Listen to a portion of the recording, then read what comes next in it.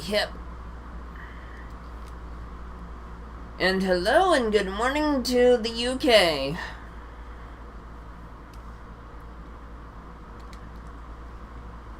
Loading content.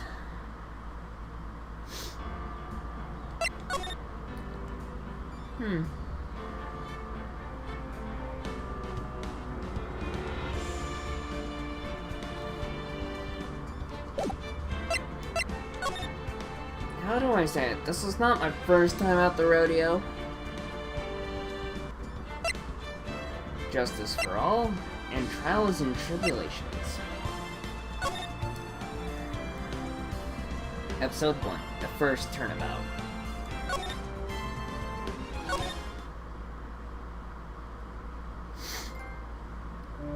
First steps.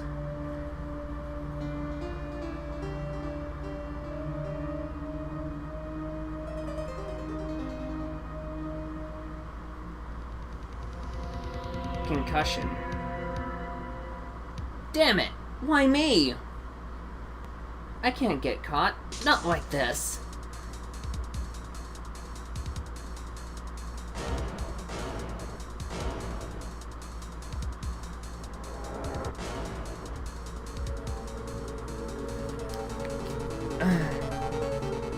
Oh boy. August 3rd. We're only a month away to August 3rd. Kind of. June, July, August, September. August 3rd, 9:47 a.m. District Court, Defendant Lobby number 2. I briefly played this by myself, just a little bit. Boy, am I nervous. Right. Oh, hi, Chief. Glad I made it on time.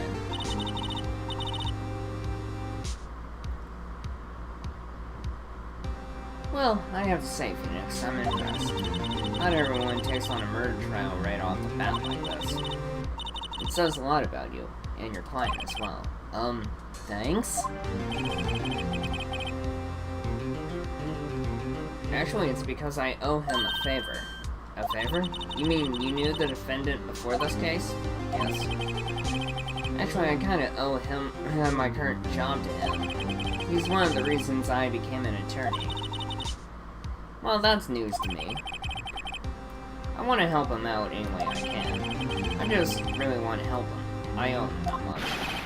It's over. My life, everything, it's all over!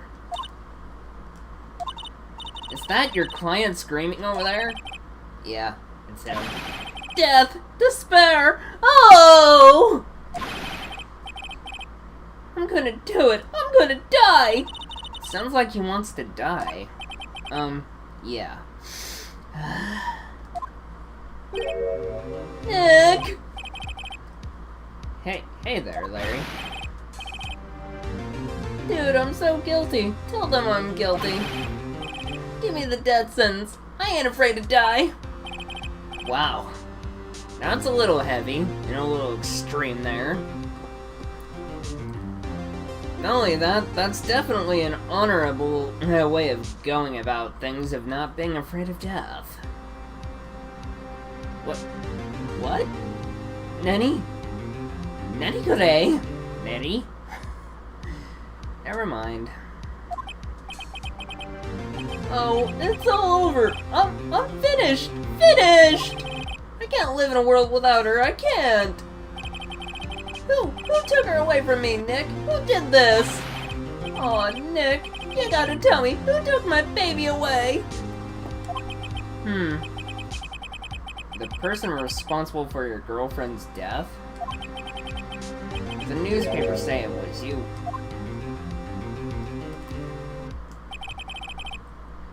My name is Phoenix Wright, otherwise Nicholas.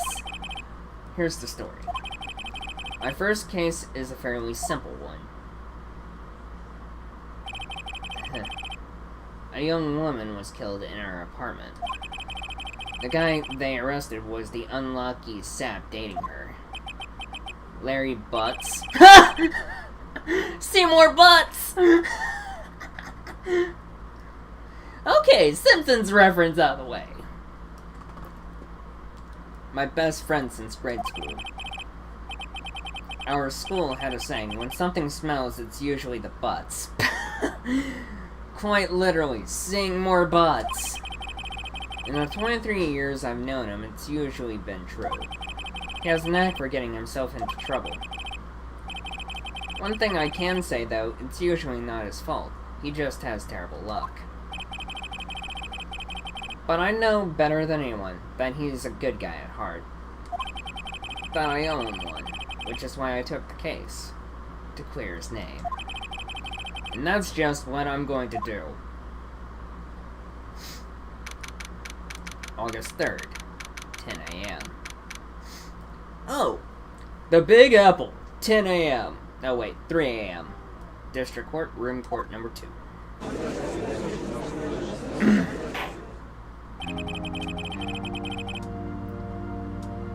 Oh boy, that's gonna bug me all day. There we are.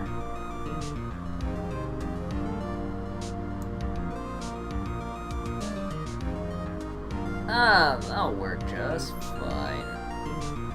Probably. Now it's clear as day. Court is now in session for the trial of Larry Butts. Butts.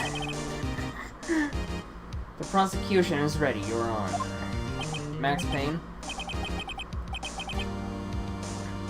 The, defense is ready, Your Honor.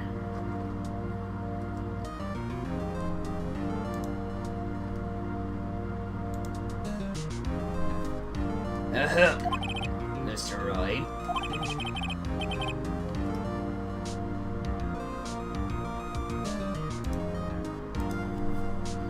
This is your first trial, is it not? Yes, Your Honor. I'm, a little nervous. Your conduct during this trial will decide the fate of your client. Murder is a serious charge for your client's sake. I hope you can control your nerves. Thank you, Your Honor. Pah! Pah! That's a mouthful. Mr. Wright, given the circumstances, I think we should have a test to ascertain your readiness. Yes, Your Honor. Hand shaking, eyesight fading. The test will consist of a few simple questions. Answer them clearly and concisely. Please state the name of the defendant in this case. It's Phoenix Wright. BFA? No. That almost sounds like a reference to Tina Fey. The defendant? Well, that's Larry Butts, Your Honor. Correct. Just keep your wits about you and you'll do fine. Next question. This is a murder trial. Tell me what's the victim's name. Woo. I know this one. When I read the case report, cover to cover so many steps. So many times. Right, I probably should have read that beforehand. Cindy.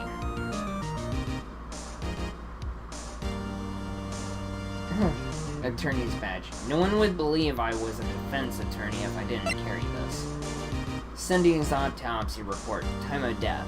7/31. Dude! July is just not that far off! Times between 4 p.m. and 5 p.m. Cause of death, loss of blood due to blunt trauma. Mia Fey. The Hattie. Chief Attorney at Fey & Co. Company. My boss and a very good defense attorney. Defendant in this case, a likable guy who has been my friend since grade school, Cindy Stone. The victim in this case, a model, she lived in an apartment by herself. Winston Payne, the prosecutor for this case, lacks presence, generally bad at getting his points across. Wait, uh-oh. No, wait, I forgot. I'm drawing a total blank here. Phoenix!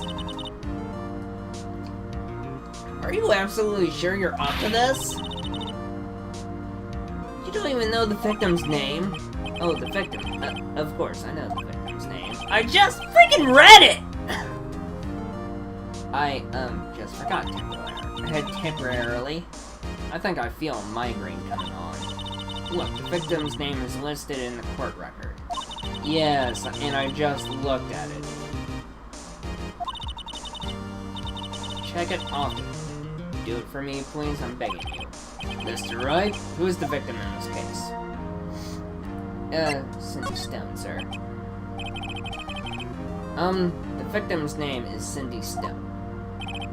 Correct. Now tell me, what was the cause of death? She died because she was hit with a blunt object. She was struck once by a blunt object. Correct. Your answer to all my questions. I see no reason why we shouldn't proceed. You seem much more relaxed, Mr. Wright. Good for you. Thank you, Your Honor. Because I don't feel relaxed, that's for sure. Well then, first, a question for the prosecution, Mr. Payne. I sure hope his first name ain't Max. Yes, Your Honor. As for Mr. Wright, as Mr. Wright just told us, the victim was struck with a blunt object. Would you explain to the court just what that object was?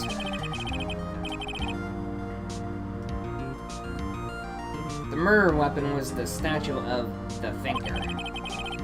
It was found lying on the floor next to the victim. I see. The court accepts it into evidence. Statue added to the court record. Hey, what's good, Retro?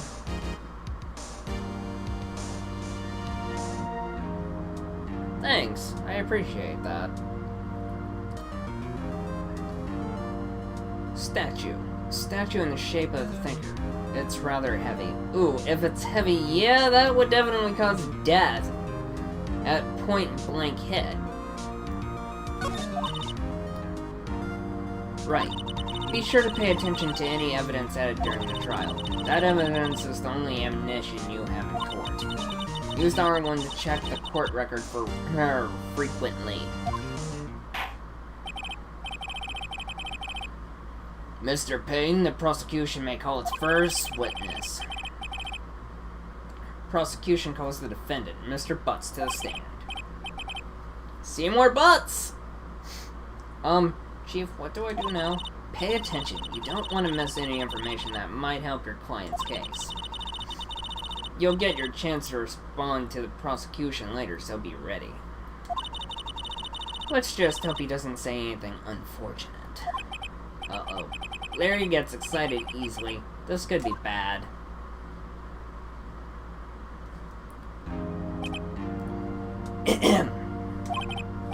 Mr. Butts? Is it not true that the victim had recently dumped you?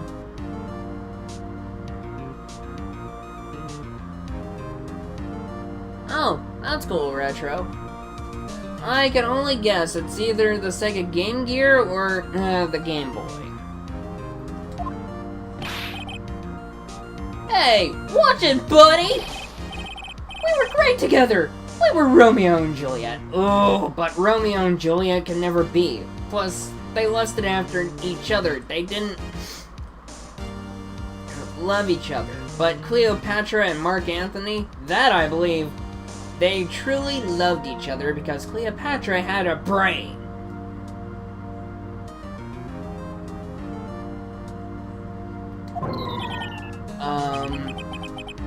Didn't they all die? Oh man, that's unfortunate. I wasn't dumb. She just wasn't taking my phone calls or seeing me. Ever. What's it to you anyway? Mr. Butts, what you describe is generally what we mean by dumped. In fact, she had completely abandoned you, and was seeing other men. Ooh.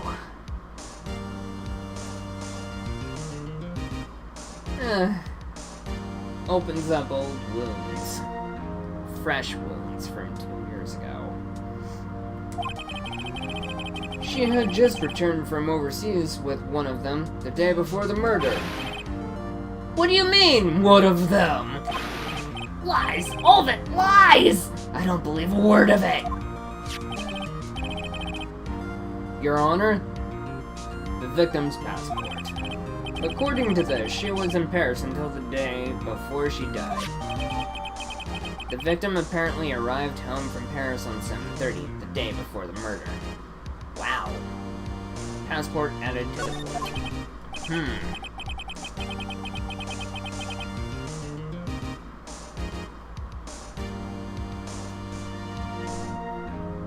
Okay, Retro. Sounds good to me. Indeed. She appears to have returned the day before the murder. Dude, no way! The victim was a model, but did not have a large income. It appears that she had several sugar daddies. Sugar daddies. Been there! Daddies? Sugar? Yes, older men who gave her money and gifts. She took their money and used it to support her lifestyle.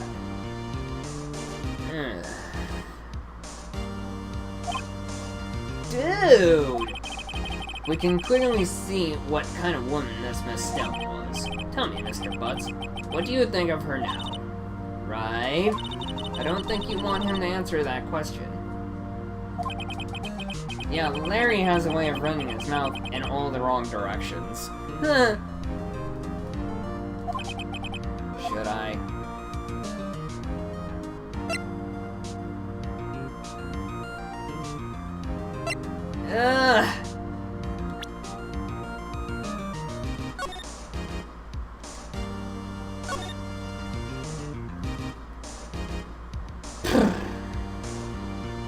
Well, still kind of uses the whole DS time capacitor type stuff.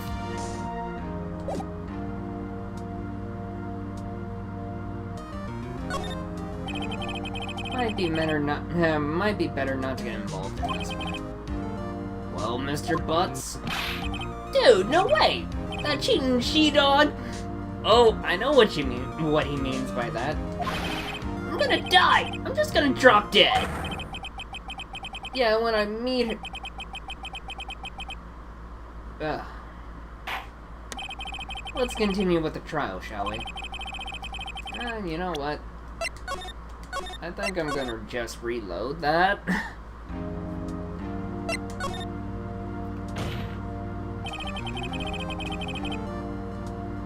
My client had no idea the victim was seeing other men. That question is irrelevant to this case. Oof. Dude, Nick, what do you mean irrelevant? Irrelevant? That word isn't that hard, but irreverent.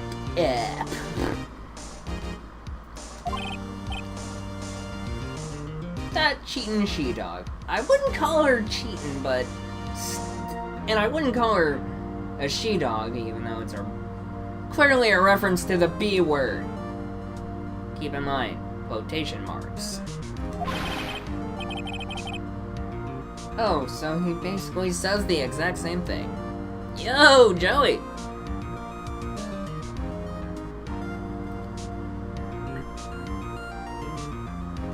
Hey, Will. Welcome.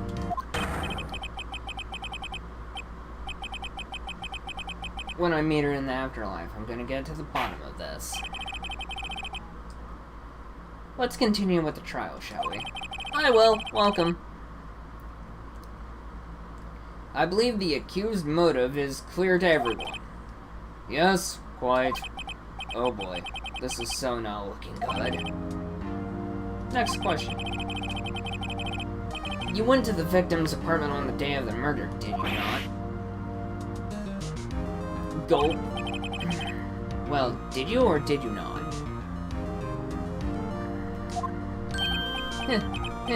Well, maybe I did and maybe I didn't. Uh-oh, he went. What do I do?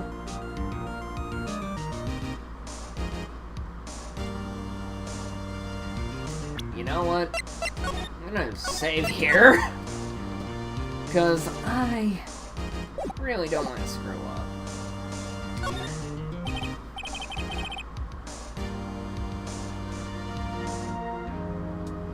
Retro, Icarus lives in the same state as I do.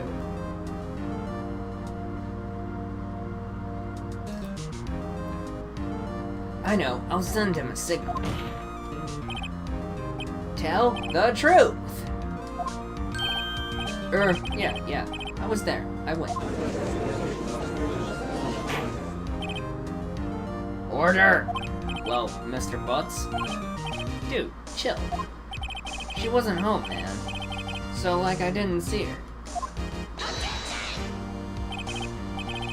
3 frame, what's good, buddy? Your Honor, the defendant is lying. Lying? The prosecution would like to call a witness who can prove Mr. Butts is lying. Well, that simplifies matters. Who is your witness? The man who found the victim's body. Oh, if you saw the opening line to this, that witness is the murderer.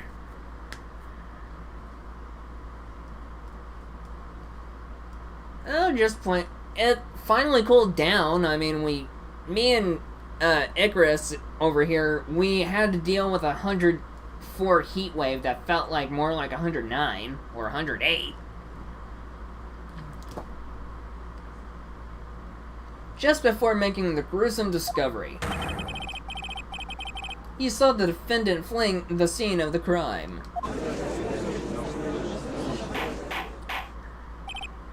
Order! Order in the court!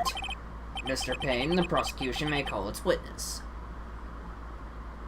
Yeah, I'm grateful it cooled off, too. Plus, my cat was suffering. Plus, I had my girlfriend over yesterday, so that made things a little bit hotter.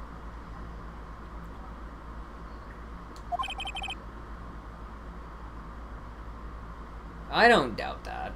Yes, Your Honor. This is bad. On the day of the murder, my witness was selling newspapers at the victim's building. Please bring Mr. Frank Sawit to the stand. Oh! Mr. Sawit. Oh, man! That's a dead giveaway of the pun that he's clearly did it!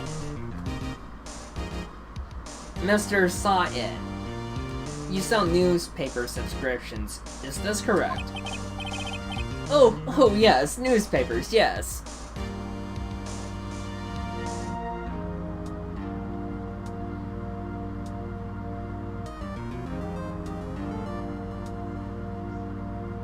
Oh! Retro! Long time no see. Glad that you're here, buddy. How have you been?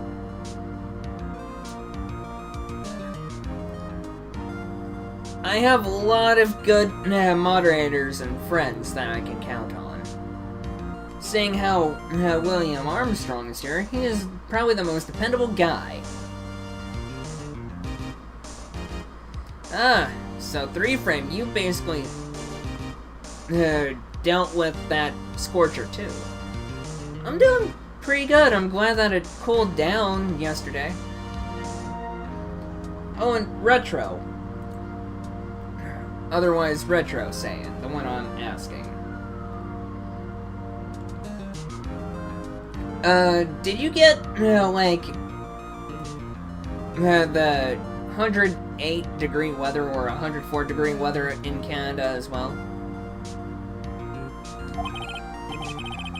Mr. Sod, you may proceed with your testimony. Please tell the court what you saw on the day of the murder. Witness testimony. Witness's account.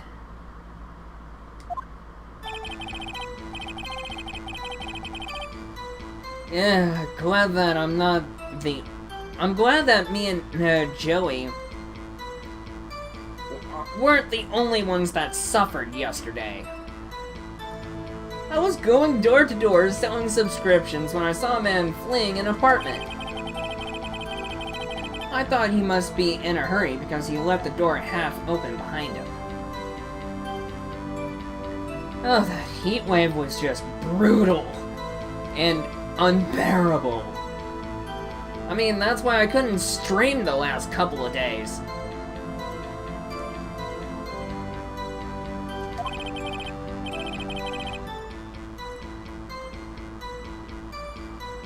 Thinking it's strange, I looked inside the apartment.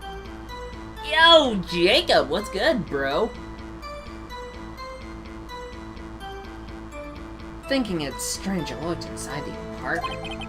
Then I saw her lying there. A woman, not moving. Dead. And clearly bleeding from her head.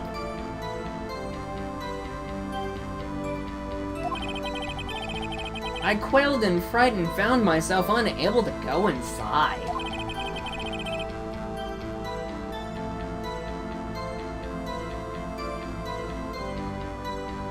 Yeah, especially when it comes to a capture card and all that.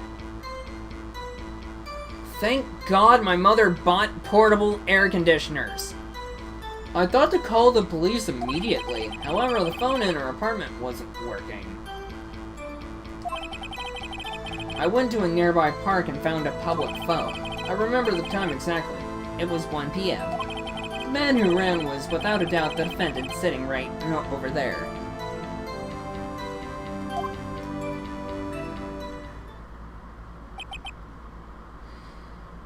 But yeah, 3 Frame is not the only one that had to deal with, well, besides me and Icarus and all that, 3 Frame probably had it worse since he lives in Northern California.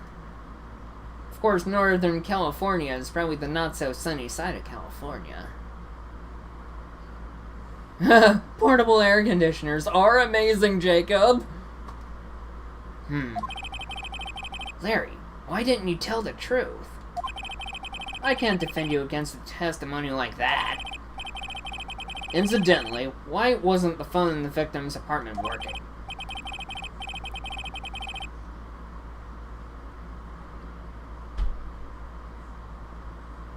Especially flat screens and probably the old original tube TVs. Yeah, I believe that. Joey. I mean, I couldn't even use my own, 2 monitors. Even my own monitors make it hot. Plus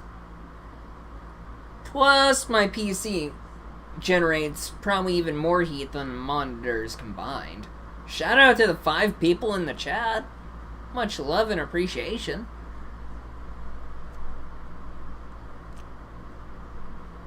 Whew. And 6 likes, we're definitely getting places.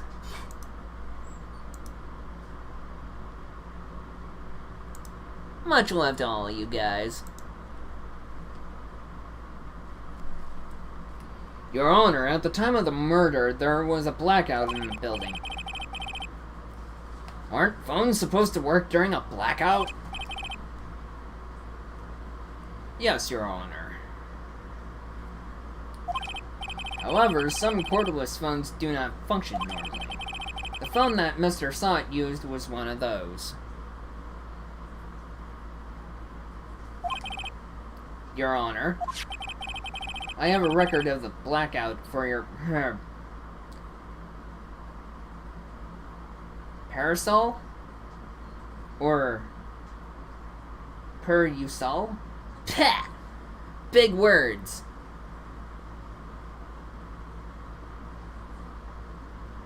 Huh, that's a clever idea, Jacob. Blackout record. Electricity in Miss Stone's building was out from noon to 6 on the day of the crime. Now, Mr. Wright. Yes. Yes, Your Honor?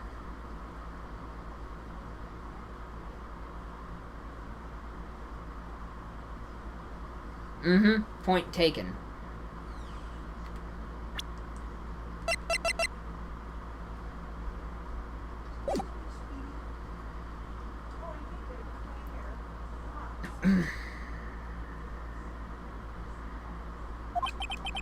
You may begin your cross-examination. Cross-examination, Your Honor? Alright, right. This is it. The real deal. What exactly am I supposed to do? Why, you exposed the lies in the testimony the witness just gave. Lies? What? He was lying? Whew.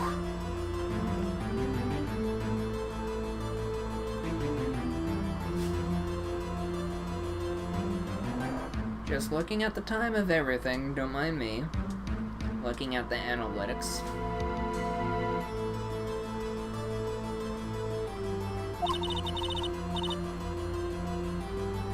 Your client is innocent, right?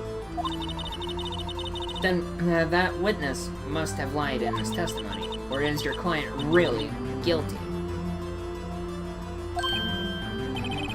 How do I prove he's not? You hold the key. It's in the evidence. Compare the witness's testimony to the evidence at hand. There's bound to be a contradiction in there. Huh, kinda like how I contradict myself at times. First, find contradictions between the court record and the witness's testimony. Then, once you've found the contradicting evidence, present it and rub it in the witness's face.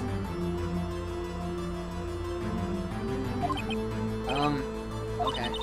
Open the court record with the R1 button, then point out contradictions in the testimony. Time to cross-exam witness's account. I was going door to door selling subscriptions when I saw a man fleeing the apartment. I thought he must be in a hurry because he left the door half open behind him.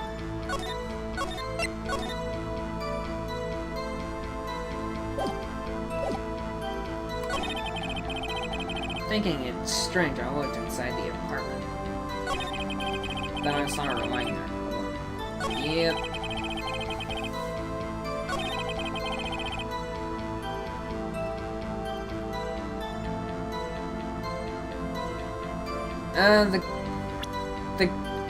We present Cindy's autopsy report, the statue, passport, and blackout record.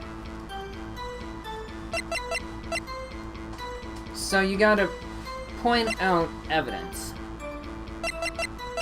After all, these games were originally released on the DS.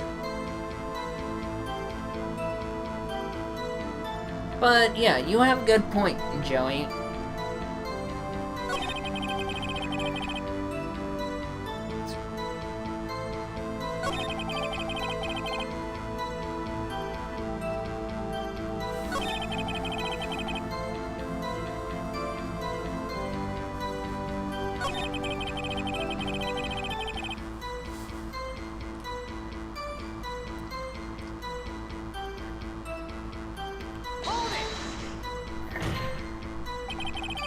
Are you absolutely 100% positive?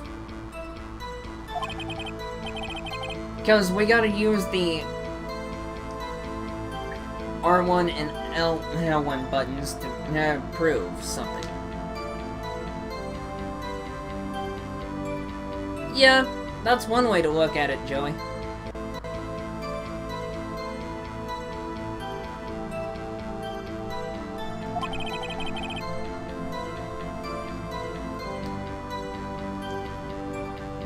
The witness says he's certain. That's all of it. There must be a contradiction in there somewhere. Examine the court record with the R1. If something strikes you as being suspicious, then find the evidence that contradicts his testimony and present it to the court.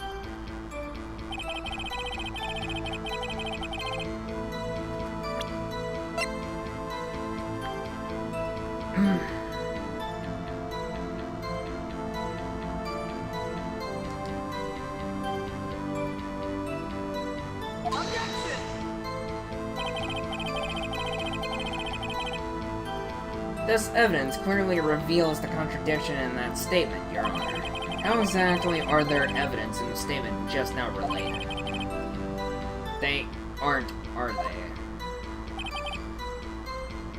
Not at all. Mr. Wright, please think the facts over before making accusations. I gotta win points with the judge.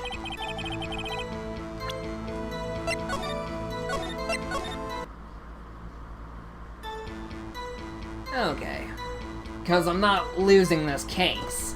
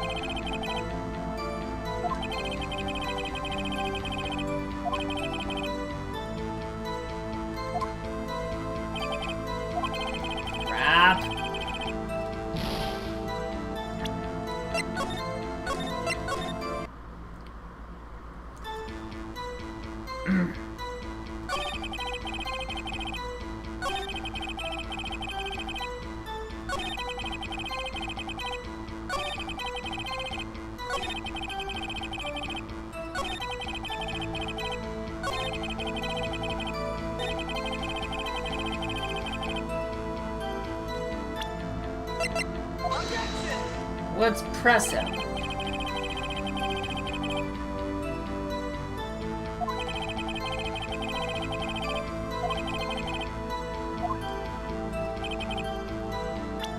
Ugh. I can't really press it. Oh wait, I can't really present it.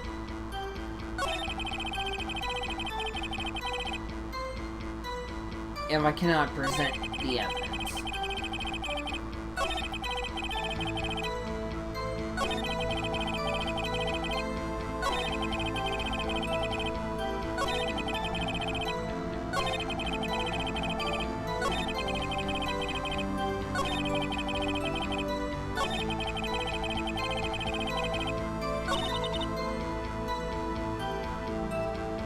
That's all of it.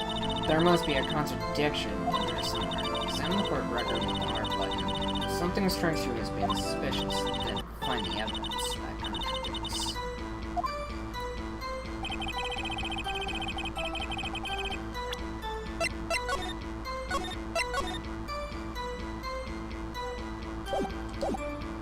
Alright, let's press him.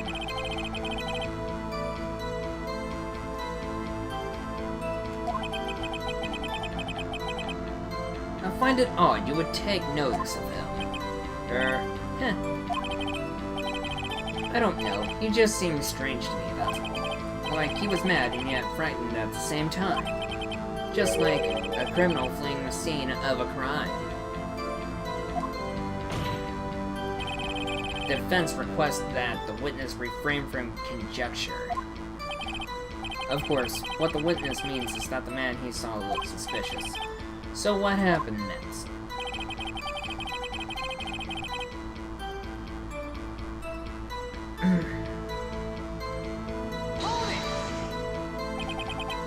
Half open, you say?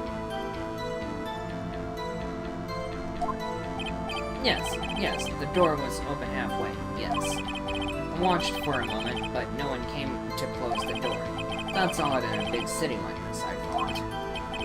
I see. And what happened next? Thinking it strange, I looked inside the apartment. We gotta keep pressing him!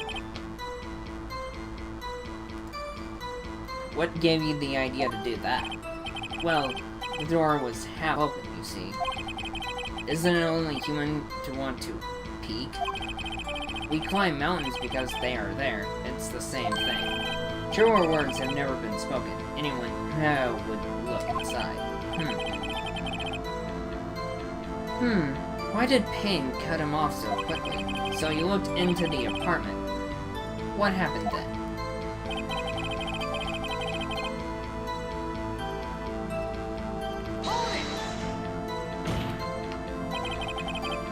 Are you sure she was dead? Well, no. You see, we're asking him the really tough questions now. Well, no. I guess I wasn't. But she wasn't moving at all, and there was blood everywhere. I guess that would look fatal to anyone. Very well, what happened next?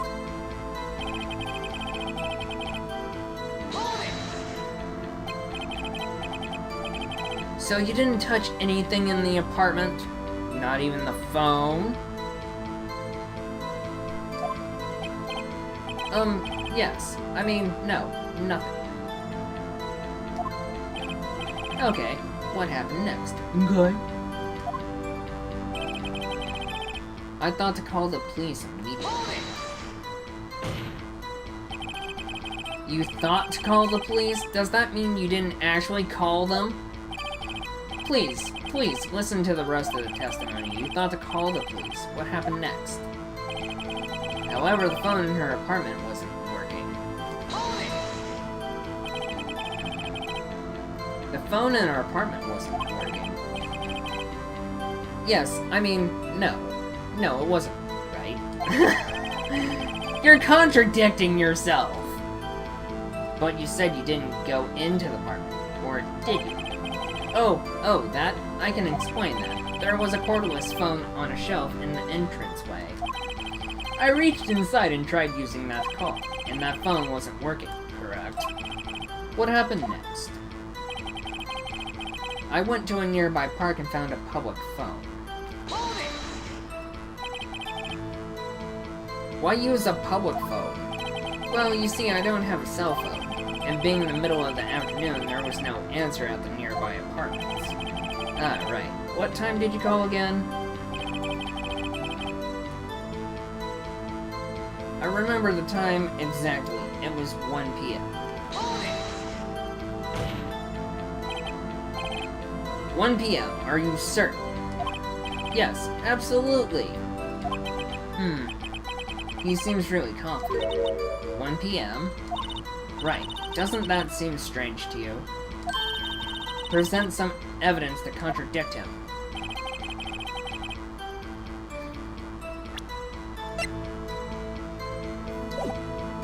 Now we can save. Because that's as good as any to save.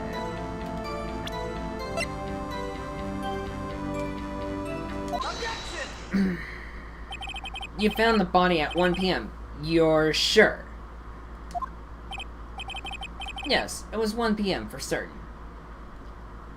Not according to what the court record says or the autopsy, you idiot! Frankly, I find that hard to believe. Your statement directly contradicts the autopsy report. The autopsy notes the time of death at some time after 4. There was nobody to, no body to find at 1 p.m. Funny. How do you explain this 3-hour gap? Oh, that. Oh, Objection! This is trivial. The witness merely forgot the time. After his testimony, I find that hard to believe. Mr. Saw It. Why were you so certain that you found the body at 1 p.m.? Gee. That's a really good question. Great job, Wright. Way to put him on the spot. That's all you have to do. Point out contradictions. Lies always beget more lies. See through one and their whole story falls apart.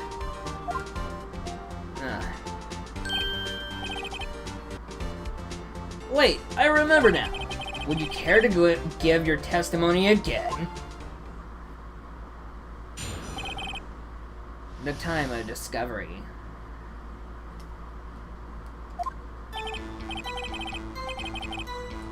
You see, when I found the body, I heard the time. There was a voice saying the time. It was probably coming from the television. Oh, but it was 3 hours off, wasn't it? I guess the victim must have been watching a video of a taped program. That's why I thought it was 1 p.m.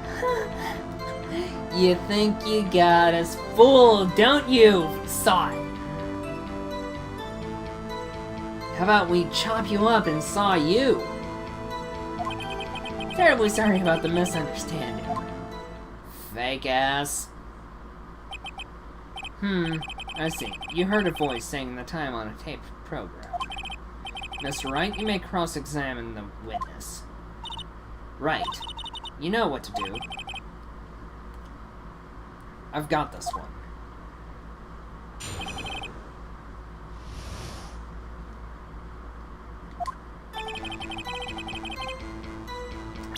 Heard the time, you say? And that's right, it's important to press. It's all part of the cross-examination.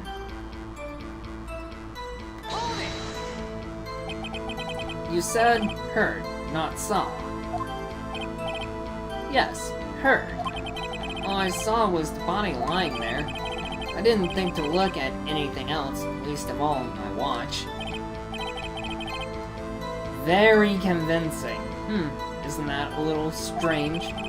So you're saying you heard something, but if you were so shocked by the body, you wouldn't hear anything at all. The witness did say he actually heard the time. It's ludicrous to suggest you wouldn't hear anything. I have to agree with the prosecution. Witness, continue your testimony.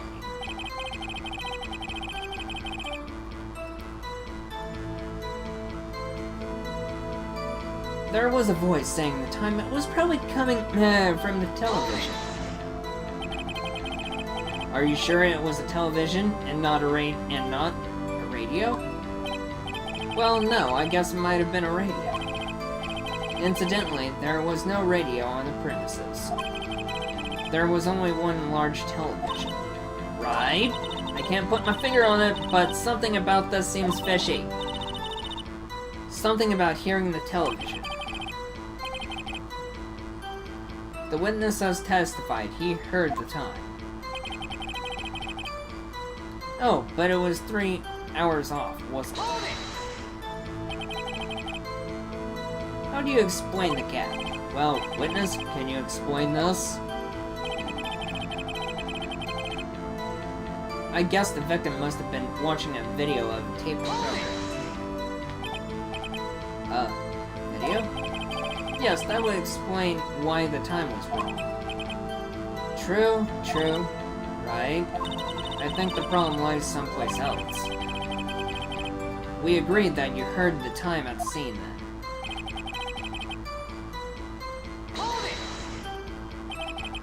Are you sure the voice you heard, it was 1 p.m.?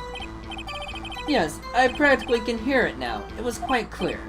Mr. Payne, has the prosecution verified his testimony? My apologies, Your Honor. I too have only just learned that the witness heard the time. Oh, I'm really sorry. I only remembered it just now. Terribly sorry about the misunderstanding. Well, you just watch it. Not much point pressing him on that one, was there?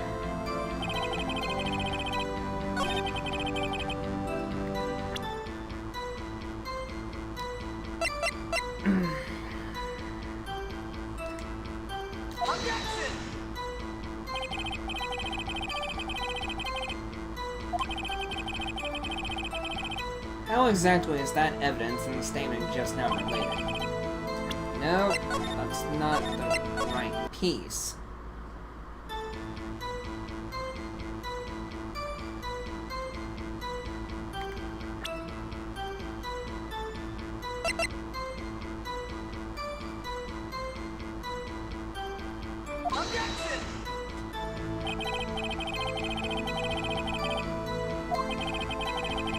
Ah!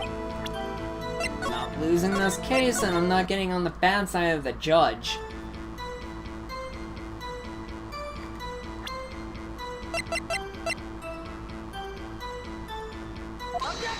Let's see if this is the one. Hold it right there. The prosecution has said there was a blackout at the time of the discovery. And this record proves it. Yes, that was the right piece of evidence. You couldn't have heard a television or a video. Yeah! Well... Defense? The defense has a point. Do you have an explanation for this, Mr. Sod? No, I find it quite puzzling myself. Quite. Wait, I remember now. Mr. Sod, the court would prefer to hear an accurate testimony from the very beginning. These constant corrections are harming your credibility. That, and you seem rather distraught. My apologies, Your Honor. It must have been the shock of finding the body. Very well, Mr. Sod. Let's hear your testimony once more, please. Hearing the time. Actually, I didn't hear the time. I saw it. Thank you! That's proper! Sentence structure, you idiot! Are you sure you saw it this time, Mr. Sod?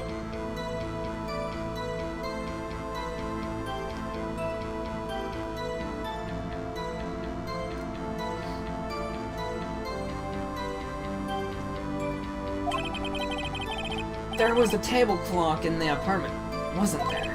Yeah, the murder weapon. The killer used it to hit the victim. That must have been what I saw. You saw a clock? I guess that would explain it. The defense may cross-examine the witness. Gladly. Hearing the time.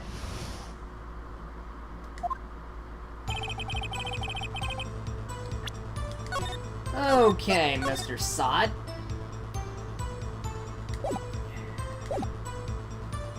Alright, Sod.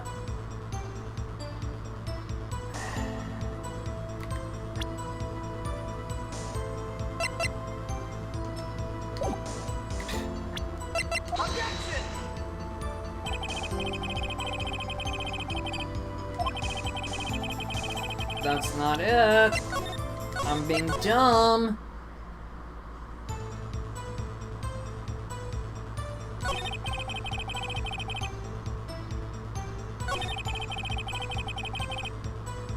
Hey, James, welcome. Guess I'm having an elite raid?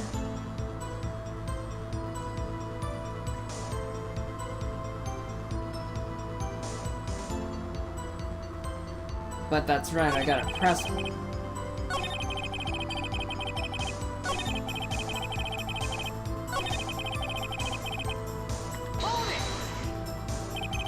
That strikes me as a very suspicious mistake. Of course, I'm merely joking around, James. No worries. But how was your stream? How did it go, James? Yes, I can see how you'd be a little doubtful. I'm really sorry. I only just remembered that table talk. A table clock?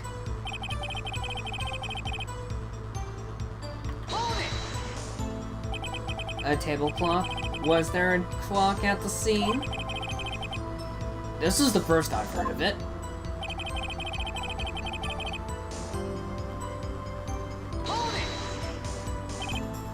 The murder weapon.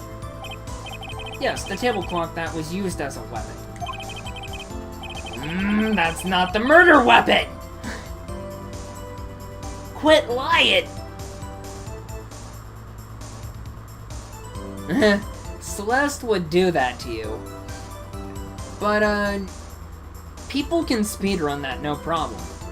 But if you want to really get insane, there's actually tool-assisted speedruns of it on the internet. If you're interested on seeing it, James.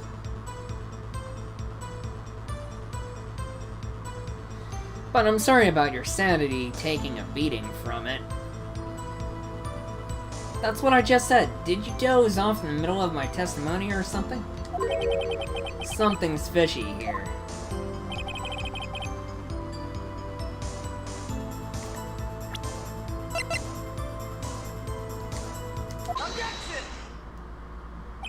Wait just a moment. The murder weapon wasn't a clock. It was this statue. Now how is this supposed to be a clock? What? You with your objections and your evidence. Just who do you think you are? Just answer the question, Mr. Sod. Hey, I saw it there, okay? That's a clock. Your Honor, if I may? Yes, Mr. Payne?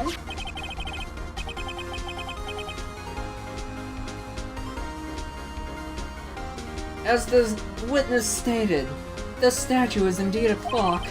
The neck is a switch. You just tilt it, and it says the time out loud. As it doesn't look like a clock, I submitted it as a statue. My apologies. I see. So the murder weapon was a table clock after all. Well, Mr. Wright, it appears that the witness's testimony was correct. This is a clock.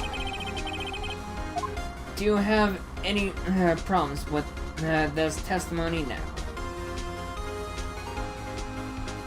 Or his testimony now? Gonna save just in case if I screw up.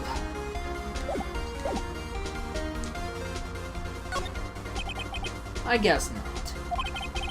There was a clock on the scene, so never mind. Right, are you out of your mind? That clock doesn't look like a clock at all. The witness couldn't have possibly known it was a clock, just by seeing it. He said himself he never entered the apartment. It was in his testimony. Hey, right.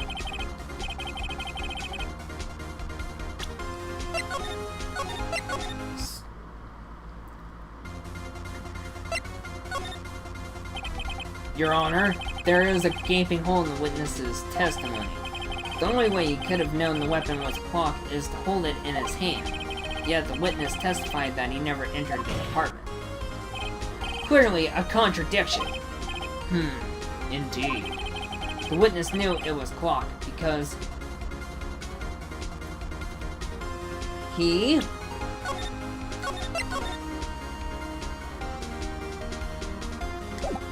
Alright, chat, to the 3 viewers, or the 3 concurrent viewers. What option, or which choice do you think I should make? And make some noise in the house!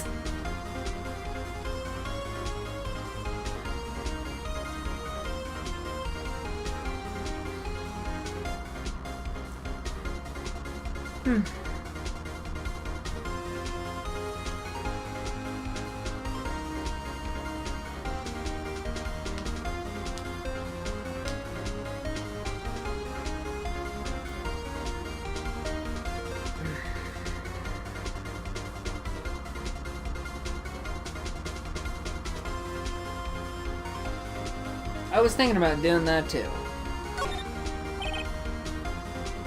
You're lying. You were inside the apartment on the day of the murder. Oh yeah? Prove it. Prove I went in there. I'll do better than that. I can prove you were the one who killed her. You struck her with the clock, and the shock of the blow triggered the clock's voice. That was the sound you heard.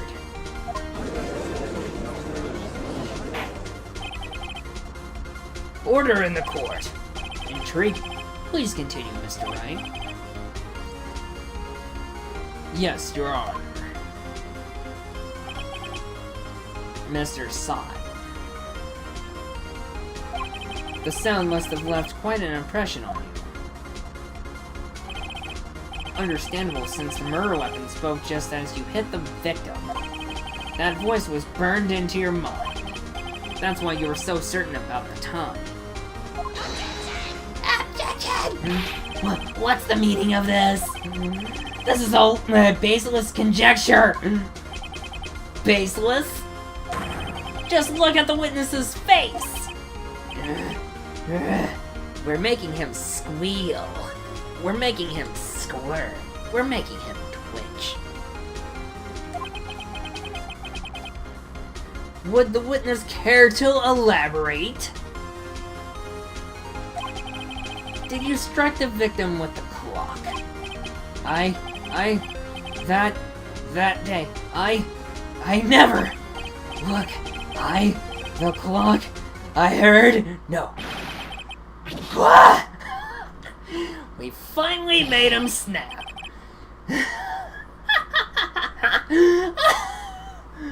Wow, that's a nice toupee, Baldy. Shut up, shut up, shut up! I hate you. It was him, I tell you. I saw him. He killed her, and he should burn, give him death.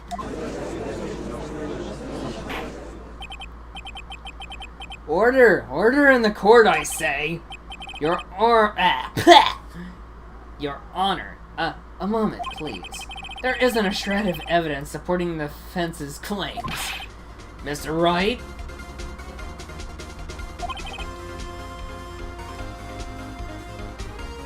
Your Honor? You claim the sound the witness heard came from the clock. Do you have any evidence?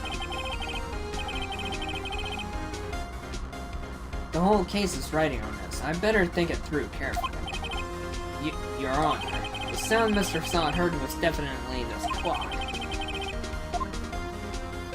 A fact which is clear if you simply...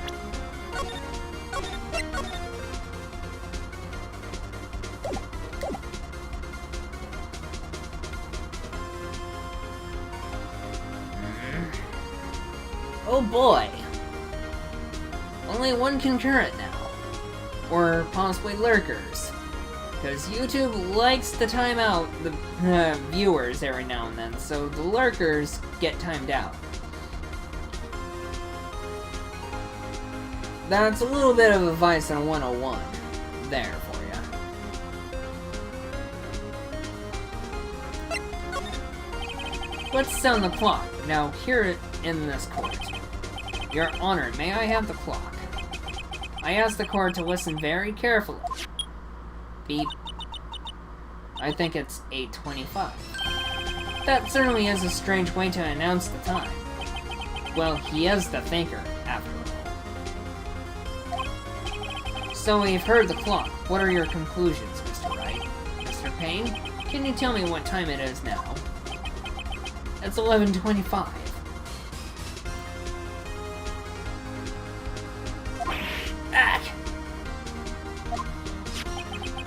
As you can see, this clock is actually 3 hours slow. Precisely the discrepancy between what Mr. Sod heard and the actual time of death. So, Mr. Sod, try to talk your way out of this one. Wow, he's really feeling it. Ha! Ha! Ha! You forgot one thing. Uh-oh. What's he talking about now? While it may seem like that clock is running 3 hours slow, it proves nothing. How do you know it was running 3 hours slow on the day of the murder? You can't prove that. You don't have a case.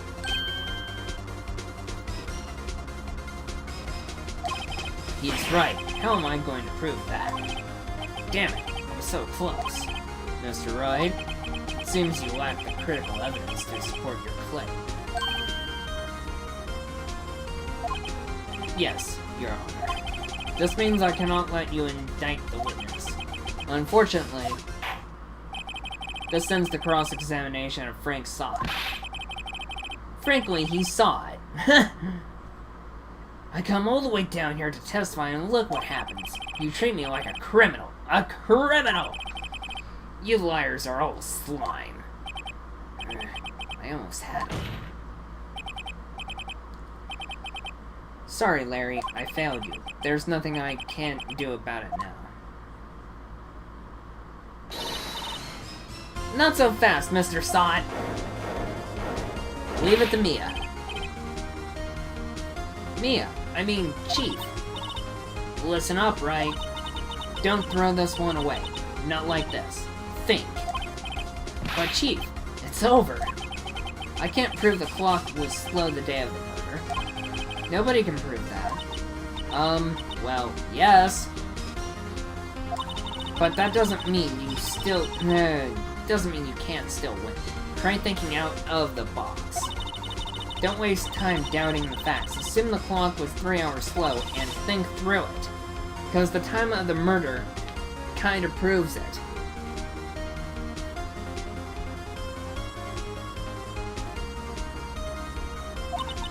Ask yourself, why was the clock 3 hours slow? Figure out the reason, and you'll have your proof. Right? Can you think of a reason as to why the clock would be 3 hours slow? I'm not messing off.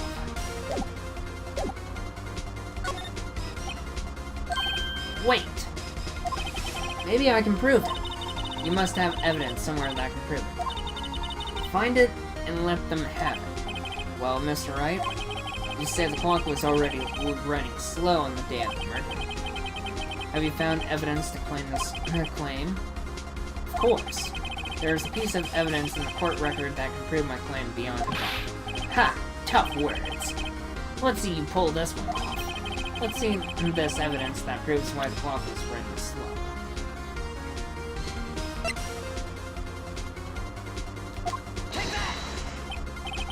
Excuse me, this proves your claim. How? See, what that evidence has to do with the clock.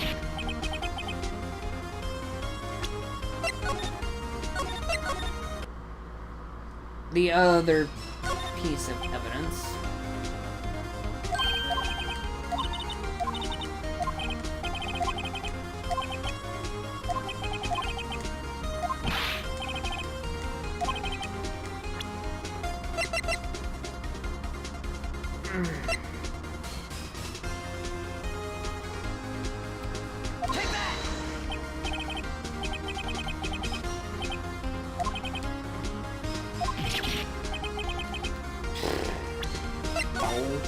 Not losing it! I'm not losing this freaking case!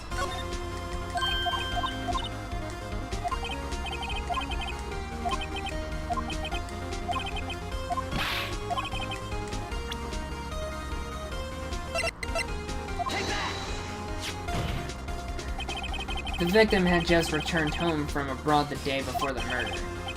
As we all know, the time difference between here and Paris is 9 hours. When it's 4 p.m. here, it's 1 a.m. the next day there. The clock wasn't 3 hours slow, it was 9 hours fast. Oh, that makes a lot of sense. The victim hadn't reset her clock since returning home. That's why the time you heard when you struck her dead in her apartment was wrong. Proof enough for you, Mr. Sot, or should I say, Mr. Did It?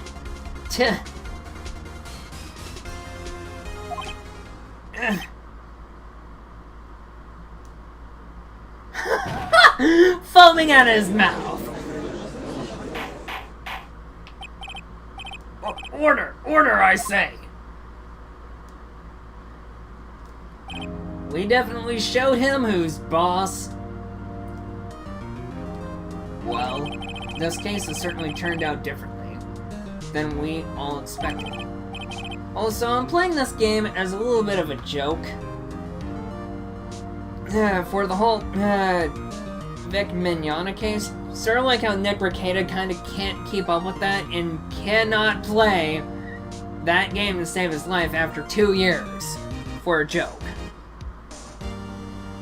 Mr. Payne, your witness, he was arrested and has been taken away, Your Honor.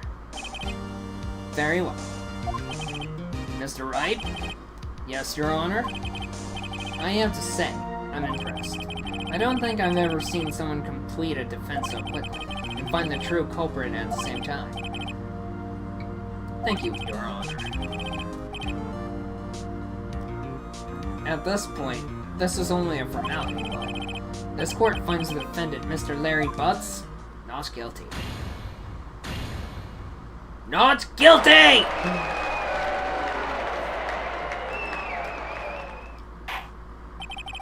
And with that, this court is adjourned. Talk about stressful. Turns out that Frank Sod was a common burglar. He posed as a newspaper salesman to check and see when people were out of the house that day. When Larry went to her apartment, the victim wasn't home. After he left, Mr. Sod let himself in to do his dirty work. While he was searching her place, the victim returned. Flustered, Mr. Sod grabbed the nearest blunt object he could find. Ouch. Quite literally blunt. August 3rd, 2:32. District Court Defendant, Lobby Number 2. Whew, I still can't believe we won. Right? Good job in there. Congratulations. Thanks, Chief. I owe it all to you. Not at all. Not at all. You fought your own battles in there. It's been a while since I've seen the trial end on such a satisfying note. I've never seen the Chief looking this happy. If she's this glad, imagine how Larry must feel. My life is over! Larry, you're supposed to be happy! What's wrong with you now? Aw, Nick! Don't worry about me. I'll be dead and gone soon. Good. Wait, no! I mean, bad! Bad, bad, bad! Larry, you're innocent! The case is closed!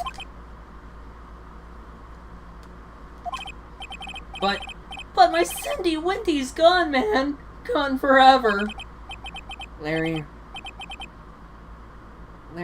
she was a... nah, never mind. Congratulations, Harry. Harry? Yes, you. I can practically see the headlines now. Harry Budd's innocent. Thanks. I really owe you one. I won't forget this, ever. Let's celebrate dinner. Movie? My treat? Oh no, I couldn't. Hey, I was the one who got you off the hook. Oh hey. Here, take this. It's a present. A present? For me? Wait, wasn't this the evidence that... Actually, I made this clock for her. I made one for her and one for me. Really? You made this? Well, thank you. I'll keep it as a memento.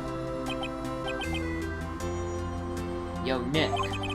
Can you believe it? I was so into that chick. And she was just playing me for a fool.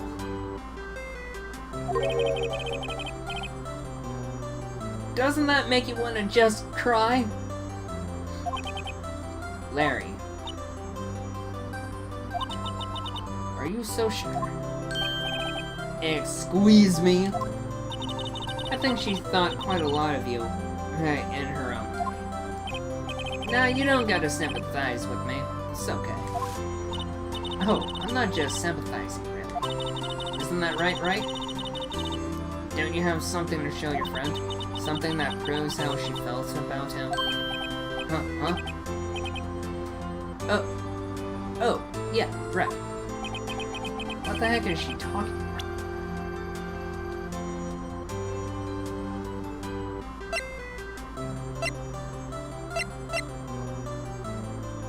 Oh boy.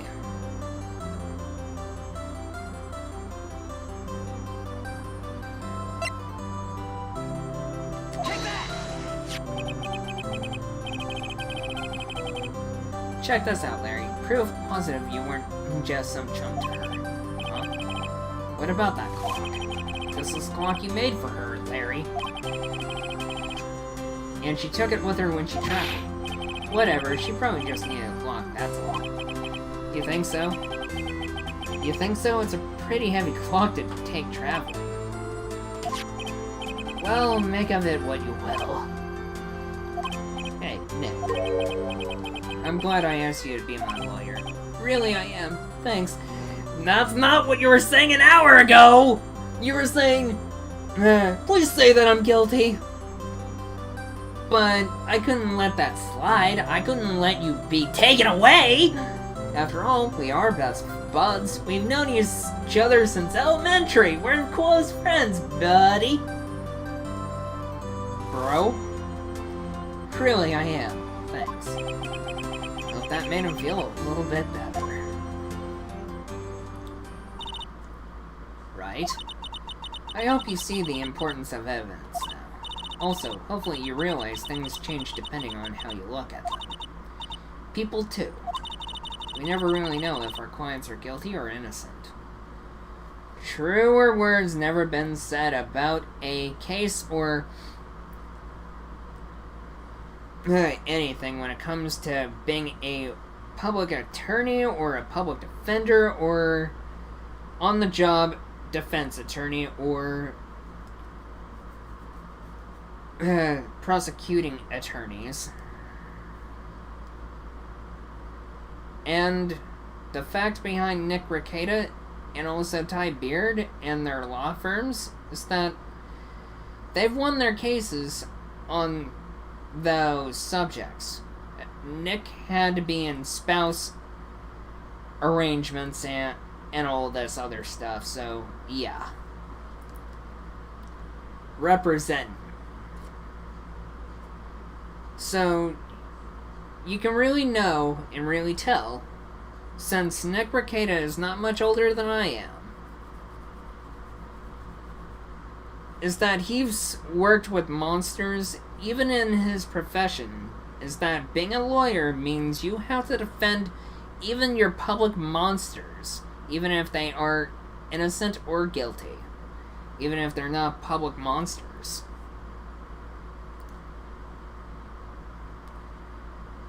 Just pointing it out there. But yeah, you probably get my whole stick at this point. But I believe Vic is truly innocent of everything, even though people say, oh, he didn't ask for a hug without consent or permission. I mean, if you look at Anime's news network, the people that took the picture and all that, and if you look up even remotely all the pictures related to Vic about the hugs and the kisses, every last one of them will say he did it at a consent because, well, Vic is Italian. And his upbringing is that he's really affectionate. But I'm probably going on. I'm just a small YouTuber with only like 1,200 subs. But enough controversy, and it's not really drama, but still, it's a shame that Vic had to lose his job over stupid stuff. Just over a jelly bean.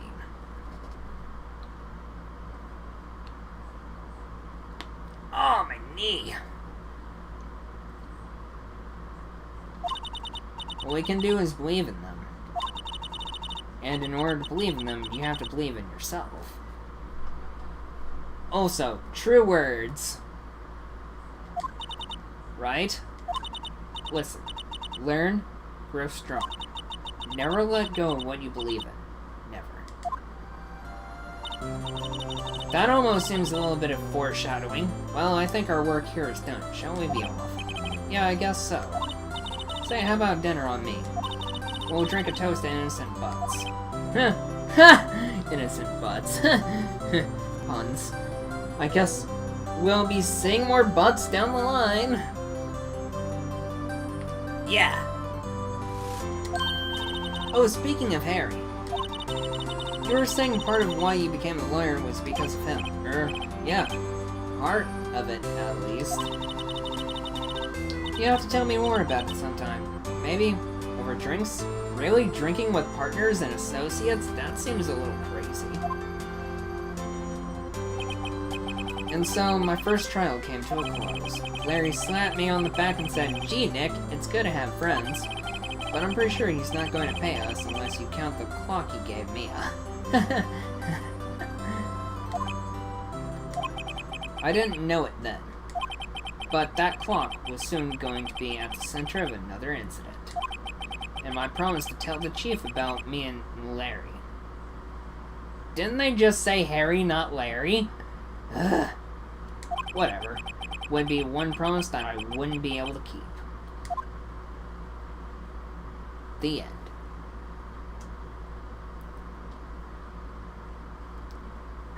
end. Episode 2. The first turnabout. A brand new episode has been added. Oh, I know this case. It's the April-May one.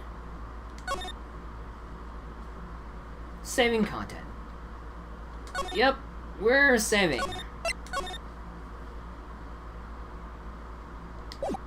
Investigate. Day 1. Investigation. Bring. Beep. And that's a good call to be right back. So I'll be right back. So don't go anywhere. I'll be right back.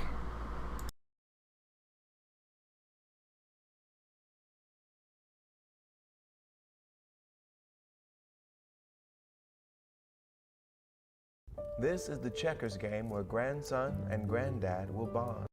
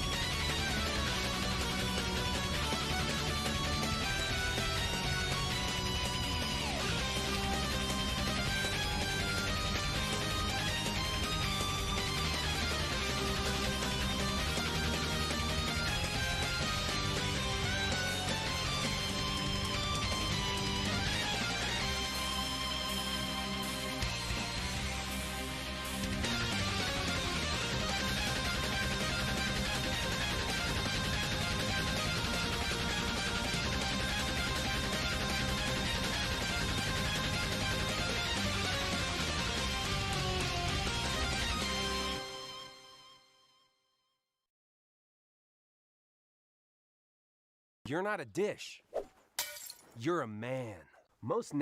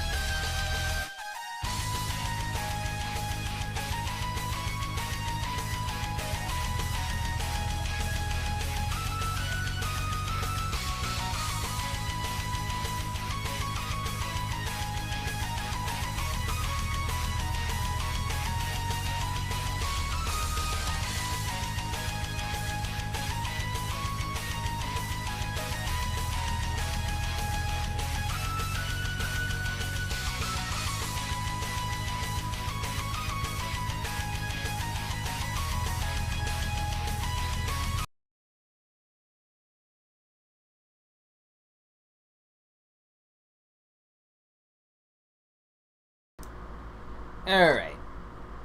Back. You guys ready? Because I'm ready.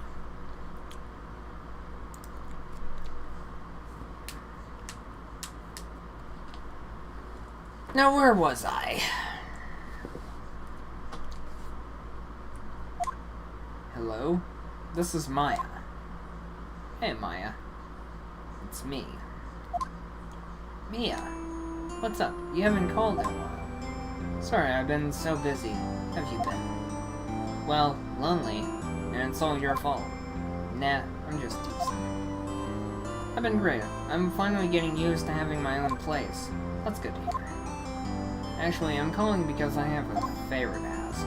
I know. You want me to hold evidence for you. Sharp as always. There's a lot of buzz about the upcoming trial. I just don't feel safe keeping the evidence here. I gotcha. So what is it this time? It's a clock. Clock? Yeah, it's made to look like that statue of the thinker and it tells you the time. I thought you might like it. You always like toys. Hey, I'm not a little girl anymore, sis. Now, you know I'm only teasing. I should probably tell you. The clock isn't talking right now. Huh? It's not working? That's lame. I had to take the clockwork out. Sorry. I put some papers inside it instead. Papers? Is that the evidence then? Well, there's a possibility that it might turn out that way. Yes. Can you come by the office tonight, say 9 o'clock, to pick it up? I'll be in a pre-trial meeting until then. Okay, sis, but I expect dinner. Something good. Like burgers. I could really go for a good burger. Okay. We'll hit the usual joint. Alright, it's a deal. Okay, sis, see you soon. Yep, I'll be waiting. Conversation recorded. September 5th, 9:27 a.m.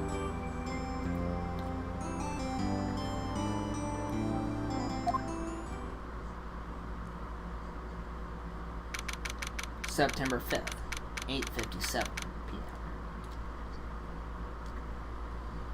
Faye and Company Law Offices. Now, Miss Faye, I'll take what's mine, the papers. I'm sorry, but I can't give you what I don't have. Miss Faye, you are a poor liar. Why, I see it right over there. That must be the thinker that swallowed those papers. How could you know? Ho. You're not cognivorous or cogniferous of my background? Gathering information is my business, you see. I should have been more careful. Ho. My dear Miss Faye, I'm so very sorry. But I'm afraid I must ask you for one more thing. Your eternal silence. Farewell, Miss Faye. Oh. Another blunt object to the head? Red, white.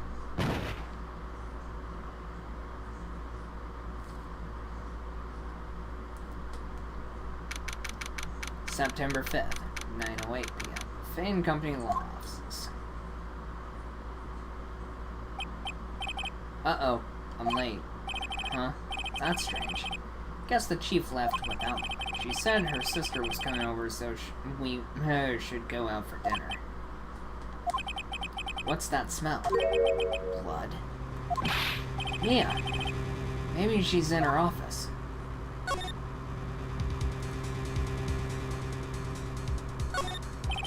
I smell blood, and that can't be good. I have to check and see if Mia, the chief, is okay.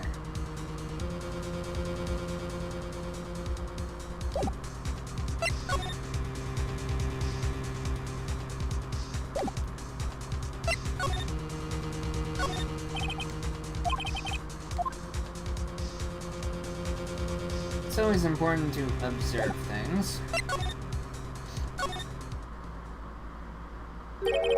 That smell. Blood. Sis. Someone's there. It's... Chief?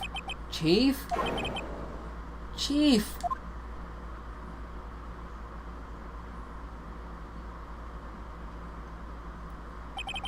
Who are you? It's Maya.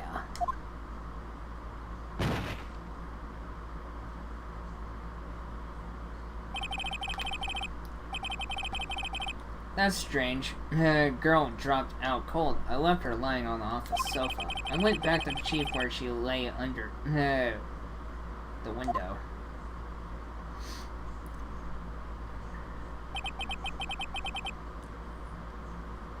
Also, you can clearly say that's not very good lawyer attire, and you can tell that what Mia is wearing is bustier. Fancy bra. It's a very nice bra, might I add. It's a fancy bra.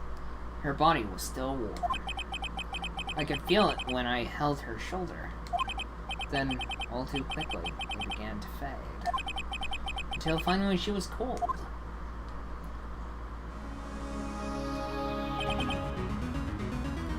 Chief.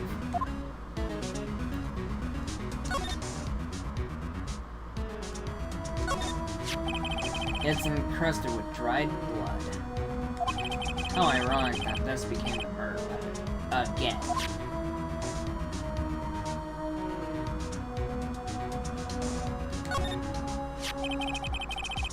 Some shards of glass were scattered on the floor. They seemed to be the remains of a glass-like stand. Nothing here.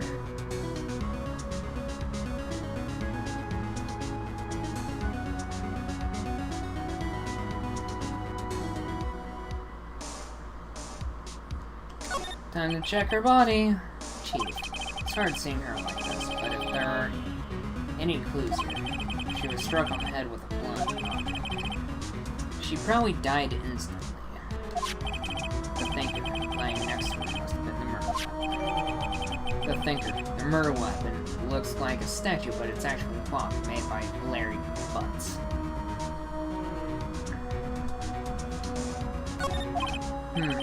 There are some glass shards near the chief's body. Must be pieces of glass-like stand lying broken in the back of the room. The broken remains of a glass-like stand broken beyond all recognition.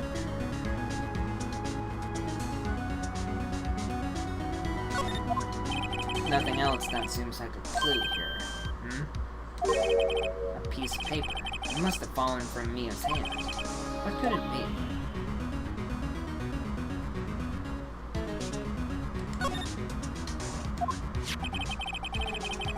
Maya.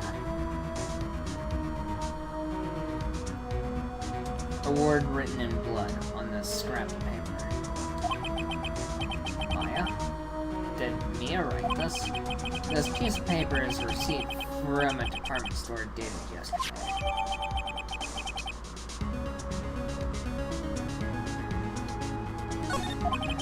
I think that's enough snooping around for now. I better call the police and find out what that girl was doing here.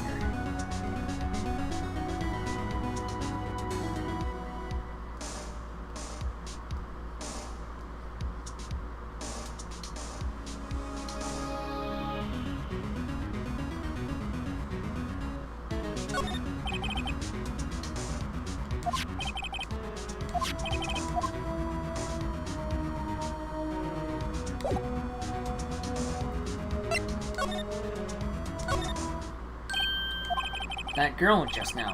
Where'd she go? Put her right there on that sofa. Uh-oh. I hope she didn't run on me. Nope. Yipes! Don't scare me like that! Excuse me, but who are you? It's okay. I work here. Maya. Maya Faye. Maya. Faye? Maya? So Mia was writing this girl's name. Maybe I should show her the receipt. I never thought there'd be a use for evidence like this outside of prison.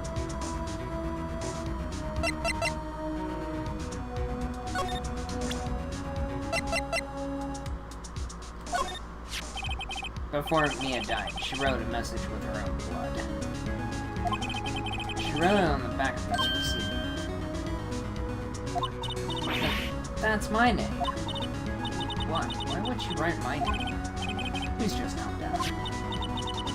Why would Sis write my name? Uh-oh. Now I've done it. I better hurry up and call the police.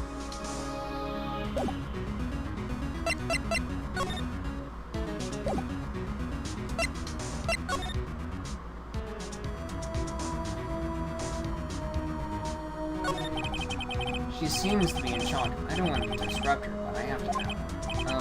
Excuse me. Can you tell me what happened? I came in. The room was dark. And Sis. So she was already dead. So you're the chief's sister. I'm her younger sister. And you are here visiting? This late at night? Yes. She said she wanted me to keep some evidence for her. Evidence? Yes. It was that clock. It was the thinker.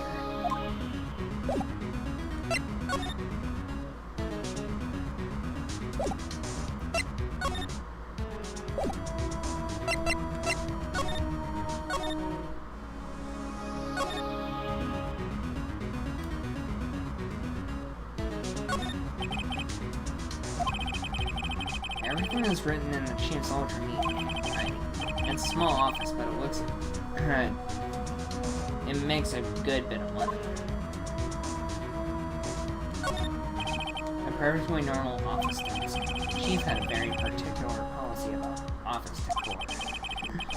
Spend big on stuff the clients use, but keep your own stuff simple.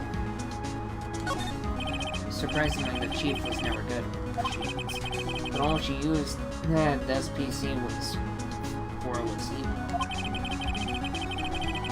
She picked up this ancient model in some garage to sell for practically nothing.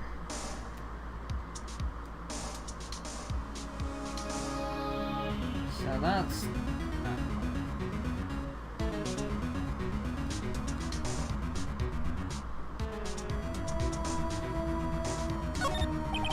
all the Chief's important documents are packed in here.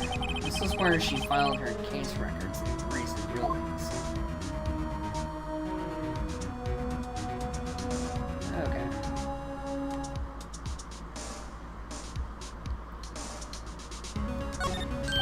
Right, I'd better call the police. That's funny. A few of the screws on the receiver are missing. Looks like someone was halfway through taking it apart. Police? Please come quick. What was that? Someone screaming from outside the window? April. She's staring at me. She's holding a phone in her hand.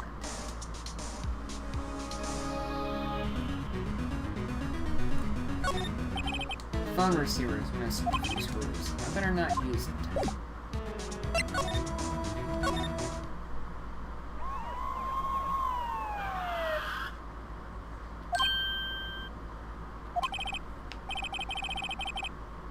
The police. Sounds like they're coming this way.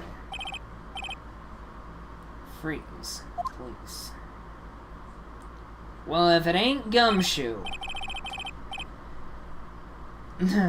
Alright, I'm Detective Dick Gumshoe, see? Dick Gumshoe, huh? At least your name ain't Dick Trickle. Dying over here at my vocal cords.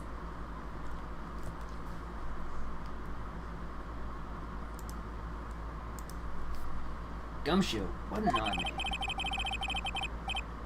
Richard Gumshoe, gotcha. We received a report from the building across the way, see? Got a person saying they saw the murder. It must have been that woman I saw. April. Anyway, I don't want either of you moving 1 inch. Okay. Great. Just great. Maya. Wait, she wouldn't have... Nah. Whoa! Excuse me? Eek! this word Maya here mean anything to you? That's my name. What? The victim drew this here note in her blood, see? With her dying breath, she wrote down the killer's name. Killer? I'm not. Case closed. You're coming down to the precinct, ma'am. What? You've got to be kidding me. Mia's younger sister, Maya, was arrested on the spot. I was taken in for questioning and didn't get out until the next morning. My eyes were heavy, but I couldn't sleep.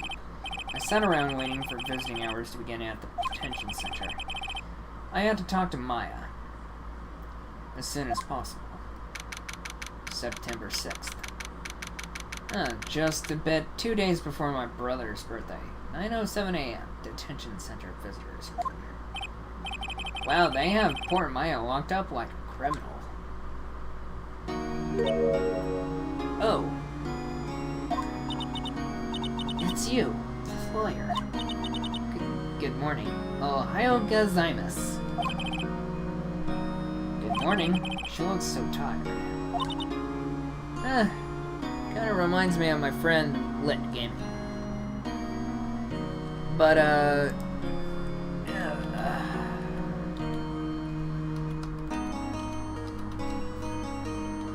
for the special birthday boy, even though the birthday party is kinda over at this point. Just thought I might do that.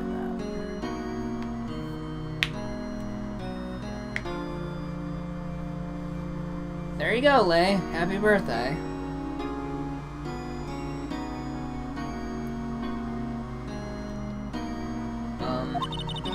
Are you going to be my attorney? Well, that's what I wanted to talk to you about. First things first, I better get her cheered up. Yeah, of course I will. Cheer up. Really? Whoa, did I say the wrong thing? She looks sadder now. What's wrong? You don't think I can do it? No, no one could. Who would believe me? Even you. When you found me in the office, you looked at me like I had done. Did I look at her like that? No, I never thought. It's okay. I understand. Maya. And I've also heard about you. Heard what about it? I was talking to my sister on the phone the other day. Today was my junior partner's first time in court. Wow, really? How'd that go? It was quite the scene. Honestly, I was on edge the whole time. It's been a while. Huh. So he crashed and burned? He's a genius. One of those strike fear into the hearts of evil types. The only thing he's lacking is experience. Sounds like it was fun. Well, I know who to go to if I ever get into trouble now. I don't know, Maya. I think you might want to wait. Give him 3 more years. That is, unless you want to be found guilty. That's what she said. That's what she said. I'm sorry. I didn't mean to insult you. No, it's okay. It's true, I guess, but at the same time, I can't just sit by and watch. When I think of the person who did this to Mia, I know.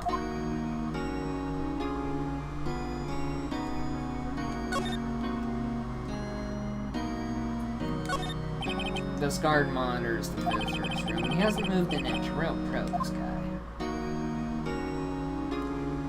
Of course, ooh, security camera. Smile for the camera.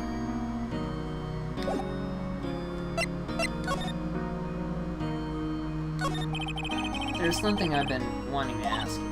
Yes? Let's put that outfit. Oh, this? This is what all acolytes wear. It's my uniform, you could say. Acolytes? Like people in religious training? What is it you do? Oh, it's nothing strange, really. I'm a spirit medium. training. Spirit medium? Pretty sure that qualifies as strange. Could you tell me about the day of the murder? Yes. Let's see. That morning, I got a call from my sister. She wanted me to hold on to a piece of evidence for an upcoming trial. Evidence? Yes, that clock shaped like the thinker. The one Larry. How could that have been evidence in a case? Right, she said something about that. I remember. Do you want to hear it in her own voice? Her own voice? Yes. I'm pretty sure our conversation is on my cell phone. You recorded it? Yeah. I forgot how to delete those things. So you say you have a conversation with your sister on your cell phone? Let's hear it. Right. Oh, I just remembered that detective took my cell phone. Sorry.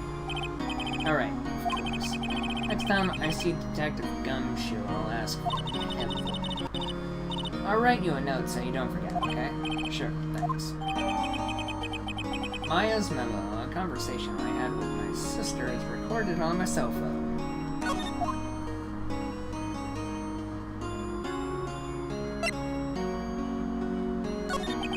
So you're an acolyte, medium in training. That's right.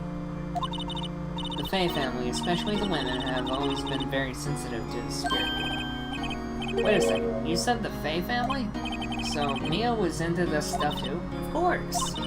She left the mountain to follow her career, she said. The powers were first class too. I had no idea. Wait, what?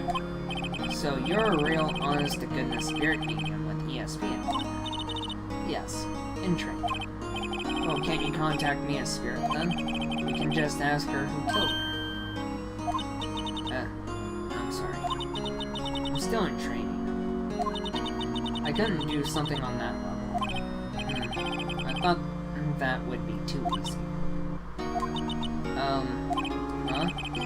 Something the matter? I was wondering, could I ask you a favor? This is the address of a famous lawyer. My sister gave me this a long time ago. She said if I was ever in trouble, I should call her. And well, I'm in trouble. Do you think you could go ask him to represent me? Sure, why not? I'll go ask. Thank you so much. I have no one else to turn to. Say, what about your parents? I see. Don't worry. Leave it to me. Thank you. The trial is tomorrow at 10. What? Tomorrow? What if this guy refuses? They told me that if I don't find one, the state will pick an attorney to defend me.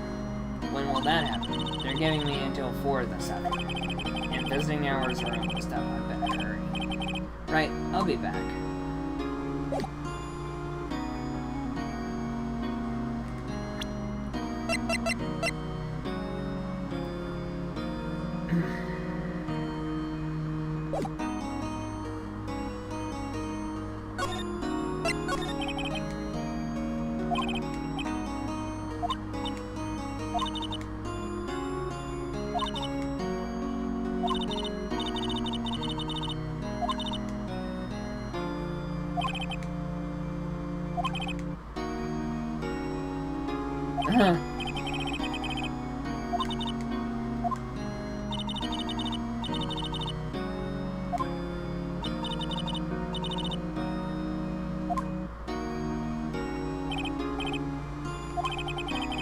That's all I need to hear for now.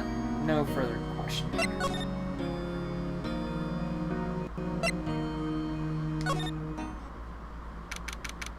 September 6th. Roseburg Law Offices. According to the receptionist, the big boss is out. She couldn't say when he'd be back. It must be hard to keep track of everything when you're a famous lawyer. Not to mention run an office like this. I guess I'll just have to come back later.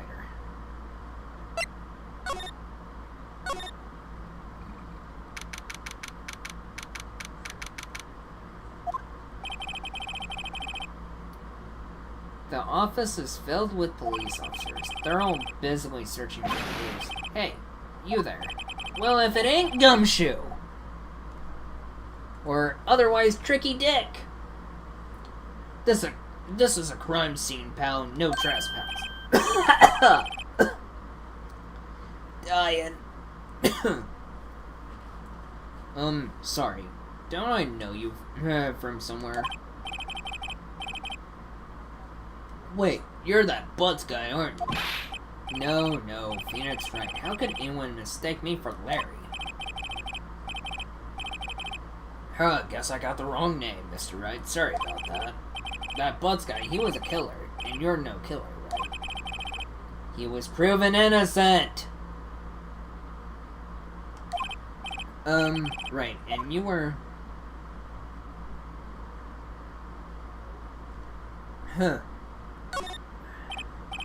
Gumshoe, wasn't it? Dick Gumshoe? Right, at your service. Hang on, that's Detective Gumshoe to you, pal. Anyway, get the name right. And don't go around calling me Dick. Hey, Dick, get over here! Yes, sir. Be right there.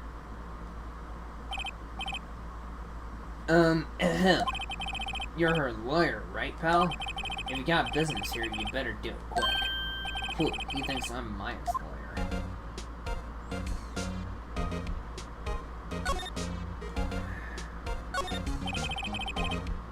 Mia's favorite potted plant. I remember it had this bizarre name to no one could ever remember. Coraline Strickland, pal. Who was that?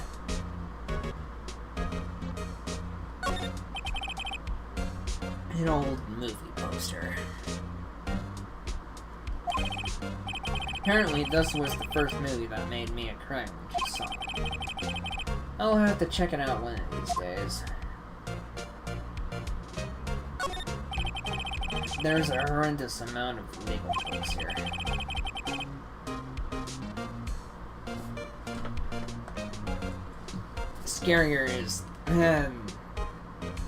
Scarier still is that Mia probably read all of these. Mia's desk. Perfectly clean as always. The only thing it's missing is, well, Mia.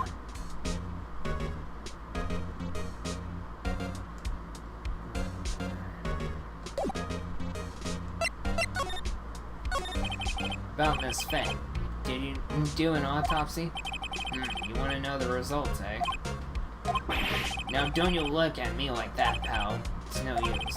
She might have been your boss, but that doesn't mean you get any special treatment. Alright. You can see the report, but that's all. Mia's autopsy report. Death was instantaneous, huh?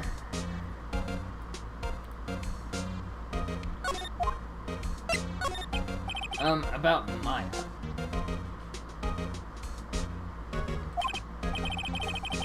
Yeah, I'm looking forward to the trial. Sorry, pal, but this is one trial you aren't going to win. Why do you say that? The city's put Prosecutor Edgeworth on the prosecution. Edgeworth? I'm sure you know what that means. You're being a lawyer and all. Oh, man.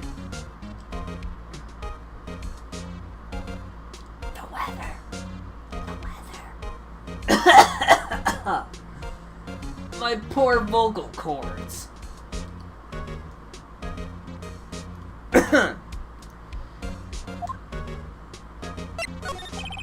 Prosecutor Edgeworth? That's right, pal. Mr. Miles Edgeworth himself. Wait, you do know him, don't you? Of course I do! I know him. He's a feared prosecutor. He doesn't feel pain. He doesn't feel remorse. He won't stop until he gets his guilty verdict. Don't talk about him that way. You make him barely sound human. Still, I'm afraid that's pretty much decides the case. So Edgeworth is on this one. He hasn't lost a case since he became prosecutor at the incredibly young age of 20. Of course, there are rumors of back-alley deals and forged evidence. All I know for sure is that Edgeworth hates crime with an almost abnormal passion. I never imagined I'd be facing him so soon.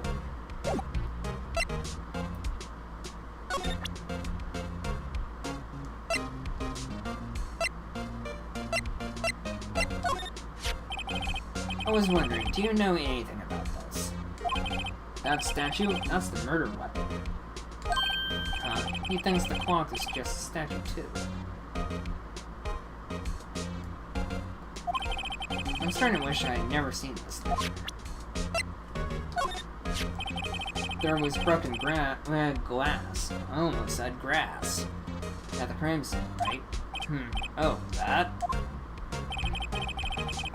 Seems like a glass stand next to the victim fell over. Glass shards were pieces of the broken stand. There was a piece of paper next to the victim, wasn't there? Yeah, the one with the killer's name written on it. Are you sure that Mia wrote it herself? Given the condition of the writing, it's hard to say if it's her handwriting. So there's no proof that Mia wrote it. I was wondering, did you see Maya Faye's cell phone? Oh, that? I have that. Do you think you get it back? Sure. I mean, wait a sec, pal. Tricky lawyer. Uh-oh, he's on to me.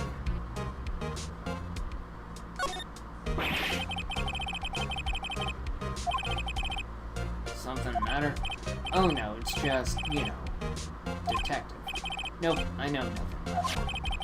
That cell phone has a lot of numbers on it, like her boyfriend's cell phone holds all a little girl's sweetest and spiciest secrets.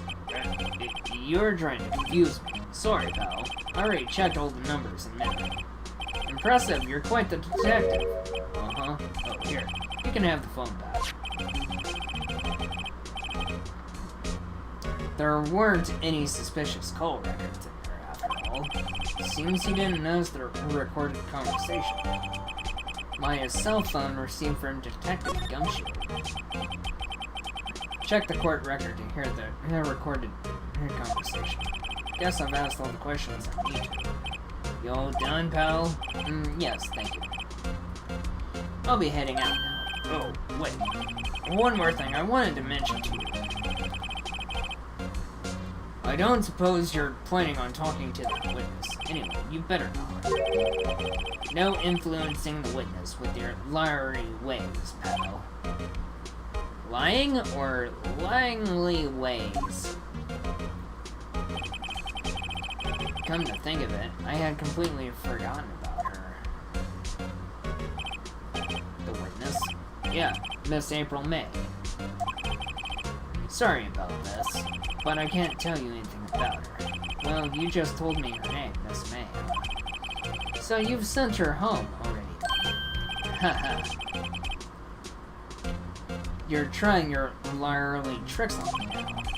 She's not to go outside her room until the trial, so she's still in the hotel across the way. I guess I should know better than to try to get a detective to leak information. You got that right, pal. Time to pay a visit to Miss May.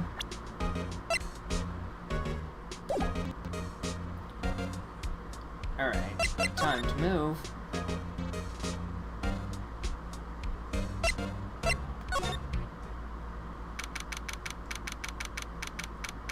September 6th. Gatewater Hotel Room, 303.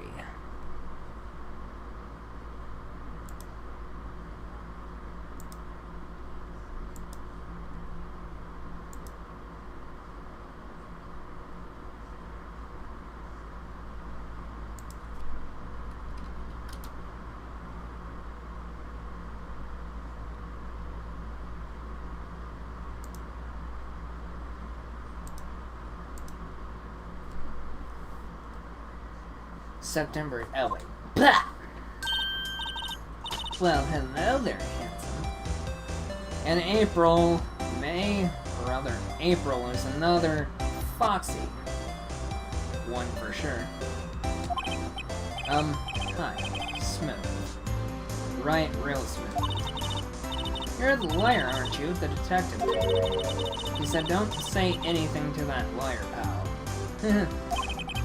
Now, to self-thank Detective Gumshoe for making my job harder. Gee, this is all like something out of a movie.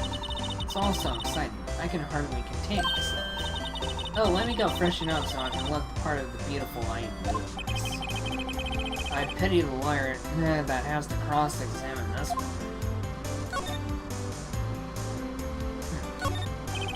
There's a screwdriver stuck in this drawer. I wonder what's inside. Hey. Huh. Jackpot. Hey. What are you doing? No touching. Oh, bad boy. You really shouldn't pry around in other people's rooms now. You wouldn't want to make me upset, would you? Upset? I thought she was going to explode for a second there. I wonder what could be inside the drawer.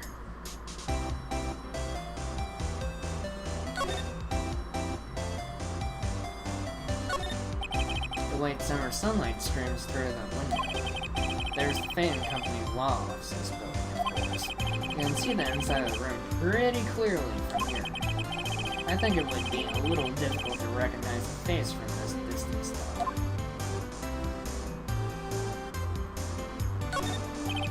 A bottle and 2 glasses are on the table. Somebody must be staying with her.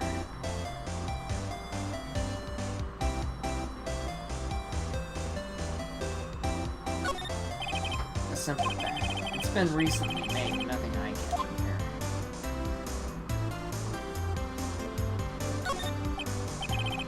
A still scene painting. Wait, should that be still life? Whatever. One of those is hanging on. The flowers are fake, as expected. I know some flowers are tools, but that's about the extent of my floral knowledge. What's inside? Cough. Maybe later. But that's a key and important clue there. Do you think you could tell me something? I need you to describe what you observed at the time of the incident. Oh, observed.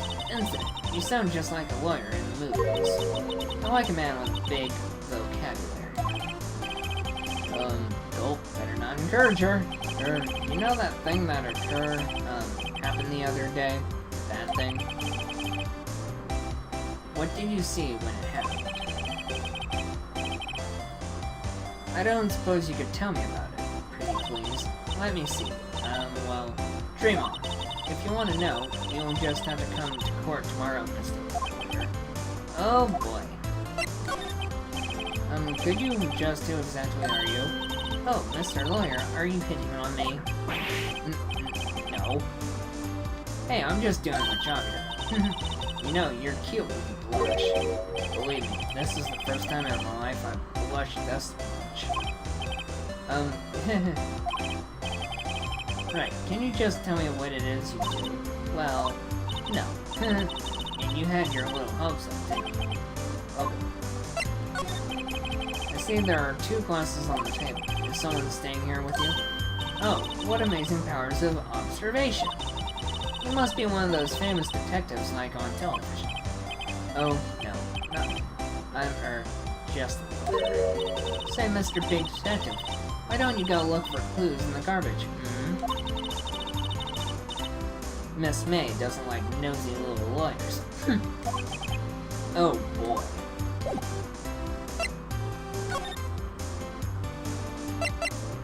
Guess we go to...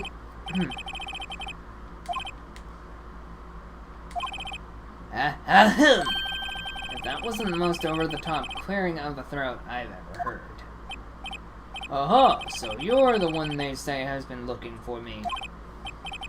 Oh, yes, that's me. He looks even grander than I imagined. That badge on your collar. Ah, so you're a lawyer, are you now? Yes, well, yes.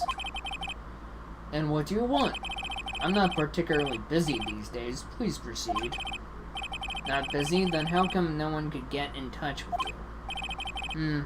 Something the matter? You came to see the one and only Marvin Grossberg, did you not? Well, here I am, boy. What do you want? Out with it. Well, sir, actually, it's about Maya Fey. Ah, yes, Maya Fey. Go on. Why the strange reaction? Cha-cha. Ah, cha-cha. I'm really quite busy here, son. I can't go taking cases on a day's notice. No, it's quite impossible. Well, wait a second. How did you know the trial was tomorrow? Anyway, I'm afraid it's entirely impossible for me to represent her. Sorry, end of discussion. What's going on? He refused me before I even got a chance to ask him. What do I tell Maya?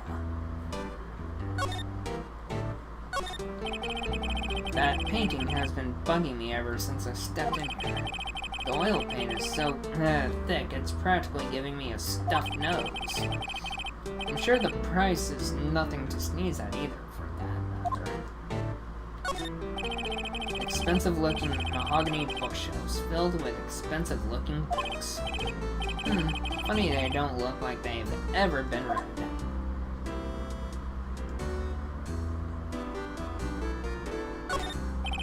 A solid mahogany desk. The wood's been polished to a deep luster. An expensive potted plant. No idea what kind of plant it is, but it's probably the most expensive one available. A table for clients. An elegant ebony case. And if I'm not mistaken, that lighter's made of solid gold. Even I can tell someone here's got money to burn.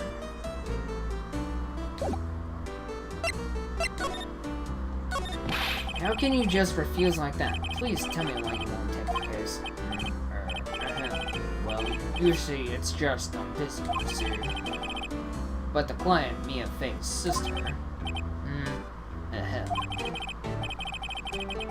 Mia trusted you. She knew her sister would be in good hands. Yes, of course. However... I'm sorry, but I must refuse. Sorry. Goodbye. Creep. Fine. I don't have time to argue with you anyway. I'll go look elsewhere. Huh? Did you say something? I think not, I said. What do you mean? I'm terribly sorry. But I'm afraid that no lawyer worth their salt will take on this particular case. Terribly sorry, my boy. Why? I cannot say. I beg your pardon, but could you leave now? I've nothing more to discuss with you. What's going on here? How did you know Mia Fey? She worked here a long time ago. Quite the apprentice, that one. Learned my techniques in the blink of an eye. She left one day quite suddenly. She had a mission, you see. A mission? You could see it in her eyes. She followed it with a burning passion, never looked back that one. That's quite a painting. Aha, you noticed. It's my pride and joy. Impressive, isn't it? Well, isn't it? The color of the sky, the hue of the sea, the weave of the straw hat. It's worth at least 3 million. I have no intention of parting with it, of course. Killing myself here for voice acting. Quite literally. Plus in this humid moist heat and all that. No, I won't sell it. Not even to you. I wasn't interested. It's not for sale. I'm not buying. Jeez.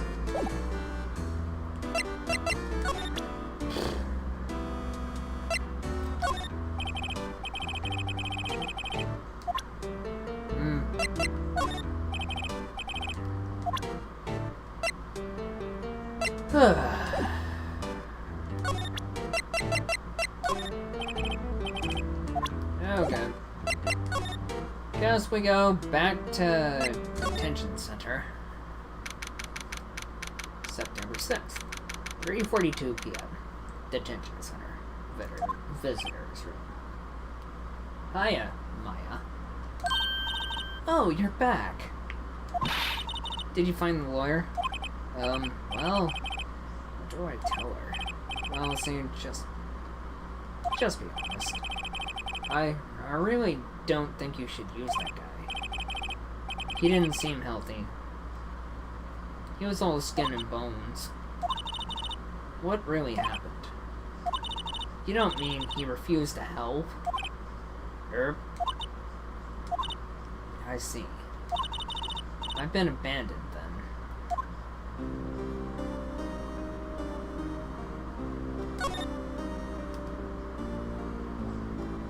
Well, back here again. Really probably don't have much to examine.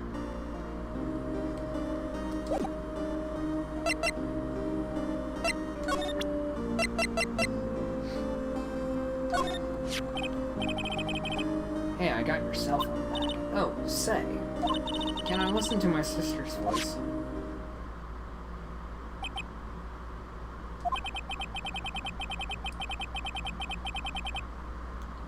Maya's eyes closed. She listened to every word with such intensity. Before long, tears began to roll down her cheeks. Thank you. Sorry.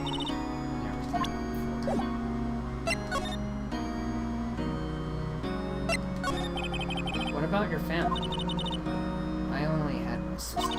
My father died when I was very young. I don't know where my mother is. So she could still be alive. The women in my family have been mediums for generations. They say a lot of spiritual power runs in our blood. About 15 years ago, the family was involved in an incident. There was a man, and he ruined her mother's life. Ruined. After that, she disappeared.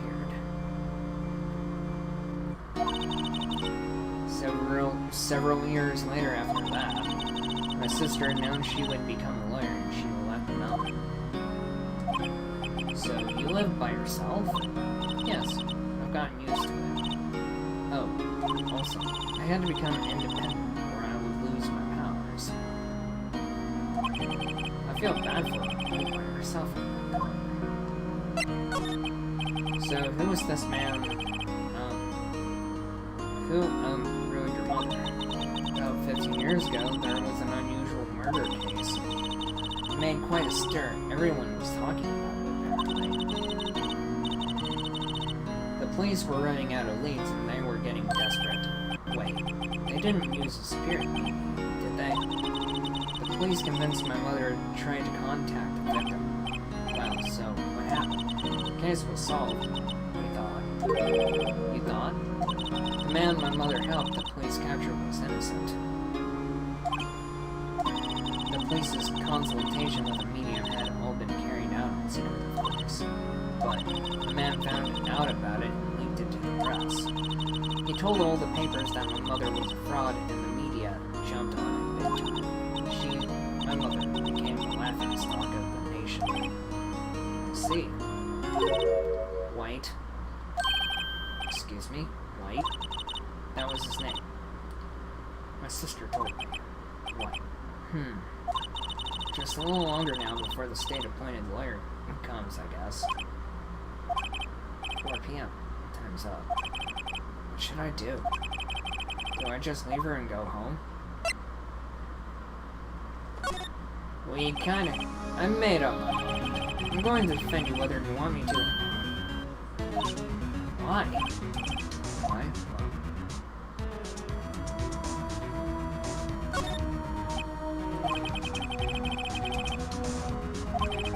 I know, I've been there. Also, I've actually read the manga of Phoenix Wright, and I like the manga. Of course, I don't own it, but I read it and borrowed it from the library. Why did I become a lawyer in the first place? Because someone has to look out for the people who have no one on their side? Fine. I won't abandon you. You can count on me. That's so kind of you.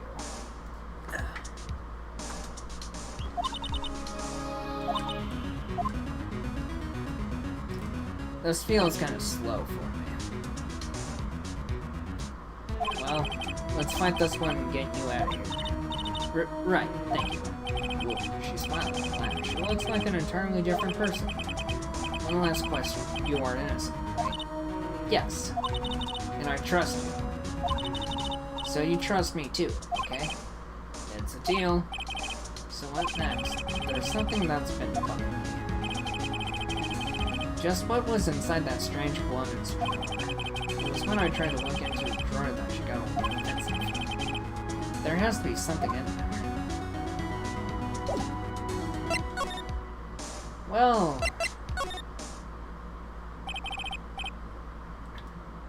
Good afternoon, sir. Excuse me, you're... Ah, I beg your pardon, sir. I'm the bellboy of this establishment. At your service, sir. Oh, right. I've just come up to deliver room service, sir. Do you know where Miss May might be? Ah, I believe our guest, Miss May, is currently using the, facilities. If you've no need of anything, I'll be taking my leave. Please stay as long as you like. Enjoy. Yeah. Wait, no. Hey!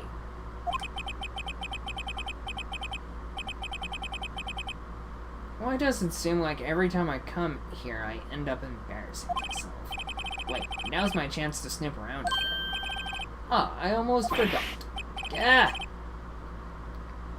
You came back quick. Might I ask you to inform Miss May that there is a message for her? Please tell her that Mr. White of Blue Corps phoned. Oh, right, sure. Mr. White, Blue Corps. Where have I heard that name? White. That was his name. My sister told me.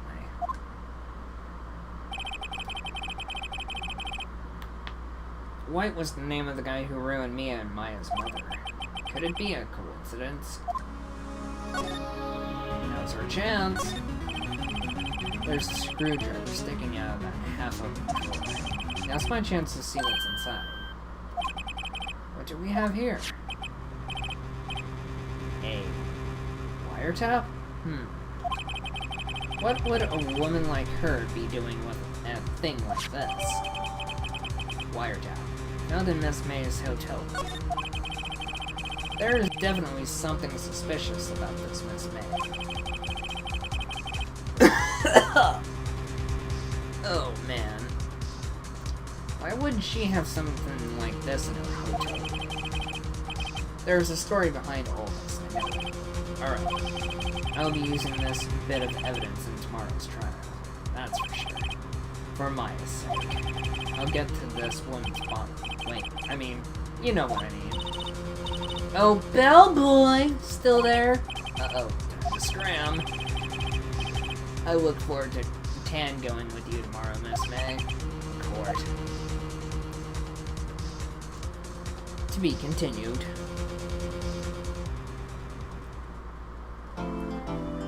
Saving content.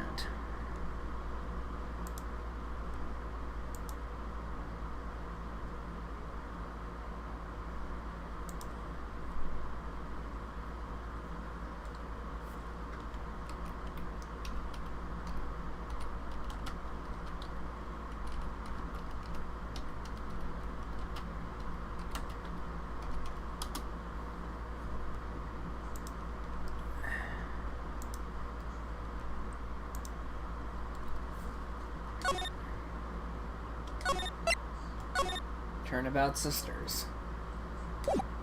Day 2. The Trial. September 7th, 10 a.m. District Court, Courtroom Number 1. Edgewood. Court is now in session for the trial of Miss Maya Fey. The prosecution is ready, Your Honor. The defense is ready, Your Honor. Miles Edgeworth. I'd better not show any signs of weakness today, or he'll be on me in an instant. Mr. Edgeworth, please give the court your opening statement. Thank you, Your Honor. The defendant, Miss Maya Fey, was at the scene of the crime. The prosecution has evidence she committed this murder, and we have a witness who saw her do it. The prosecution sees no reason to doubt the facts of this case, Your Honor. I see. Thank you, Mr. Edgeworth. Let's begin. If we may call our first witness, Your Honor. The prosecution calls the chief officer at the scene, Detective Gumshoe. Witness, please state your name and profession to the court. Sir, my name's Dick Gumshoe, sir. I'm the detective in charge of homicides down at the precinct, sir. Detective Gumshoe, please describe for us the details of this murder. Very well, sir. Let me use this floor map of the office to explain. The body was found by the window here. And the cause of death? Loss of blood due to being struck by a blunt object, sir. The murder weapon was a statue of the thinker. Found next to the body, sir. It was heavy enough to be a deadly weapon, even in a girl's hand, sir. The court accepts the statue as evidence. They're still calling it a statue. Floor plans added to the court record. Now, detective. Yes, sir. You immediately arrested Miss Maya Fey, who was found at the scene, correct? Can you tell me why? Yes, sir. I had hard evidence. She did it, sir. Detective Gumshoe. Please testify to the court about this hard evidence. Witness testimony. Maya's face was. As soon as the phone call came in, I rushed to the scene. There were two people there. The defendant, Miss Maya Fey, and the lawyer, Mr. Felix Wright. I immediately arrested Miss Maya Fey. Why? We had a witness account describing her. The witness saw Miss Maya Fey at the very moment of the murder. The very moment, you say? Very well, Mr. Wright. You may begin your cross-examination. Yes, Your Honor. Cross-examine what? I couldn't see a single contradiction in that testimony. Whoosh. Hey, Maya just threw something at me. What's this? When my sister couldn't find any contradictions in a witness's testimony, she would bluff it and press the witness on every detail. The witness always slips up and says something wrong. It worked lots of times. I should have expected Maya would know some of her sister's tricks. Alright, let's give this a try. Something the matter? No, Your Honor. I'd like to begin my cross-examination.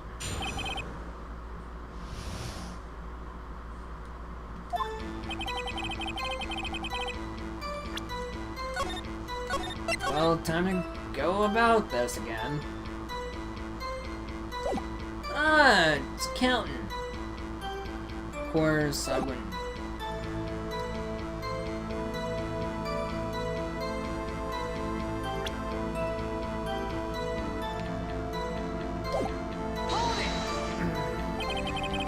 Who did you say you got a call from? Hey pal, don't play dumb, you know who. The call was from a customer at the Gamewater Hotel, right across from the cranes. Okay, perhaps I'm not sure it did much. Right, please continue. There were two people. Detective Gumshoe, how long would you say it took between you receiving the call and your arrival at the scene of the crime? Right. I'd say it was about 3 minutes. That's pretty fast. Our motto this month is quick response. That's how I got there before the killer got away. Indeed. So tell us, who are the two people you found on the scene? Yes, sir.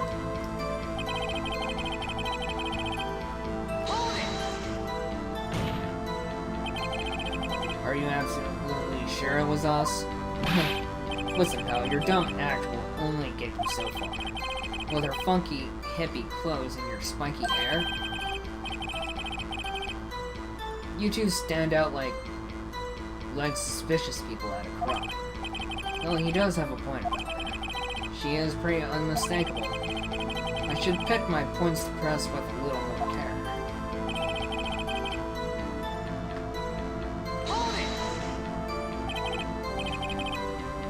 Why is that? What's your reason?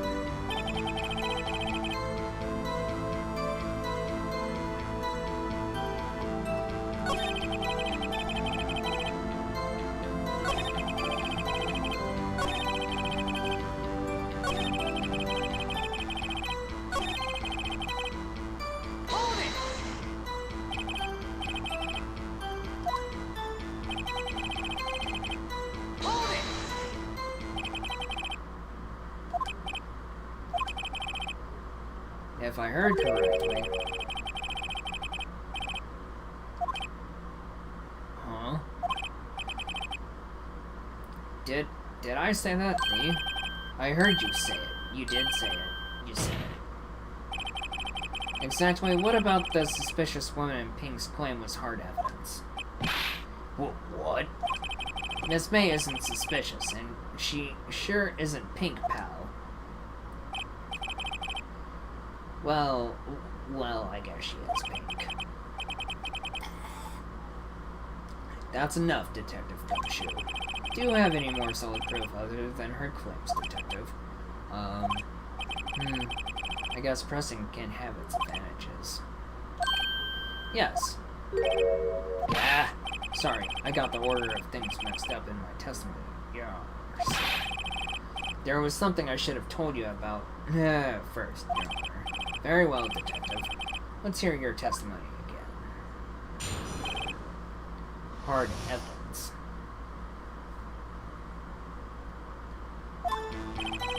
After securing the suspect, I examined the scene of the crime with my own eyes.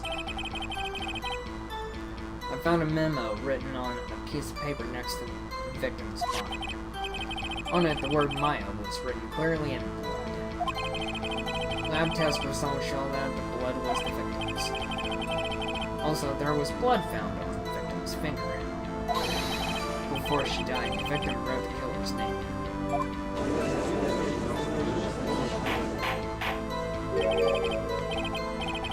How you like that? That's my hard evidence. Before we begin cross-examination, I have a question for you, Detective. Your Honor? Why didn't you testify about this vital piece of evidence the first time? Yeah, I know. I'm real embarrassed. I forgot about it, Your Honor, sir. Try to be more careful. Very well. The defense may begin its cross-examination.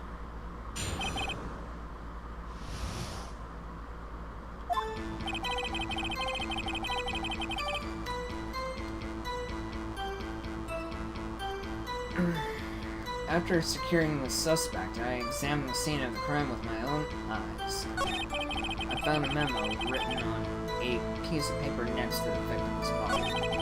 On it, the word Maya was written clearly in blood. Lab test results showed that the blood was the victim's. Also, there was blood found on the victim's finger. Before she died, the victim wrote the killer's name. That's his whole testimony. Okay, there has to be a contradiction or something. Let's find it.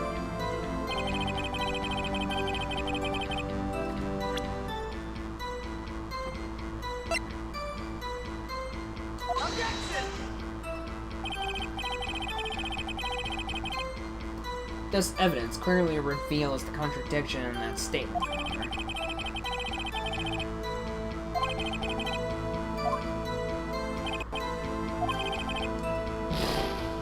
Crap.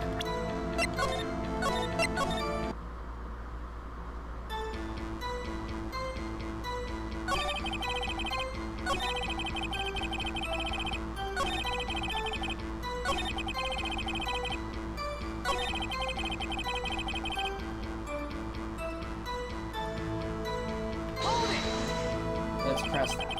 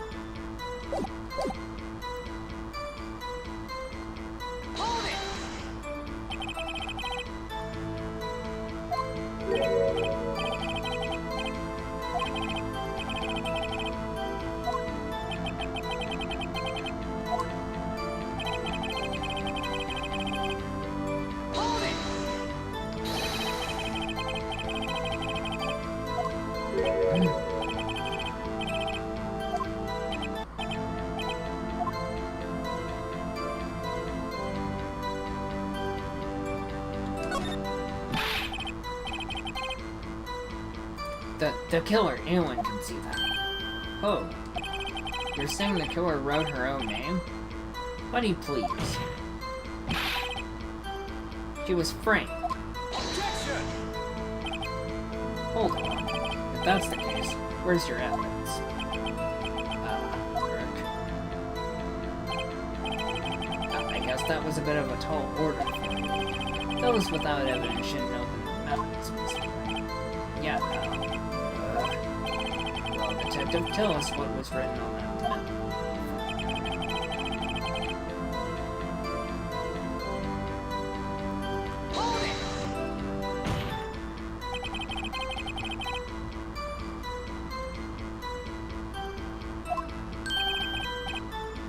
Of course I do.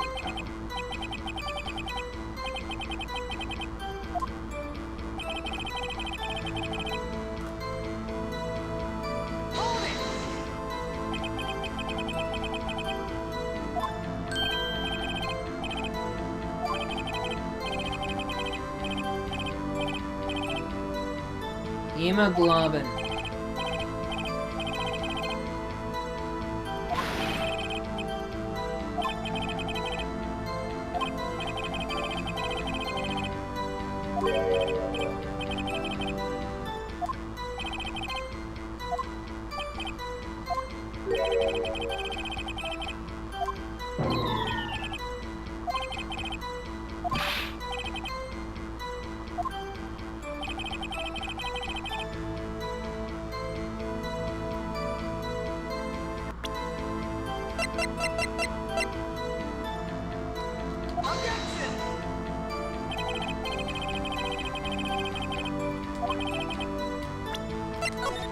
Screwed up again.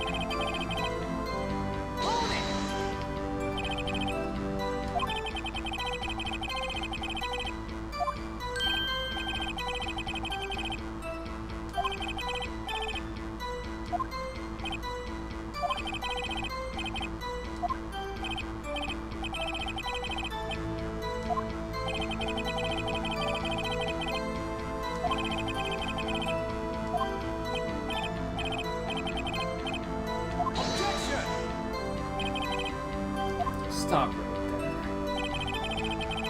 The witness's opinion on the matter is irrelevant. The facts are clear. The victim wrote down the name of the accused. The victim told us the name of her killer. Siblings don't kill each other. Order, order. That didn't go so well. That's right, what he said. That's his whole testimony. Okay, there has to be a contradiction in this. Let's find it.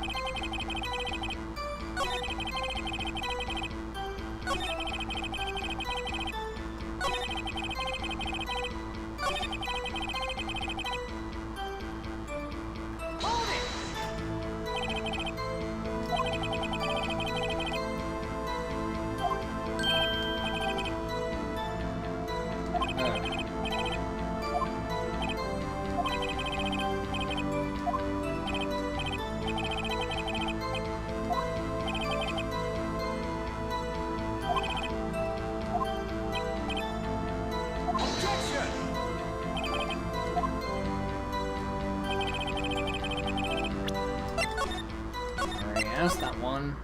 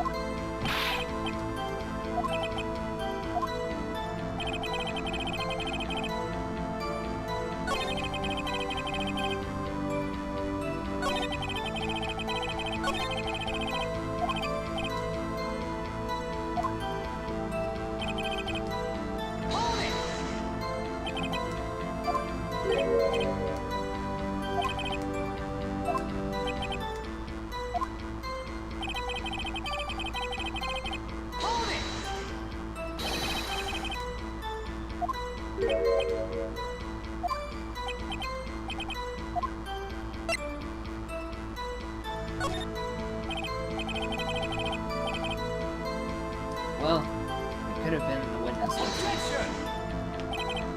Hold on. The witness was in her hotel room, not the office. Try pulling the other leg, Mr. Wright. Yeah, and while you're at it, pull mine too, pal. Well, detective, tell us what was written on that memo you found.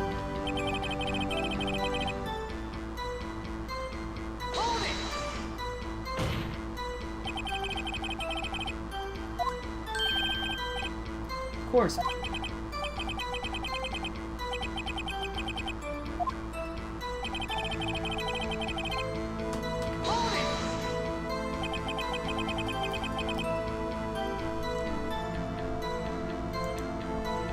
And thank you guys for 11 likes, I appreciate you. Samage, it's been a while.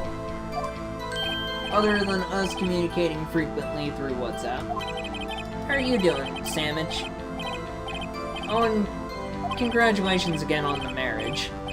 Hope it's a beautiful, healthy, lasting one.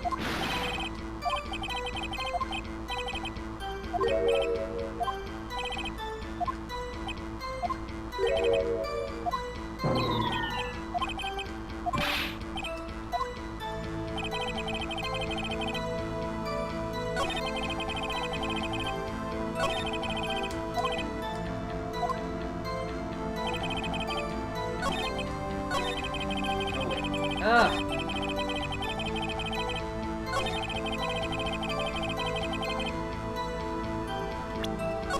We're gonna save here, find the right one that contradicts Gumshoe.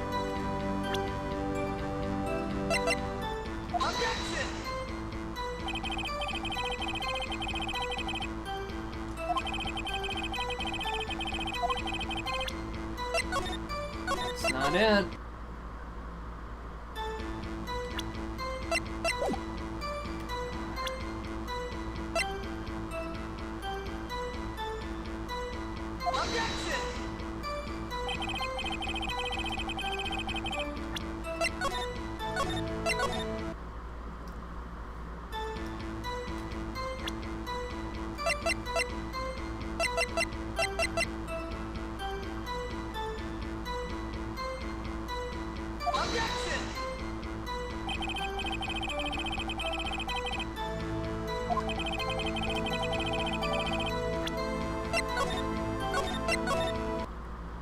We have all the possible evidence we have here.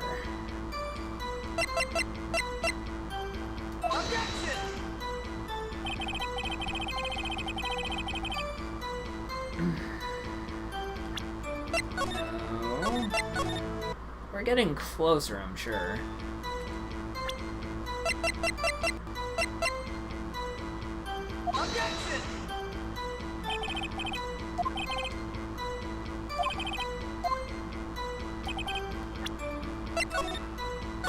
Ah!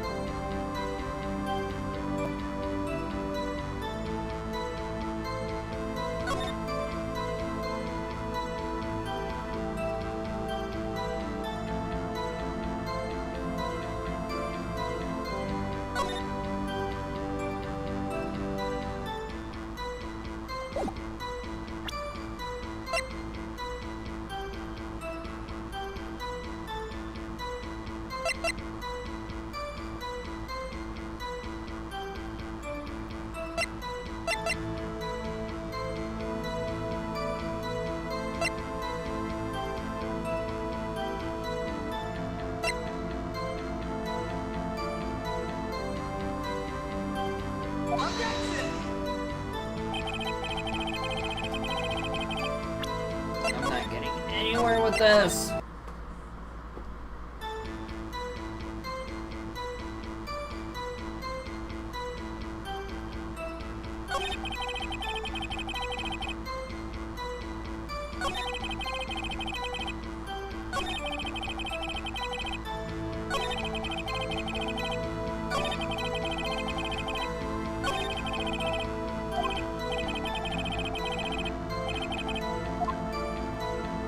Something that contradicts it.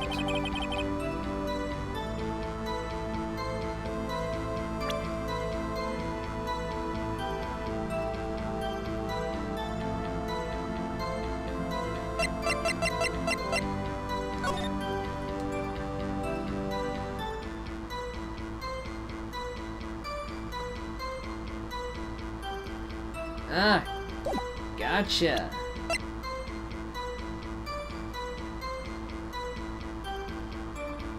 Glad that you're caught up now, Sandwich.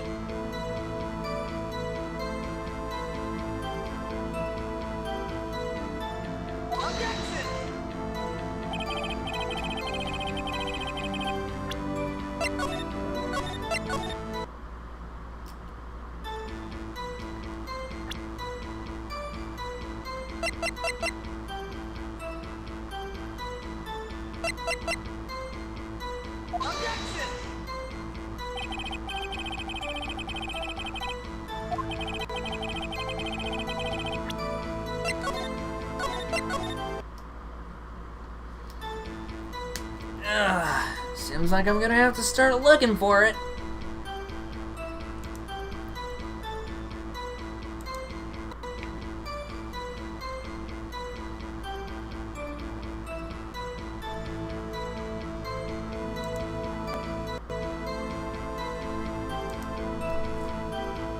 Because I want to be done with this episode before it gets super late or until morning.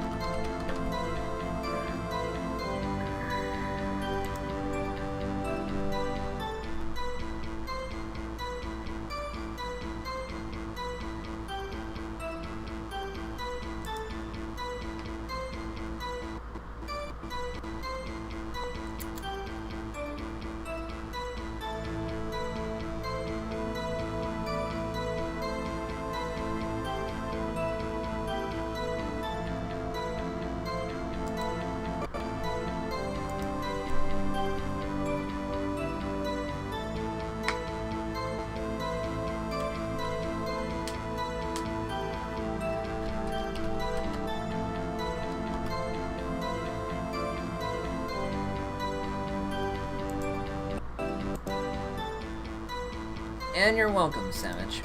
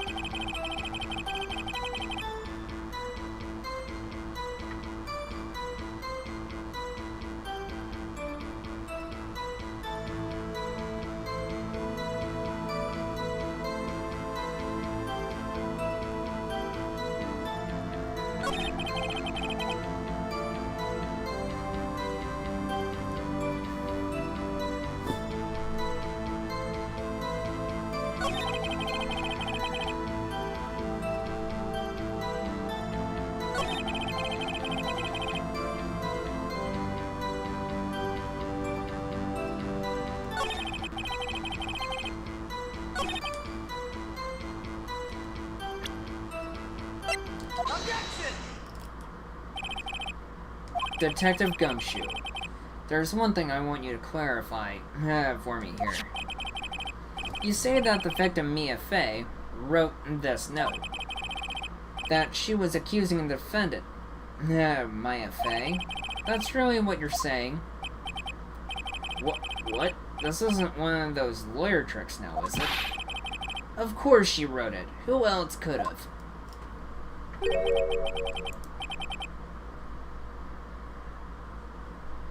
Oh, the games are pretty fun, Sandwich. You have it backwards, Detective. Backwards? The victim is the only person who absolutely could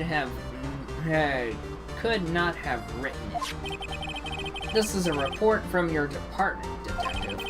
Immediate death due to a blow from a blunt object. She died immediately. But no butting your way out of this one, Detective. You did your job terrible, Dick!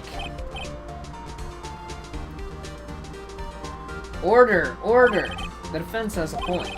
Someone who died immediately wouldn't have had time to write anything down. Mr. Wright, I beg your pardon. But when exactly did you obtain that autopsy report? When?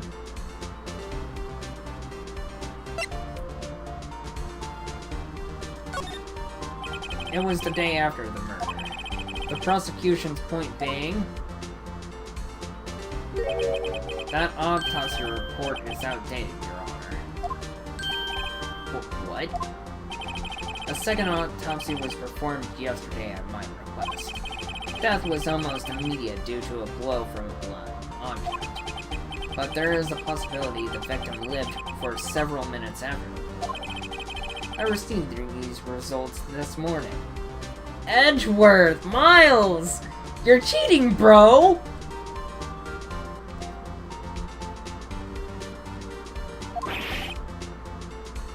No way! Your Honor, it's quite easy to imagine that the victim did have time to write manga. That is all. I see. Damn you, Edgeworth! Should have known you'd have something up your sleeve. Yeah, he literally pulled it out of his sleeve. Because you can't just pull something like that before the court date.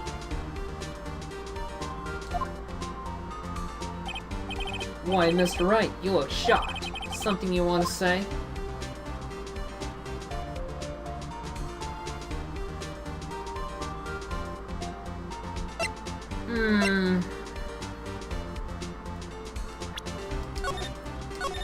I don't want to mess up here. Oh, you lose a case, it's game over.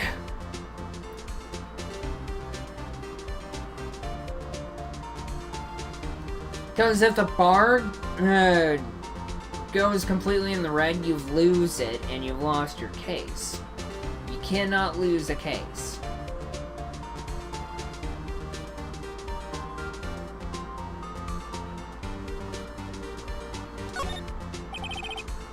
Mr. Edgeworth, I've heard there's nothing you won't do to get your verdict. What reason could you possibly have had to request a second autopsy report? Mr. Wright, the defense will refrain from personal attacks on the prosecution. No matter, Your Honor. Mr. Wright, say what you will, the evidence in this report is undeniable. Your Honor, I submit this report to the court. Understood. The court accepts the evidence.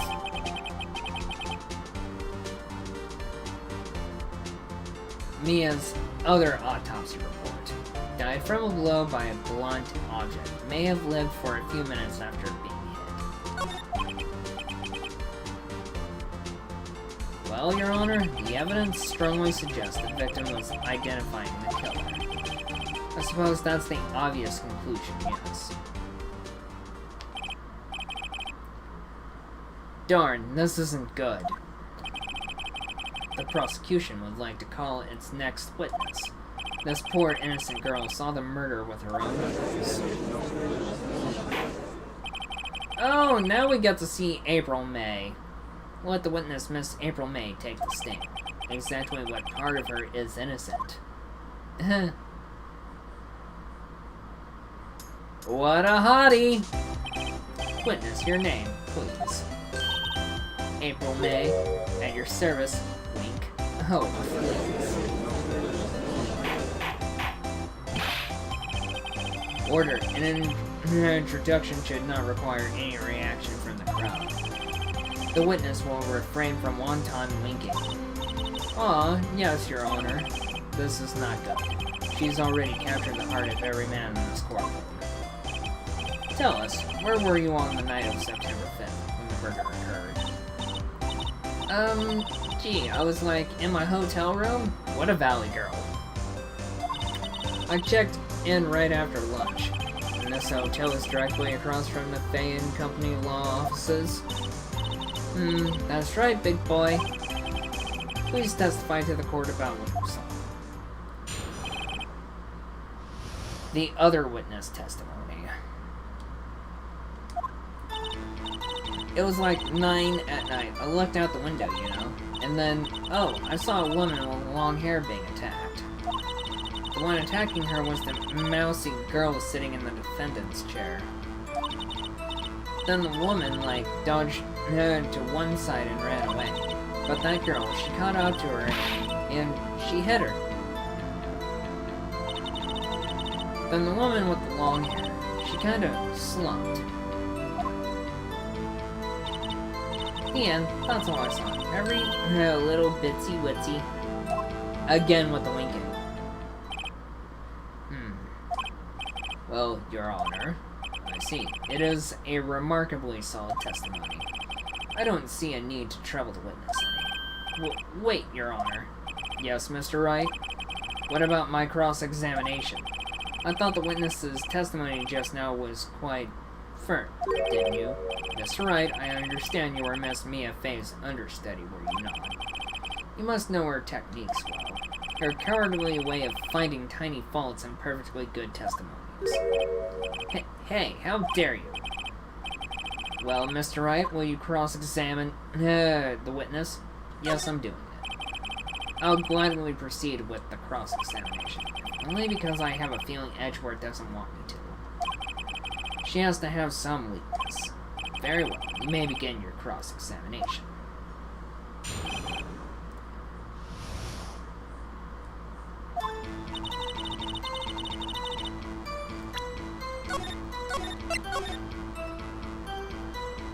It's already been 3 hours. Jeez.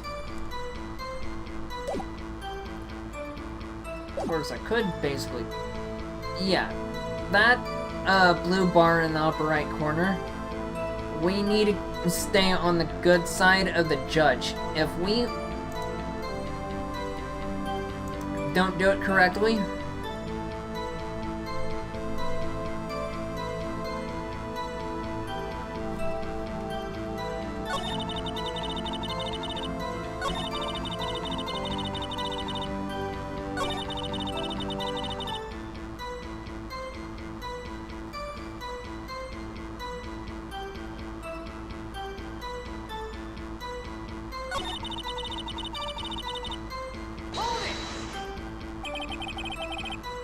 How did you know it was my client? Well, gee. First of all, she had a girl's physique. And secondly, she was small. Who else could it be but her? She has a point.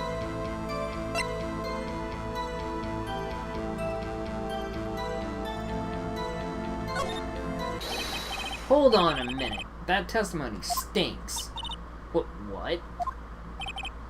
Miss May, I'm willing to bet that you're lying. Are you telling the truth? Did you really see the defendant? Oh, man.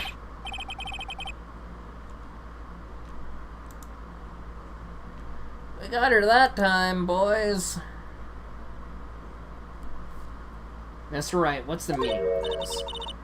Yes, what is the meaning? Somebody tell me, because I'm clueless about this, I mean. Okay. If you had really witnessed my client, Maya Fey, you would have noticed her clothes before noticing her physique.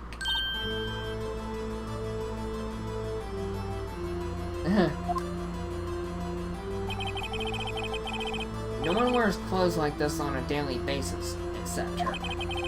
And I'm no expert on fashion, but her hairdo looks far from normal to me. However, the witness's testimony mentions neither of these things. The testimony is bogus. But, still we don't know if she was dressed that way the night of the murder. She was, Your Honor. I saw her. And so did Detective Gumshoe. What do you say to that, Miss May? Roar? What are you trying to say, you mean lawyer? I saw what I saw. I just didn't think all that trifling little details were necessary. Miss May?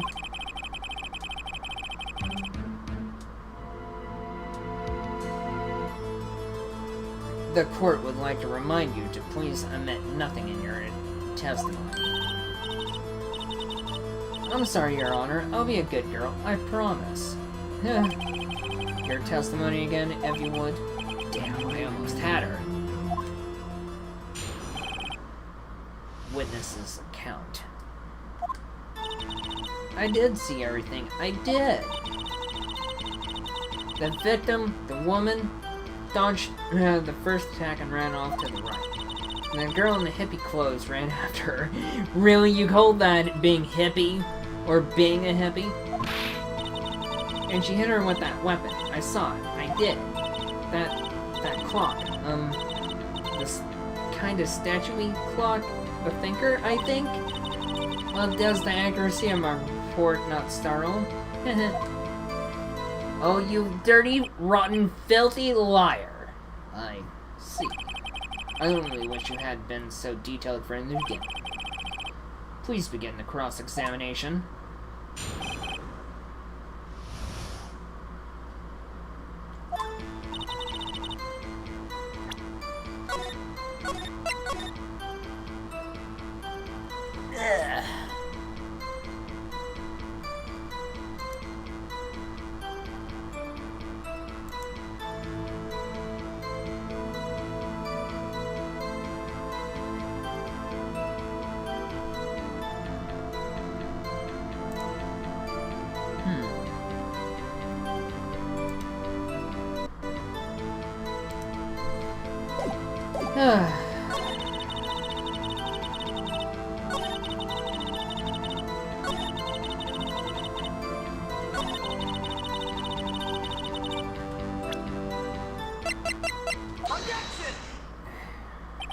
Miss May, what you said just now was quite revealing.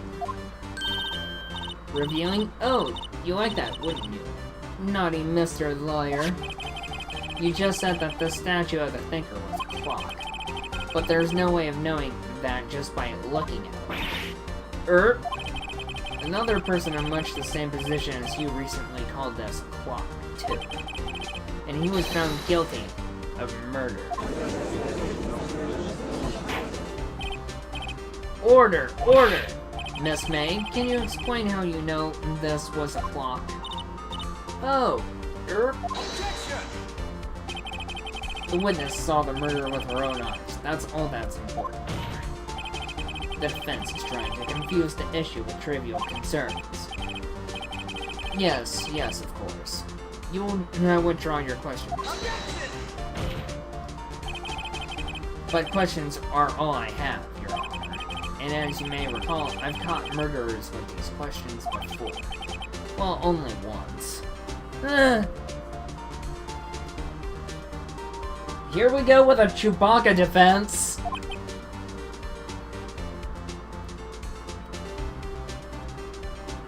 Loads of Chewbacca defenses from Johnny Cochran. Good. Objection sustained. You may continue to question the witness. Whew, that was close. If you stopped me there, the trial would have been over. Huh? What? So, what happens now? What happens now is you answer my question. How did you know it was a clock? What? That's... because I heard it? Yes. I heard it say the time. So you've been to the law offices of Fane Company? Or Faneco? No, hey, I didn't say that. Why would I go there? I heard it from my hotel room. The law offices of Faneco. Word company, where the murder took place, is very close to the hotel. She could easily have heard the clock. Well, Mr. Wright, are you satisfied? No, Your Honor. I can't give up now. I'm not satisfied because...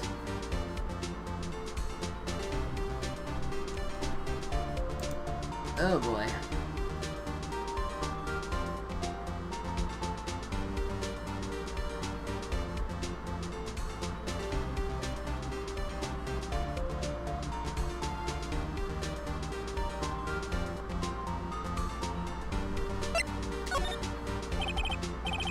It couldn't have not wrong.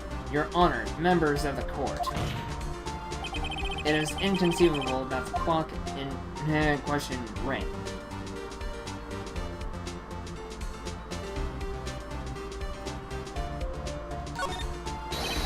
That clock is missing its clockwork.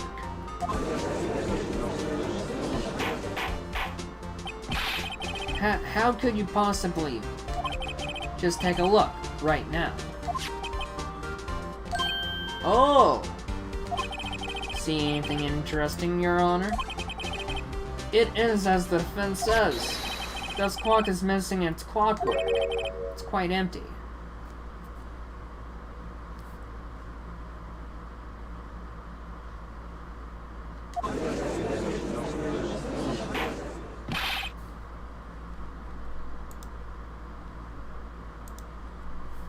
Mr. Wright, would you care to explain to the court the meaning of this? It is, as you can see, the clock was empty. It couldn't have rung. Therefore, this witness is a big fat liar.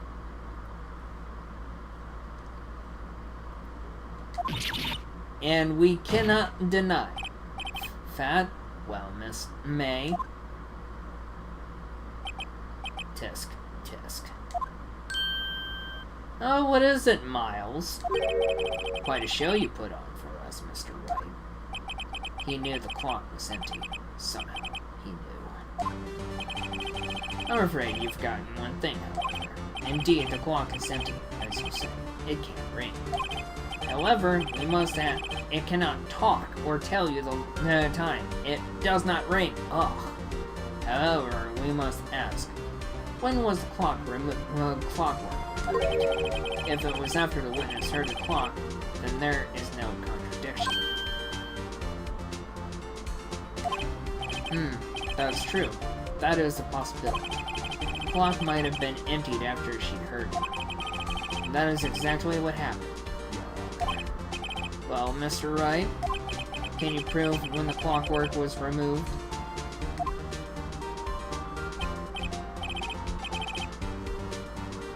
Ho ho, impossible, of course. I have proof. What? Wasn't it you who told me proof is everything? Well, I was listening. And now I'll show you the proof you like so much. The evidence that proves when the clockwork was removed is... Take that! Take a look at this. That's a very cute cell phone. Oh ho! You have a girly phone. Wait. This isn't my phone. Listen. This is the defendant's cell phone, and it contains a recording. A recording of a conversation she had with the victim on the day of the murder.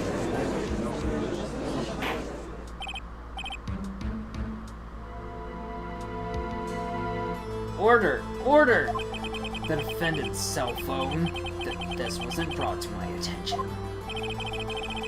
Perhaps Detective Gumshoe overlooked it. The good detective better remember the cell phone evaluations. I gotta say, I'm starting to feel bad for the big fella. Let's hear the conversation. Beep.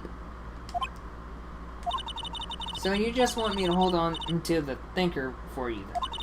If you could. I should probably tell you the clock isn't talking right now. So it's not ringing, it's talking. Huh? It's not working? That's lame. I had to take the clockwork out. Sorry. September 5th, 9:27 a.m. Your Honor, I think this makes it clear the clockwork was already gone by the time this was recorded. Which was well before the witness even arrived at her hotel. Well, Miss May, would you care to explain this to the court? Just how did you know that weapon was a clock? Well, isn't it obvious? I saw that clock before. What store was that again? I go to so many. Oops, I forgot. Oh, you flunking your body like that just to tip it in your favor with a judge? Crazy lady. So the witness had seen it before. That would make sense. Does the defense have any objections, Mr. Wright?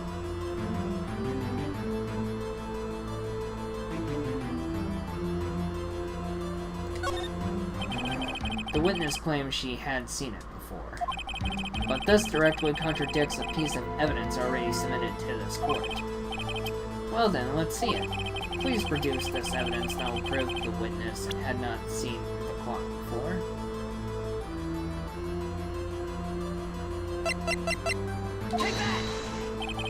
It's simple. This clock was never in any store, ever. What? A friend of mine made that clock. Only 2 exist in the world.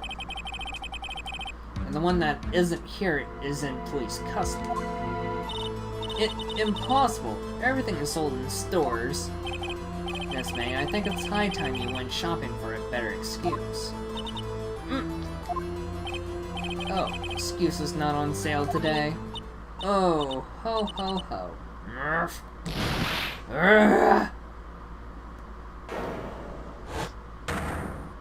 Giggity! What's it to you, porcupine head?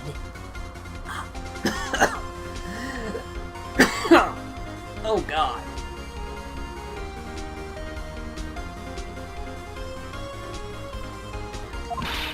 That stupid clock doesn't matter, okay? She did it, and she should die for it. Die! The wannabe cat lady.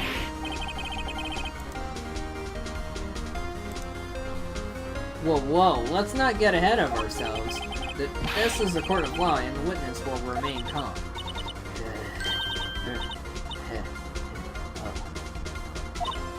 Oh. Silly me. Did I, like, lose it? Man, she's acting like she's somebody with borderline personality disorder or bipolar disorder, I wouldn't know, or antisocial disorder. It's 1 out of the 3, maybe? No offense to anybody with those problems. I guess I did. Oh, stop your winking, you pink-headed liar. Scary. Miss May, let me ask. Tell me, how did you know the weapon was a clock? Oh, she's looking at Phoenix. She's looking at Nick with murderous intent. Oh dear. Does the defense have an opinion on this behavior?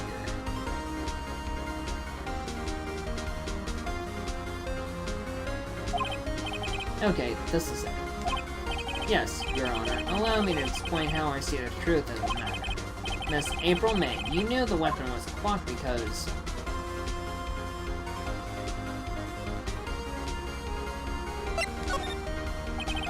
the witness had never held the clock in her hand.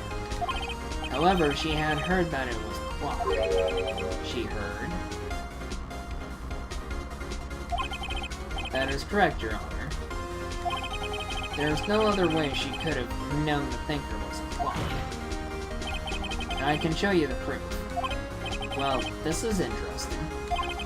Let's see it then. Show me evidence proving that the witness had heard the murder weapon as a clock.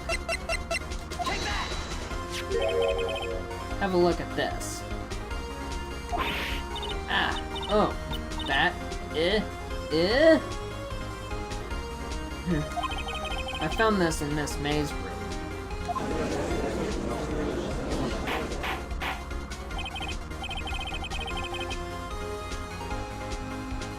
Mr. Wright, please explain to the court what this is. Miss April May, you were tapping the victim. Miss Mia Fay's phone, were you not? Oh. Your Honor, this is irrelevant.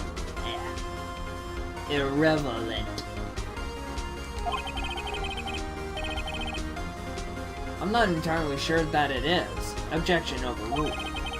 It troubles me that our witness was in possession of the wiretap. This is outrageous. Does the defense truly claim that the witness was tapping her phone? Absolutely. Even if that was the case, which it's not, you still have to prove one thing. Did the victim ever say that the weapon was a clock on the phone?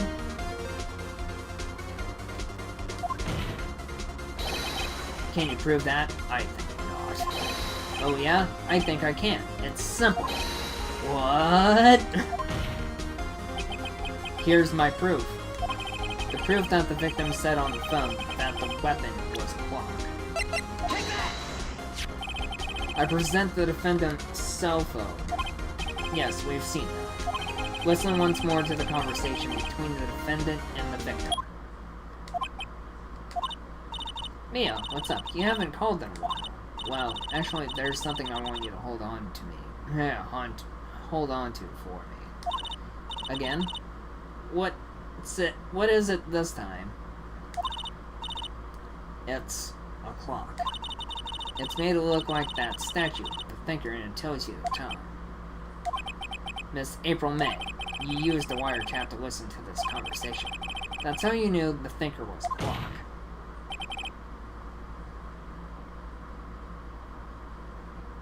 Am I wrong? Objection! Your Honor, this is ridiculous. Your Honor, look at the witness's face. Does she seem amused to you? The defense demands an answer.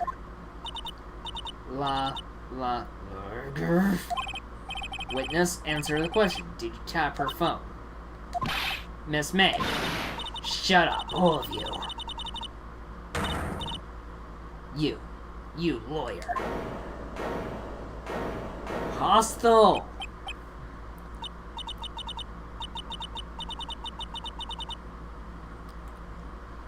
It's no fair. All of you ganging up on me like that. Oh, so I'm the bad girl, is that it? Is that it? Ooh-ah! That did it. The court's seen the real Miss April May now. Now to deal the final blow.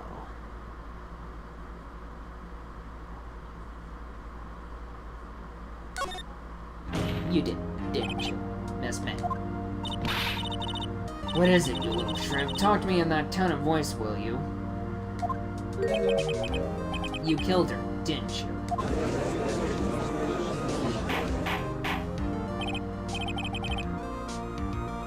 Order. There will be order. What? How can you possibly say that? Are you mad? All I did was a little wiretapping. Oops. So you admit you tapped her phone.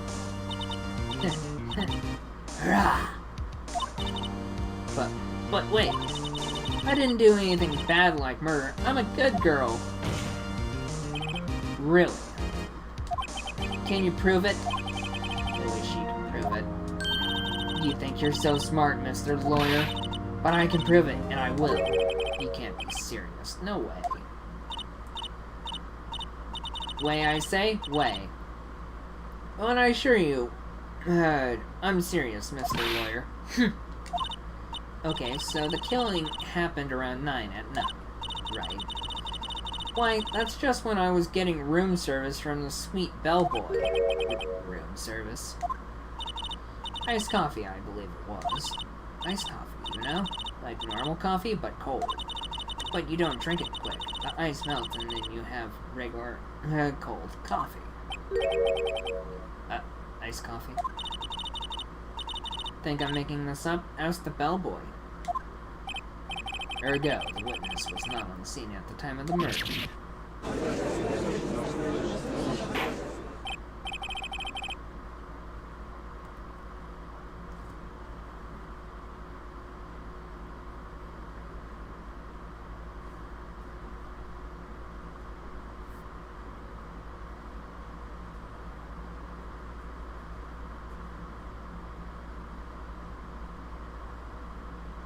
So where does that leave us?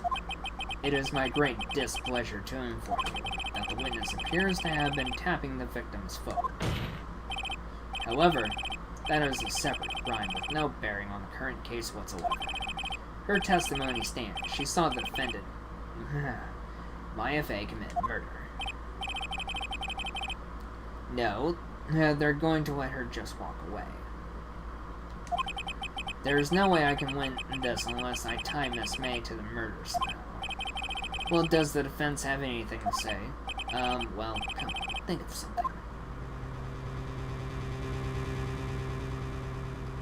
Alright.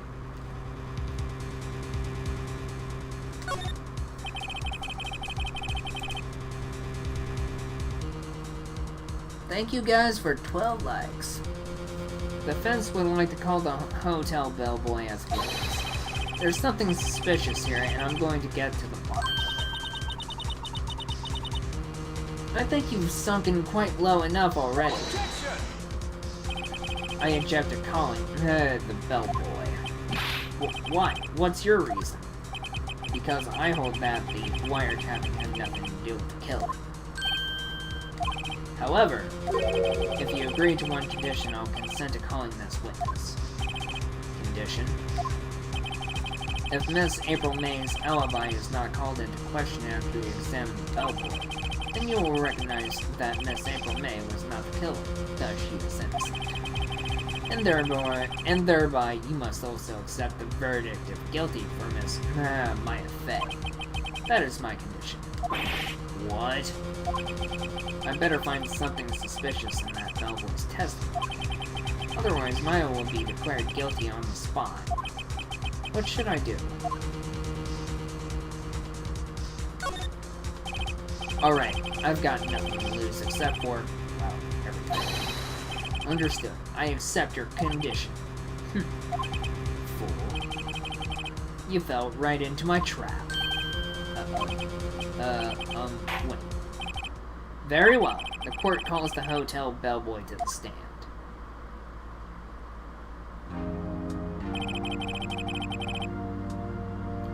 I believe we're ready. For the witness to testify. He certainly does look like a bellboy. Oh, you've got to be kidding me. Yes, sir. I received your summons in the middle of work, sir. I'm happy to be of service. That tea set looks rather heavy, so without further ado, the witness may begin his testimony.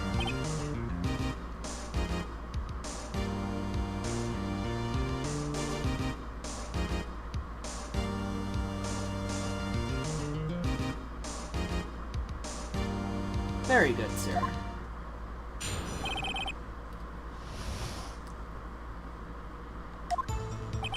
I am the head bellboy at the Fine Gate Water Hotel in business for 4 generations.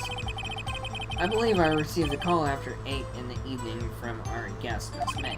She asked for an iced coffee to be brought to her at 9 on the dot, sir. I brought it to her at precisely the requested time, of course, and I delivered the iced coffee to our guest, Miss May herself. I see. The defense may begin its cross-examination. Right. I'm ready, I hope. This was it. If I can't prove Miss May was involved with the murder now, Maya will be finished.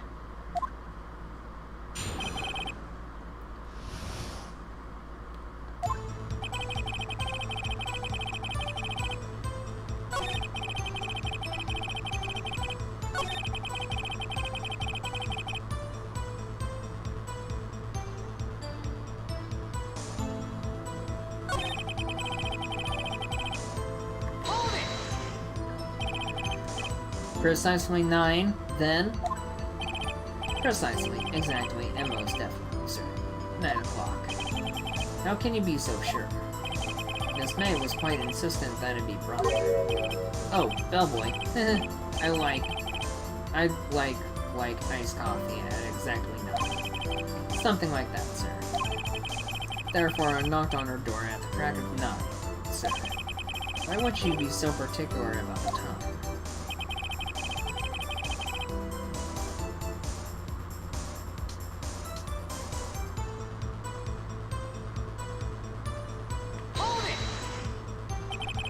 You're sure it was Miss April May herself?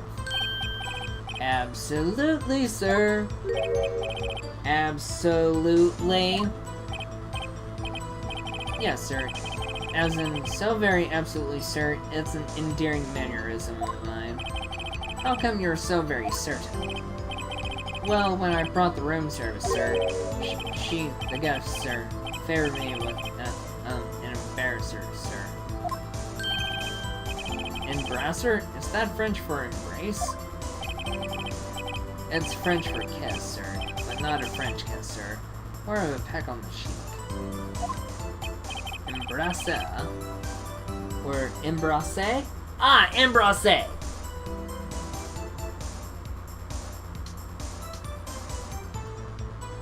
Why would she have done that? I believe perhaps she was momentarily swayed by my prim demeanor, sir. It was a moment I shall never forget, sir. Sounds pretty fishy to me. I think our Miss May was up to something and wanted the bellboy to remember her.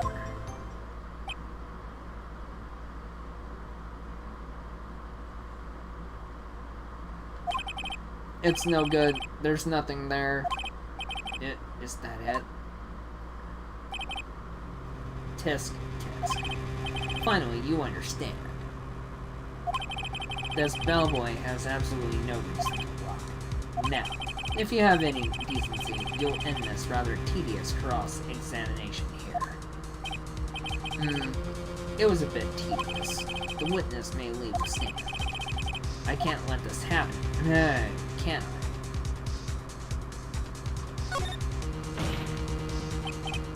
Wait, please wait.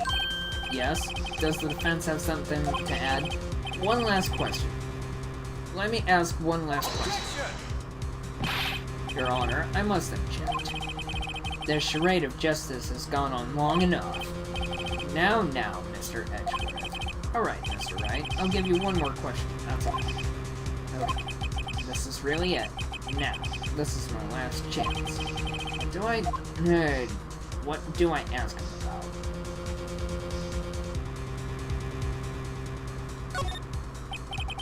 Tell me about the check-in. Tell me about when you checked in Miss May. Oh, alright, very well, sir. My first thought was that she was a beautiful, beautiful person. She's just my type of girl, so it was a disappointment, really. I see. Excuse me, what exactly was a disappointment? Well, I am not without charm, sir, but even I have little chance with her love affair. What did he say? What did you say? Rather quiet. Bellboy, tell us the truth. Did Miss May check in with another person?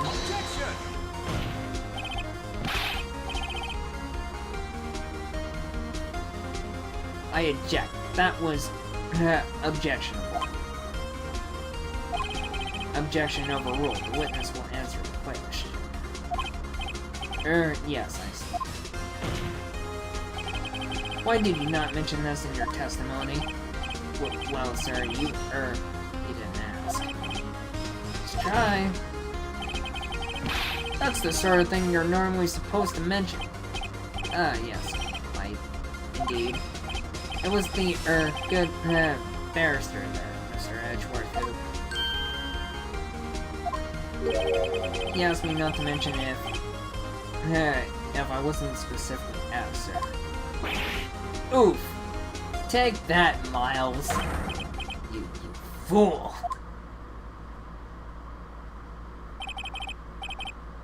I've done it. I've won. Miss April May checked into a twin room with a man, correct? Yes, sir. Then, when you brought them room service, you didn't see that man in there. That's right, sir. Your Honor, we have just learned of another person involved who may have been the murderer. In light of this new fact, I hold that it's impossible to judge the defendant. Would you agree, Mr. Edgeworth? And who, Mr. Wright? Who is this other person? Simple, it was...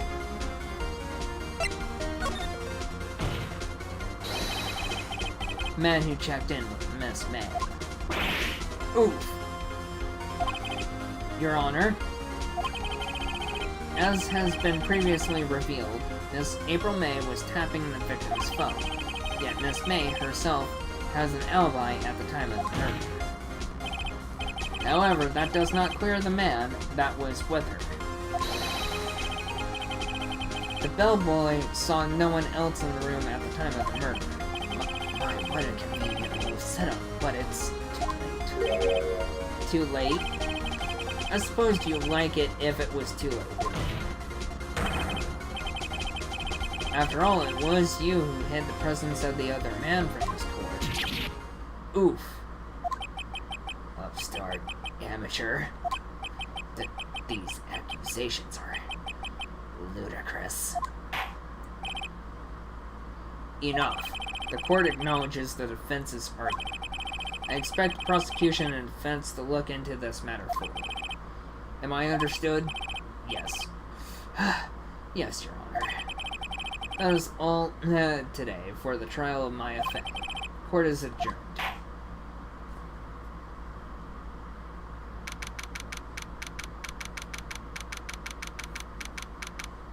September 7th, 224. District Court, Defendant Lobby Number 1. Mr. Wright! You were amazing in there. Really? I think I might be your newest fan. Oh, I was just doing my job. Then again, that other attorney was pretty cool too. Huh? That face of his, with his eyes wide and trembling lips. It sent shivers up my spine. You say so. So what happens with me? Do I get to go home now? Well... No, I don't think so. No, I see. But I got a great lead in today's trial. A lead? That man with Miss May. He's the key. Oh, I get it. What happened to Miss May after that anyway? I heard they arrested her. I guess she's learning her terms won't work everywhere. She's probably at the detention center now. I may have to go down there. Anyway, this case is far from closed. Yes, sir. I'm going to find out more about this man. Do you think he was the one who... So... says... Don't worry, I'll find him by tomorrow. I promise. I'm counting on you. I asked for a full record of April May's testimony. I thought it might come in handy during the trial. But now that I have it, I'm not so sure. Most of her testimony was all lies. In fact, there's only one part that hasn't been stricken from the record.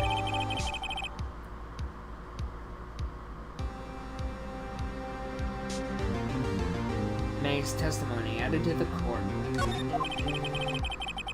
I don't know how much good this will do me at all now. Anyway, time to hit the pavement and do some investigating. Maya doesn't belong in that detention center, and it's up to me to set her free.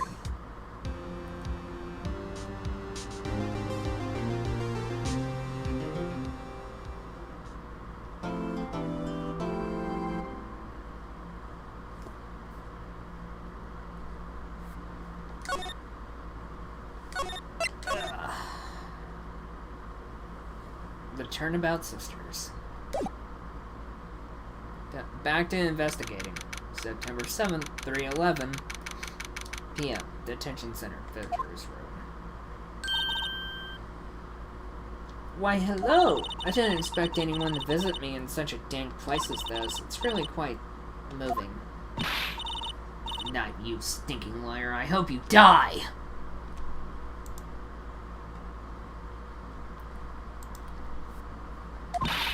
Have you come to laugh? Yes, laugh at the fallen Miss May. No, not really.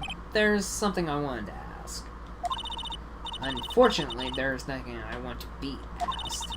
Haven't you done enough questioning, you spiky head? Here we go again.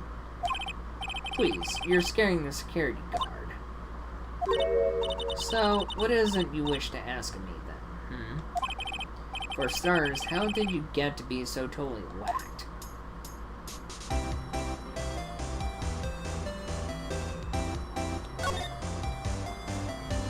Oh, we're back here again.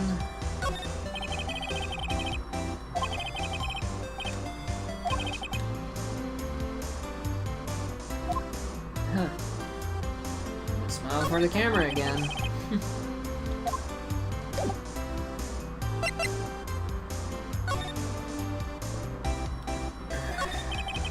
About the man who stayed with you in your hotel room. Can you tell me about him? Where is he? Come on. No way, Jose. Maybe if I had something to get her to talk.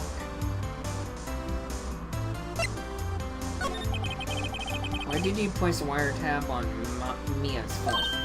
Oh, when you say it like that, it sounds so cold, so criminal. Tapping people's phones is a crime, Miss May? Oh no, I suppose you learned that in lawyer school? Creep. This woman is impossible to talk to. Say, why are you so angry? I mean, you don't look like a... Oh, that does it. Bottom-feeding, scum-sucking lawyer. But bottom? I can't tell. Does she have a thing against lawyers or just against me? Well, I guess that's a wrap.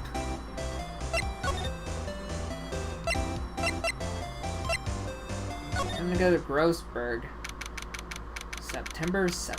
Grossberg Law Offices. Huh. Looks like Grossberg is out today. Maybe he's avoiding me for some reason.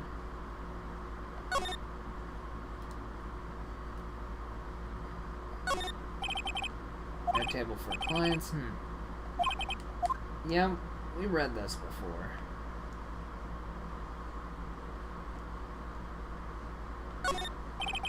Solid mahogany desk. Expensive looking mahogany bookshelves. Funny. They don't look like they've ever been read.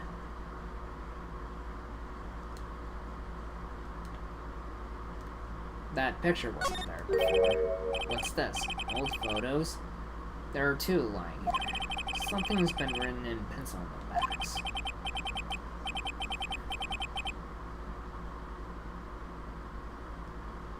DL6 Incident, Exhibit A, DL6 Incident, Exhibit B. Let's take a look at these.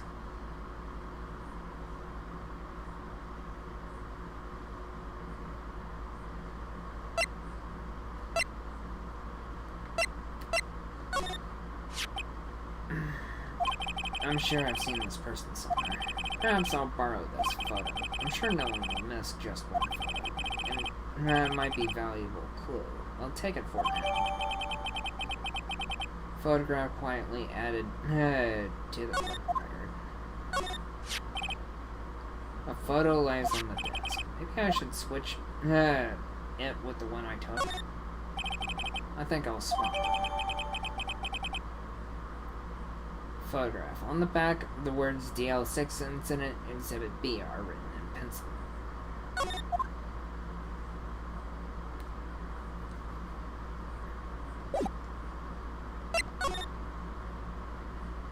Alright.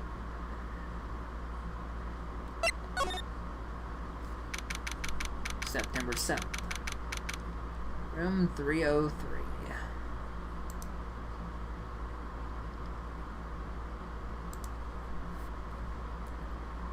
September 7th.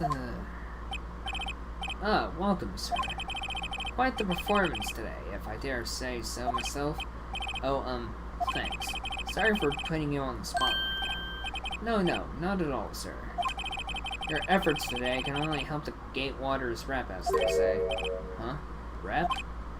Yes, our reputation will swell as the hotel where the murderer used the wiretap. We can charge a premium for the room, of course. It'll be great for business, sir. Whoa. Miss May hasn't been charged with murder. I, too, will become famous. The bellboy who brought the murderer iced coffee. Why do I feel like we're both stuck in the same bad dream?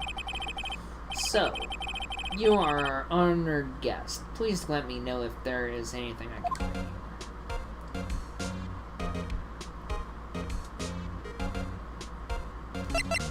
There's nothing left to examine in this place.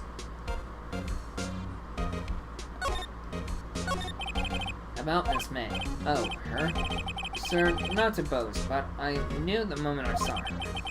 she'd do it, I said. Do what? I'm starting to think the most suspicious person here is this guy. I wanted to ask you about the man who was with Miss May. Ah, yes. He struck me as a real lady killer, if you'll pardon the expression. I knew it from the moment I saw him, sir. He and I are of the same ilk. We both carry the scent of danger. There we are in total agreement. Mr. Psycho Bellboy. If you had a photo of that man, I'm quite sure I could identify him. A photo.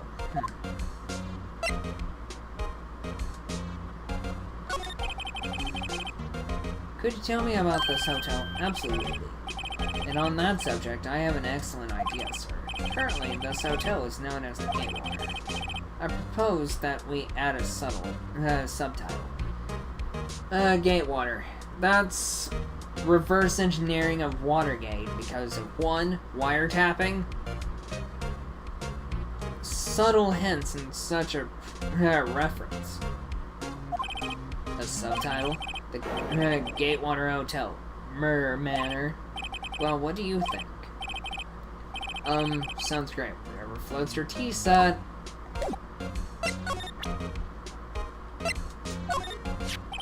Take a look at this photo.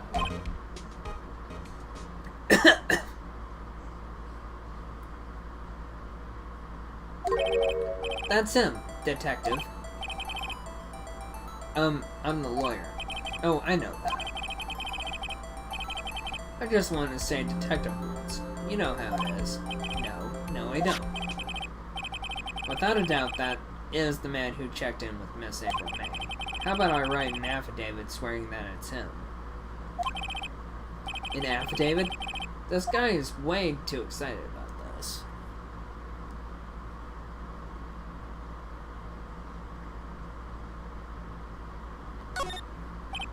Well, sure, why not? Yes. I've always wanted to write an affidavit, sir. From henceforth, I will be known as the bellboy who swore the affidavit. Just hurry up and write it. Bellboy's affidavit describes the man who stayed with Miss May at the hotel on the night of the murder. Not even Miss May can play dumb to this.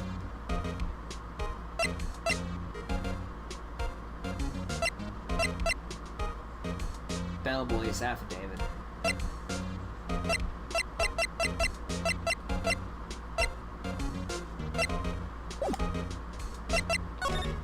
Alright.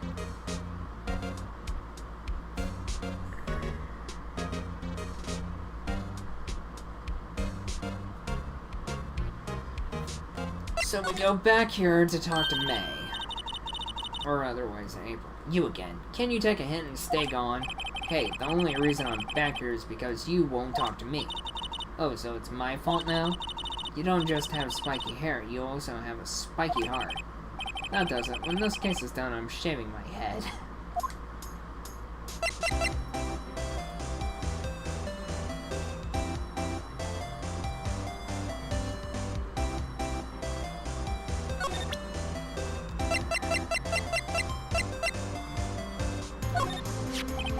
Have a look at this. Look, I've said several times I'm not telling you.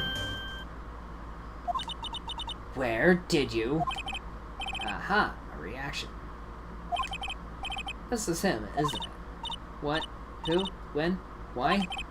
It is him. This is the man who stayed in your hotel room the night of the murder. No, that's not right. Nice try, Miss Cooperative. Do you have proof that was him? Yeah, proof. Show me proof. I'm so close.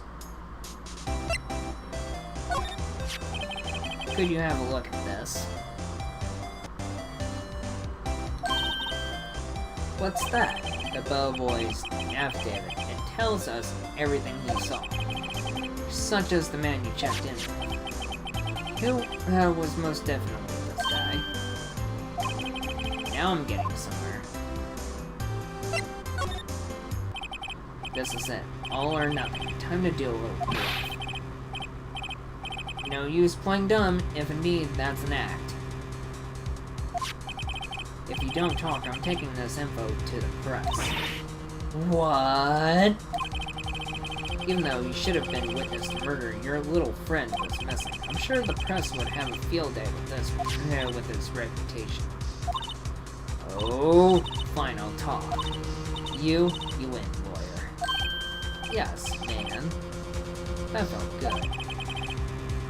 It's great to be alive. Why are you pumping your fists in the air? Cough. Now tell me about the man you were with. That man, he's my boss. Red White. The president of the information gathering conglomerate Blue Corps. Red? White? Information gathering? Well, I suppose you could call it a detective agency. So this is the man that was with you the night of the murder. I'm scared to talk. I don't want to end up like her. It's okay. I'll just ask Mr. White himself. Can you tell me where Blue Corps is located? Mr. Red White at last. Finally, a lead on this guy. If April May couldn't have done it, that leaves him. Time to take action. Bellboy's affidavit discarded.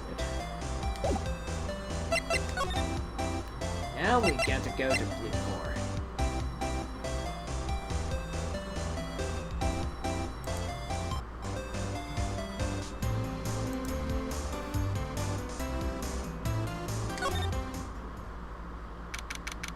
September 7th, Blue Corps Incorporated, CEO's office. What's with the surreal decor? Welcome, please furnish me with the title of your personage. What the? Well, if it ain't the scumbucket himself, murderer. Your name, what's your name? I was just inquirably asking the title that you go by. Right. Phoenix, right. Inquirably? Talk about incorrigible. Mr. Wright, is it? Right, I see. Splendiferous. Perhaps I have intimidated you with my giantesque vocabulary. What is this guy's problem? I'm Red White, CEO of Blue Corps. You know, corporate expansion official.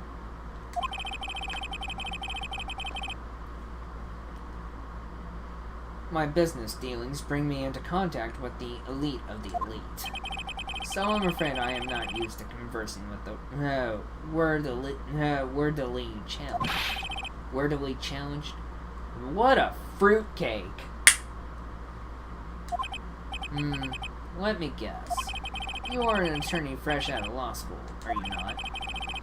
That's the only explanation for why you would come to meet me like this. What does he mean by that? No matter. So what business does a mighty lawyer have a man, such as myself? Yikes, this guy's arrogance meter's off the scale. Alright.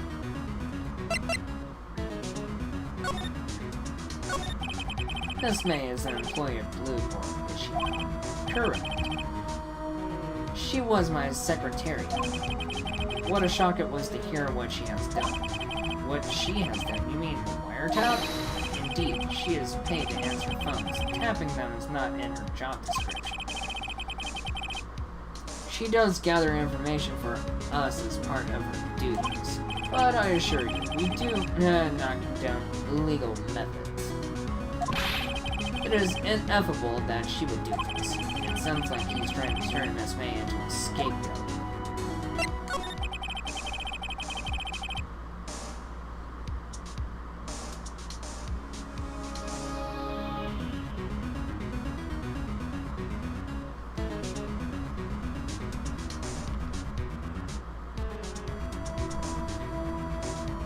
On the night of the murder, were you in April May's hotel room? Who can say? I seldom pay attention to mundane details such as time and place.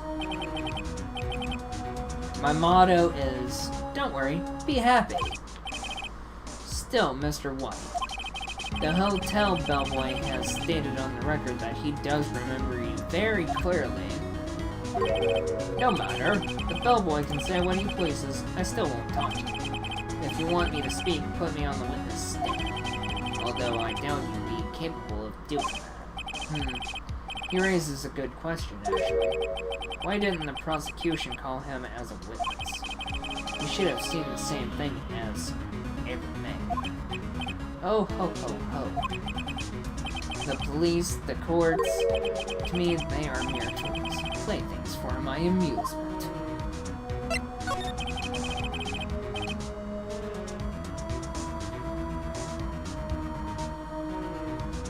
What kind of company is Blue Core anyway? Ah, excellent question. We buy and sell various kinds of information. We are a company of the future, you might say. We are the future. Sell information?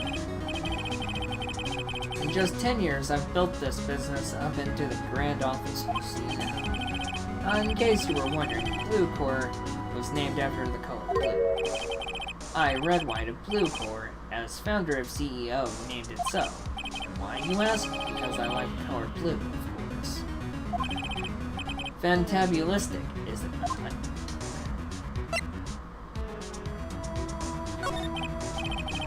There's something that's been bothering me. Yes, what might that be? That big painting on the wall there. You know, I've actually seen that painting before. Oh. Just yesterday, actually. Your point being, my point is simple, or rather, my question is simple. Why is that painting hanging on your wall? Mr. Wrong, was it? Right. It appears you do not fully grasp your position here. I ask again, who are you? A lawyer? No, my feeble friend, a mere lawyer. Worth nothing. Zilch. Zippo. Nada. Just like that. Sorry excuse for an attorney. Rowdy burger. What? Ugh! Oof! He punched me. Well, Mr. Lawyer, what will you do, eh? Charge me with assault? Charge away. I welcome it, for it is you who will be found guilty. What? Heed my exposition. The police, the courts, they all do my bidding. So you say. But I wonder, is that kind of control really possible? I don't expect you to understand. It is a world beyond your compensation. Comprehension. You came here from Growdy Burgers, I presume. Grossbergs, yes. Then you must ask him, why is it that this painting of his hangs here? Perhaps then he'll tell you. Perhaps he'll explain how a man can live life purely for personal profit. Go now, skedaddle. There is nothing more to discuss.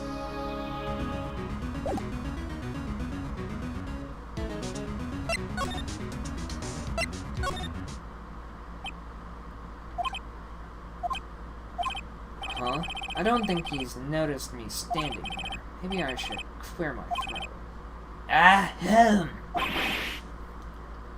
That killed my throat. Jumping Jehoshaphat's. Oh, you. What's wrong? You look so pensive, like an old man at the end of his days. I'm not senile yet. I was just thinking about this whole mess. Something's really bothering him, that much is clear.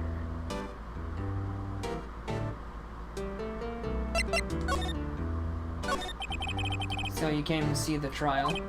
Yes, I did. Something was bothering me all last night. You see, couldn't get a wink of sleep. Really, what was that? Well, you see, it's just Mia's sister, that poor girl. But boy, I owe you my thanks, truly. I don't know what I would have done if things had gone poorly for the girl. I asked before, but why did you refuse her request for defense? I think I have a right to know. Alright, Mr. Wright? No, I'm sorry. It's just I need more time to think about it, boy. He does seem troubled about something. I'm starting to have a feeling I know what it is. So I paid Blue Core a visit. Oh, I see. Mr. Grossberg? I have to admit something has been bothering me. Oh, what is it? Well, out with it, my boy. You see, it's just...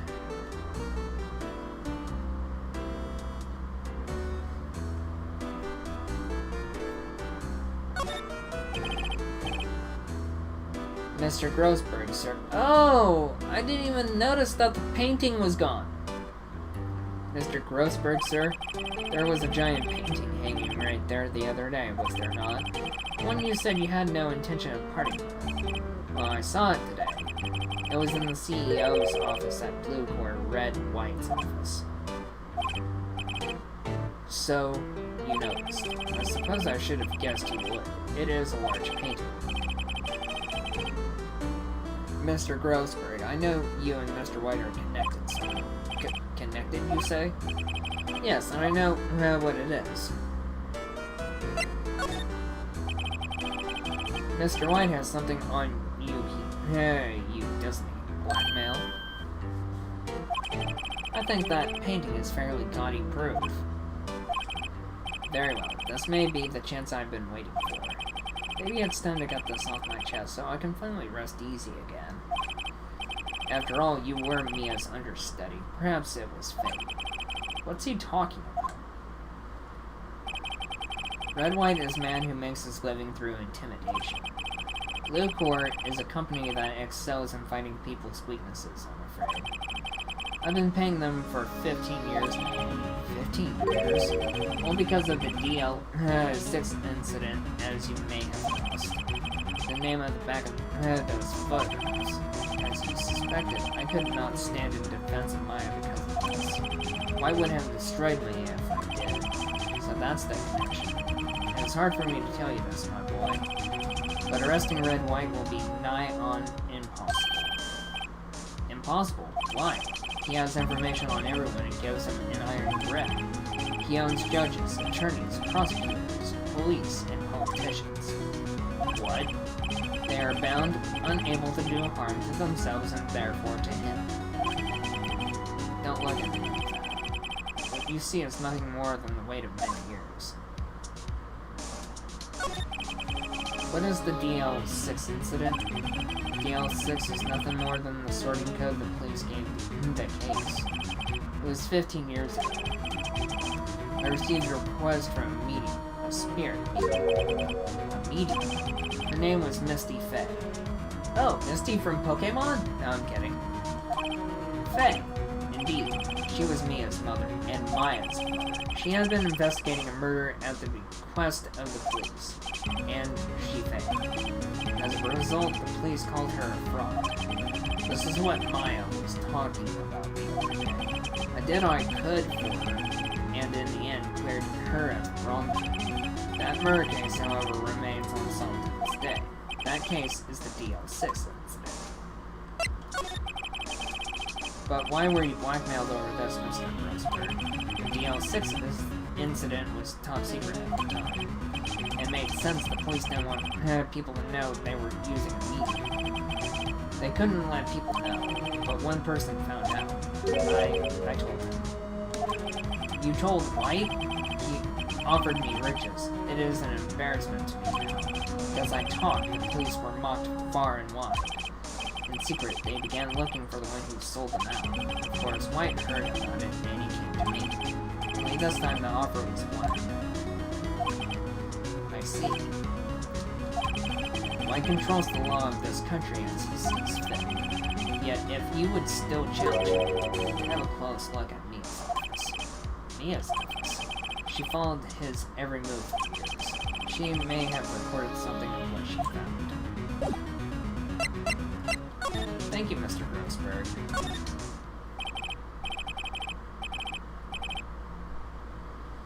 It's funny looking at this room. It seems so normal. Hard to imagine a murder took place here.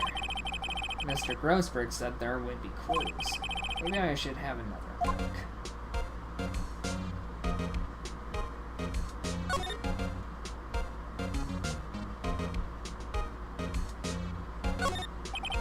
All the cases the chief ever worked on are filled in files here. They're in alphabetical order. Let's take a look. Which file should we look at?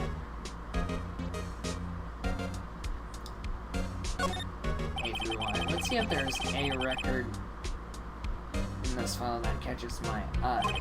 A, B, F, Misty Faye. That's me and Maya's mother. Should I take a look? I have tarnished the Faye name, leaving only these words: my mother vanished. I was determined to find the ones who had made my mother blame herself in this way. Using the power that runs in my family, I held an audience with the dead. Finally, the names of two men surfaced. One was Marvin Grossberg, a lawyer who sold my mother's information for riches. The other was the man who sold that information to the press, this parasite who makes his fortune on threats and coercion. His name is... the record stops here. Saminu Grossberg.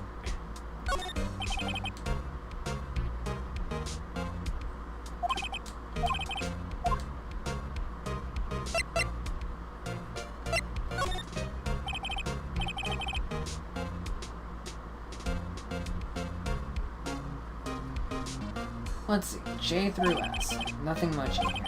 Maybe I'll just skim some of this. Well, no harm in flipping through it, I guess. The biggest parts here at the end in S. Suicide. U. She has a collection of suicide reports. There's politicians, policemen.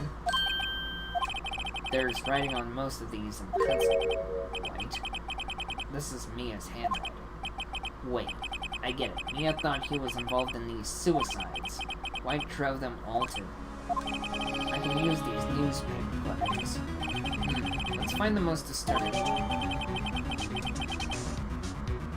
Article about a politician's suicide. The word white is written in pencil at the top.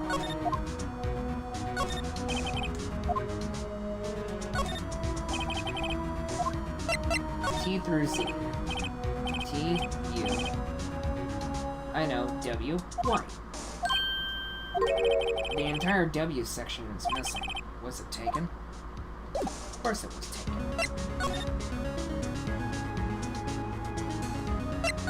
Time to go to Blue Corp. Well, aren't you persistent? Sorry, but there's something I have to ask you, Mr. Lawyer.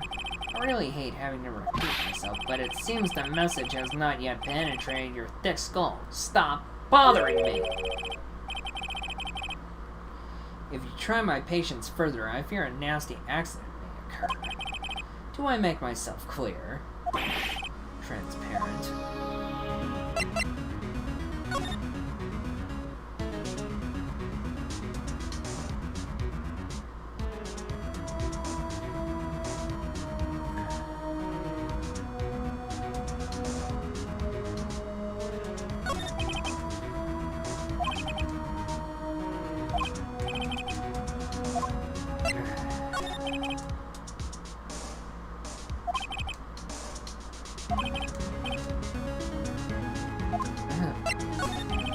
There's no point asking someone as crooked a straight question.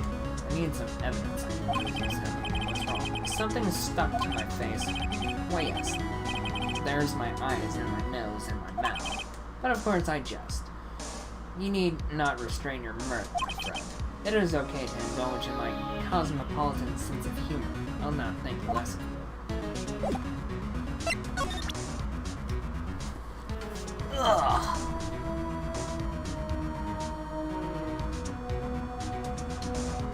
Well, it's a half moon tonight. Of course, it's almost 4 in the morning.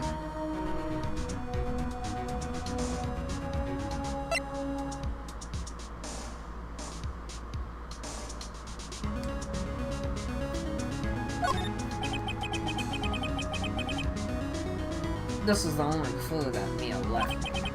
I better make this one count. Mr. White, see this? It's an article describing the suicide of a politician. He was embezzling secret government funds, then one day, word got leaked to the press. The very next day, he took his own life. And this concerns me how? I found this article in Mia's office. Miss Mia. She had a file filled with articles like this. Every one of them was labeled with a single word. Mr. Wright, I know what you did to this politician.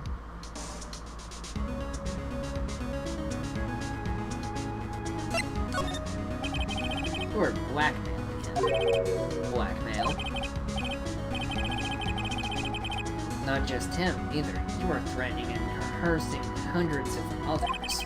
You were involved in all the suicide cases that Mia investigated. This company is built on blackmail. I'm right, aren't I? Still smiling. What a bizarre accusation, Mr. Wong. What is it that you should be doing? Investigating me? No, I think you should be searching for the one who killed Miss Mia. Secretary's office. Hello? Mr. Wrong will be leaving now. Yes, sir. I'll send someone right away. Wait a second, Mr. White. You're wrong. You're wrong, Mr. White. Excuse me. What should I be doing now who's going after you? Just what are you insinuating? Mia was onto you. She was keeping tabs.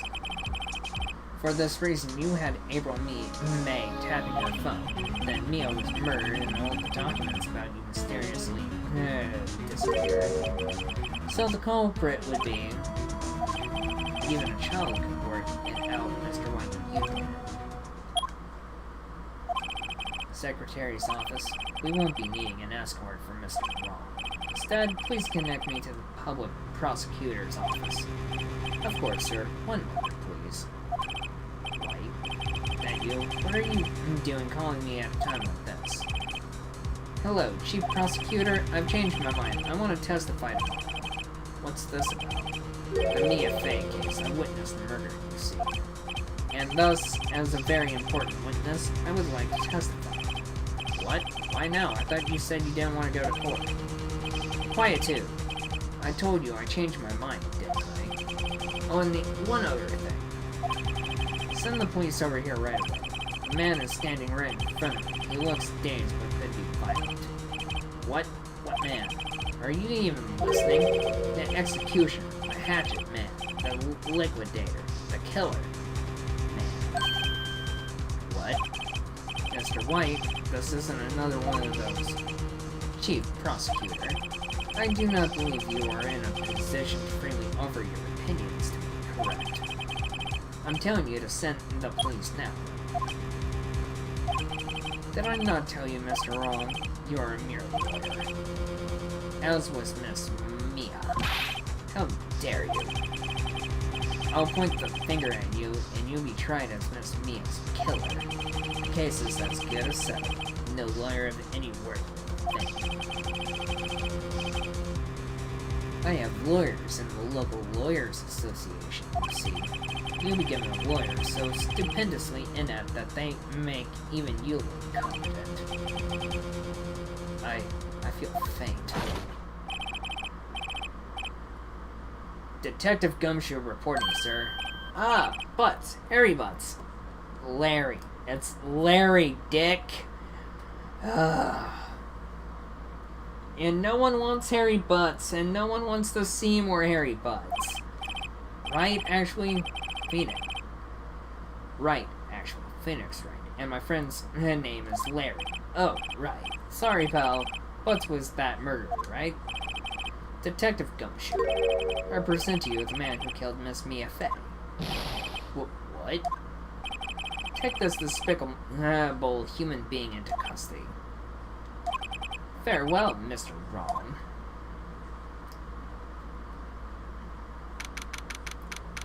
September 8th. Hey, my brother's birthday. Detention center. Visitor's room. I can't believe it's only been a day since the first trial. My trial begins tomorrow. White's going to set a trap for me. And the prosecution will be in on it, of course. Edgeworth included. An attorney was assigned to me by the state yesterday. I refused. I had no idea. Right. Mr. Wright. Oh, Maya. Great. They let you out of detention. Just now, yes. It's all thanks to you. Huh. Now I'm afraid we've switched places. What, you mean you?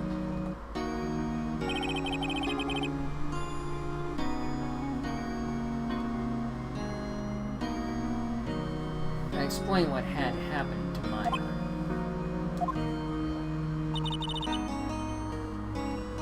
I don't believe it. How many people does that man need to destroy before he's satisfied? My mother, my sister, now you.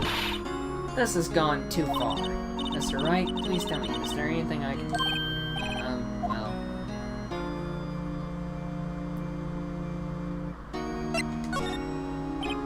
Well, you could cheer for me before. Cheer for you? You mean, like a cheerleader? Yeah. Alright, leave it to me. I better go and get a uniform and some pom-poms. Oh, you've gotta be kidding me. Wait. Wait. What? I'm kidding, it was a joke. No way. No, really, I was kidding. Thanks. It's good to know you're on my side. There really isn't anything you can do for me anyway. But I can't just sit here and do nothing. I've got to give that man a piece of my mind. Just a piece? Okay. Then come to the trial. Oh, okay, I'll be there. I'll show them a thing or two.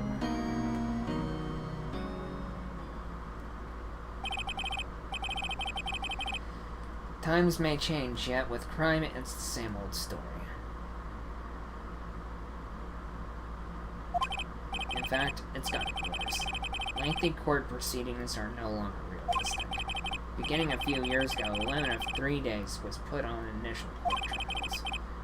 Almost all finish in a day, most with a guilty verdict. I never thought I would end up in the defendant's chair myself with this case. With the true culprit appearing as the star witness. This is it. Tomorrow it's me or him. To be continued.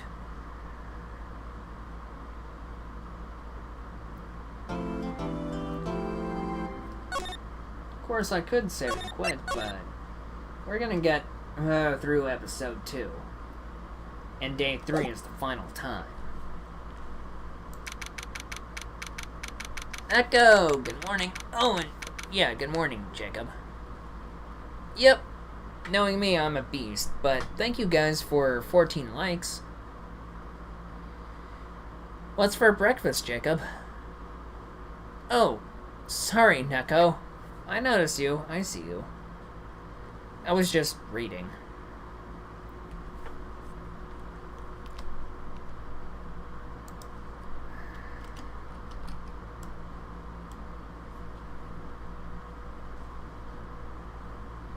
But 14 likes. Thanks. Ugh. Kinda wish there was an easy way. September 9th. 9:52 a.m. District Court Defendant Lobby number 1. Well, I guess this is it. Yeah. One way or another, this case gets decided today. Ah. Phoenix. Look. Prosecutor Edgeworth.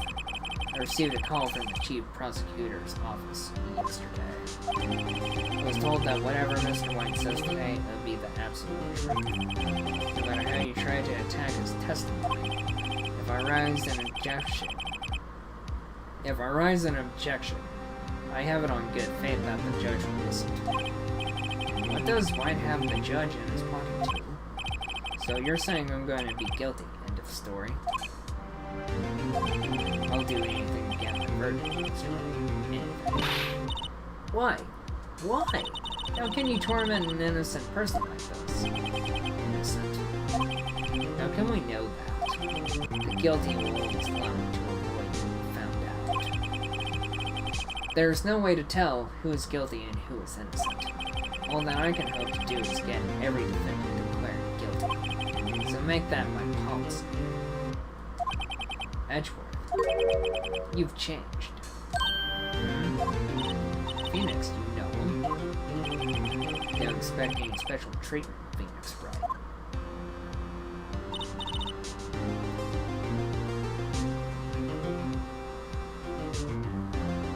Phoenix?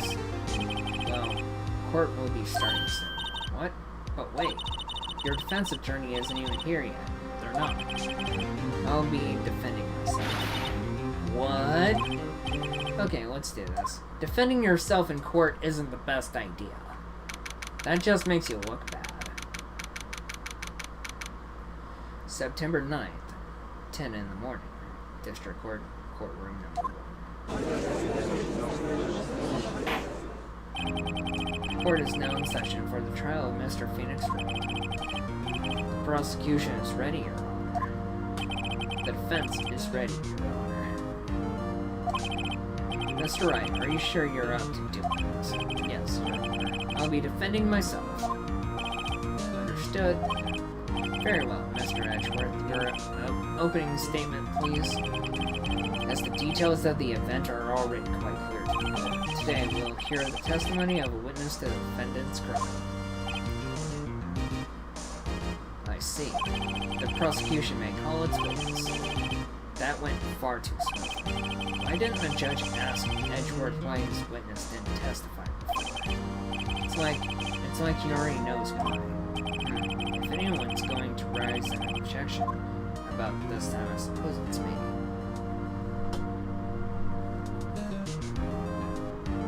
So I'm guessing Neko. I'm guessing it's warm in Italy this morning?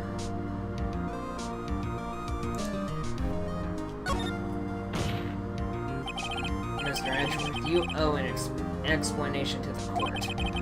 Why didn't this witness testify in the trial against Miss Maya Fey?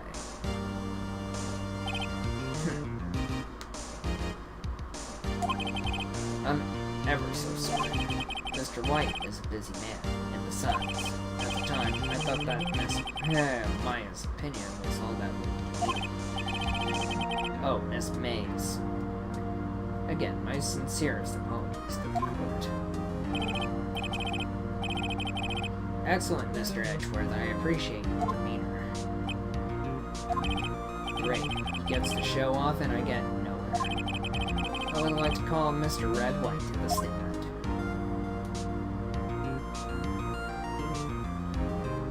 I have to deal with this ass. Please state your full name. You wish to know the title of my personage? Your name? Yes, that is what I said. Oh dear. Do the Kojans confused? Name. These two are great together. My name is Red White, but my friends call me Blanco Nino. I am the CEO, or to use a more common term, the president of Blue Corps. Did you know the victim, Miss Mia Fey? Hey, good morning, A and B. That would be a negatory. No, I did not. You were at the Gaywater Hotel the night of the murder. Correct. And you witnessed the murder from there. Ahem. Why tell you what you already know? Very well, Mr. White. You may begin your testimony. If I can't rip this guy's testimony apart, I'm done for. Why do I always feel like it's the end of the world and I'm the last man standing? Ho ho ho ho. Okay, I want to be Santa Claus. Oh.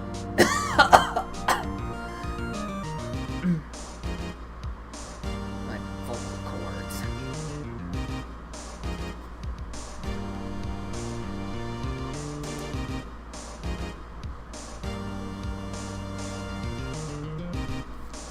I hope you have made your peace with God, Mr.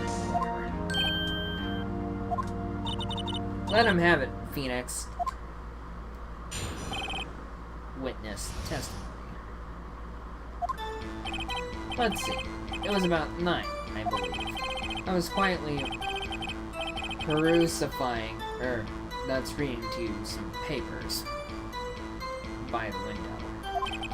Then I heard a bedlam coming from outside. Surprised, I turned to look at the building across the way. It was then I saw him, a spiky-haired man attacking a woman with long hair. Needless to say, that man was none other than you, Mr. Reporter. I called Miss May over at 1. She, too, was flabbergasted, of course. The victim, she ran away, but you gave chase. Finally, there was a terrible impaction. Then it was all over. If things occurred as you testify, then I'm afraid the defendant is guilty. Very well, defendant. Mr. Wright. Your cross-examination? Yes, Your Honor.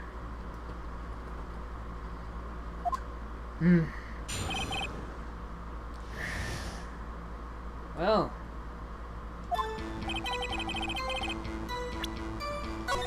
Time to save.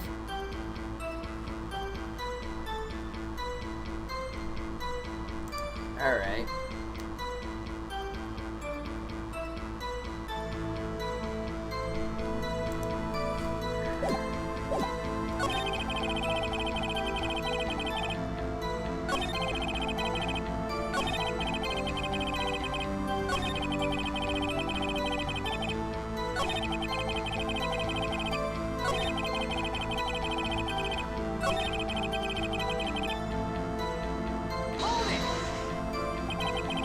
Can you be a little more detailed about that? I think it's worth knowing exactly what happened. Of course, comprende. I understand. The victim was attacked by you and ran to the left. You gave chase and struck her down. Are you sure? As you know, I am always absolutely perfect. No one is perfect. Every man, every woman is flawed. Dogs and cats have no flaws. Depending. Perhaps you could change your testimony to reflect this new detail. The victim ran to the left and you gave chase.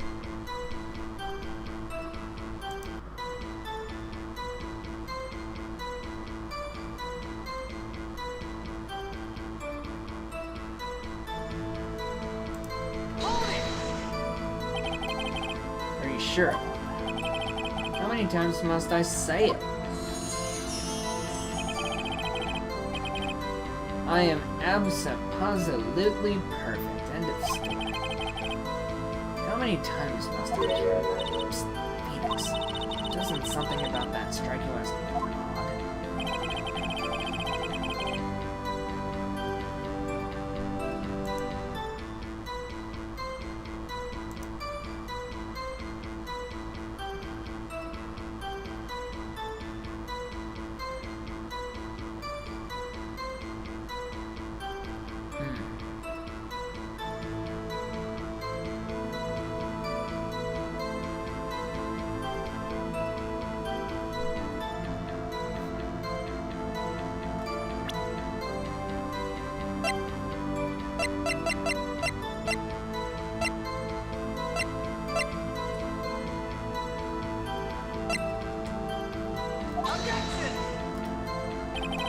This evidence clearly reveals the contradiction in that statement, Your Honor. That's not good.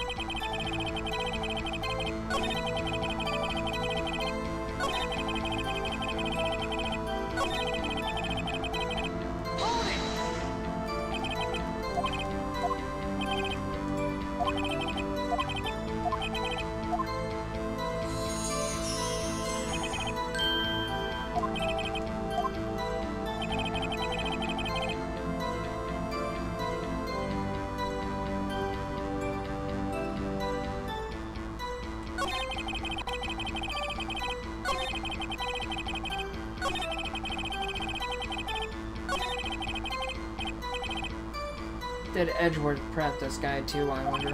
Anyway. I'd better find a weakness in there.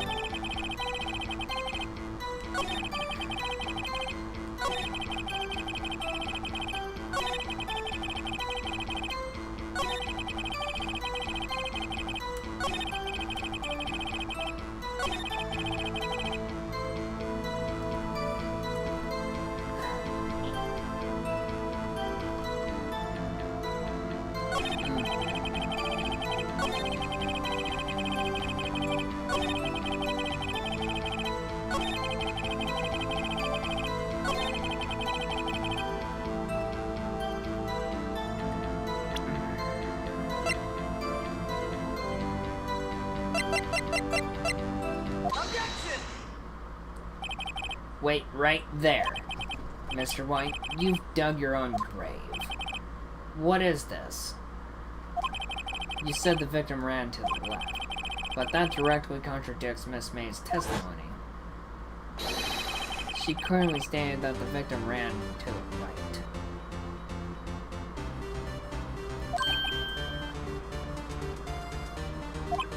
Oh, ho, ho, ho. It is simple. You have misheard her. I think not. Look at the floor plans. The killer was here. And the victim here. If the victim ran to the left, as you claim she did, she would have been running directly away from the door. She would have been running into a dead end. Don't you find that odd?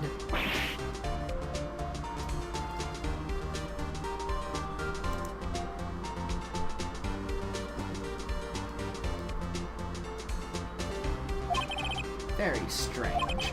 I did see her run to the left. I did. Phoenix, look at his face. I don't think he's lying about this one. True. Maybe he really did see the victim run left, so he did witness the killing. Wait a second. Mr. Wright? Yes, Your Honor? Miss May says right, and Mr. White says left. Can you explain this contradiction to the court?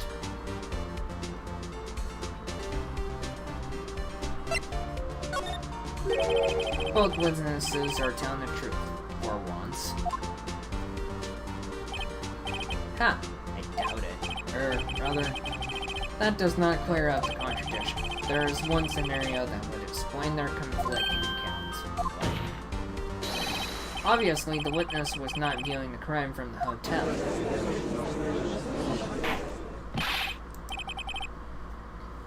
Mr. Wright, what do you mean? Yes, what do you mean? He was not viewing the crime from the hotel. If he was not in the hotel, where could he have been? In the law offices of Faye and Company, of course. More specifically, he was standing here. Time to show the court where Mr. White was standing.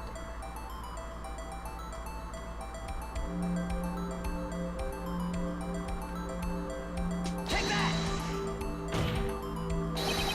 This is where he was. Look. When the victim ran for the door, if he was watching from this point to him, it would appear that she ran to the left. Please, this is no time for jokes and ill taste. That is where the killer was standing. Order. I will have order. Anyone disturbing the order of this courtroom will be held in contempt. Mr. Wright, what are you suggesting? Rapscallion. The postulations of the defense are a distortion of the truth, Your Honor. Indeed, they do seem a bit far-fetched. Ho ho ho. You provide us with so much entertainment. What now? He's laughing. The hilarity of the moment made me remember something. It appears I have been unclear, and for this, I apologize. Mr. Your Honor, might I be allowed to testify once more? Very well, let's hear your revised testimony. Good luck, you can't fix a broken testimony, buddy. She ran to the left.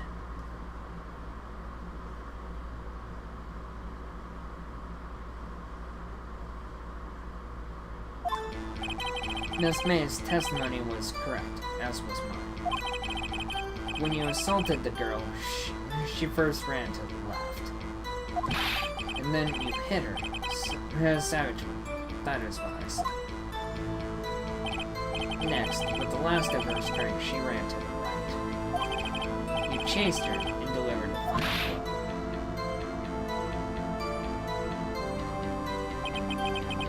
That is what Miss May saw. You see, you hit her twice. Don't you remember, Mr. Lawyer? That does seem to make sense.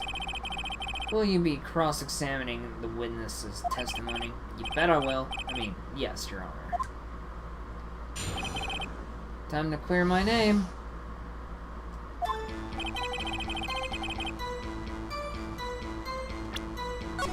Yep.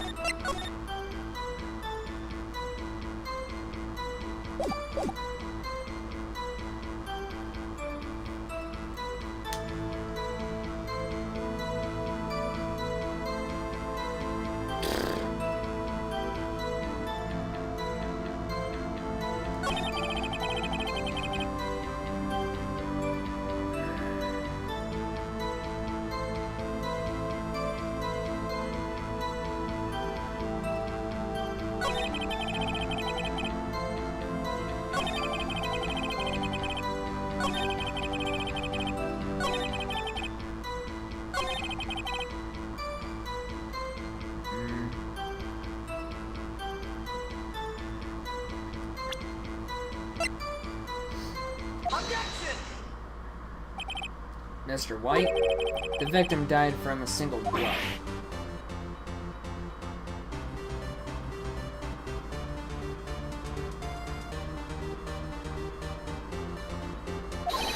What do you have to say to that? Now's my chance to hit him where it counts. Mr. White, wasn't it you who told this court you were positively perfect? I will refrain from using this phrase from now on. Your Honor, if you could ask the witness for a new testimony. The witness is obviously confused, Your Honor. I would like to request a 10-minute break. Yes, come on. The witness is confused because he's lying. I emphatically request that there be no break, Your Honor. Yeah, we want justice. Don't let him get away. Very well. If the witness would care to revise his testimony, the crowd's on my side. No slipping out of this now, White. Mr. White. Okay.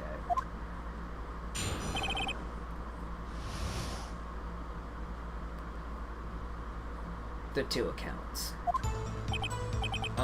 Well, see, I looked at the other window when I heard that thing fall. Then the next moment, I saw Miss Mia run to the left. The killer, you, attacked her, but she dodged. And then she turned and ran for the door. Then you did her in with a single blow. Thwap. Oh, you're getting a little nervous, ain't ya? Red. Thwap indeed. Very well, you may begin the cross-examination. Mr. Your Honor? My stomach, you see, it is hurting. Deal with it. This is almost over.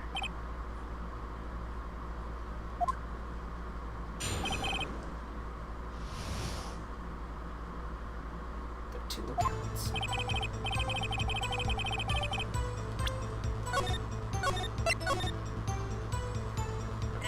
Time to check chat again.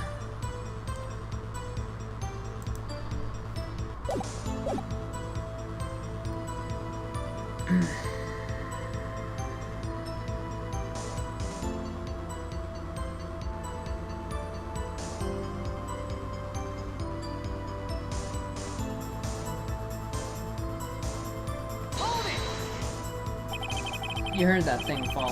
What exactly was that thing? That. The glass light stand. Right, the one that had fallen over at the sea. Phoenix. Doesn't something about that strike you as odd?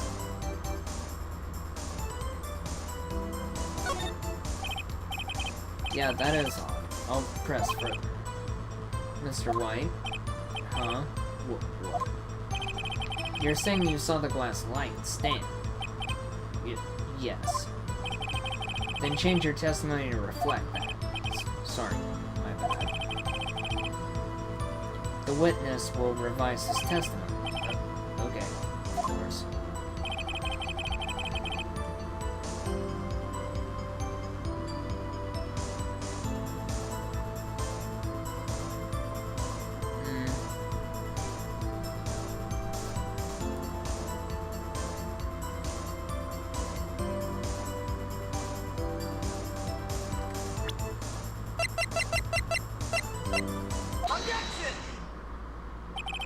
Mr. White. It was impossible for you to have seen the glass stand. What? Look at this. These are the floor plans to the scene of the murder, yes? Correct, Your Honor. Now look. If you were to look through the window at the office, this is the area you would be able to see.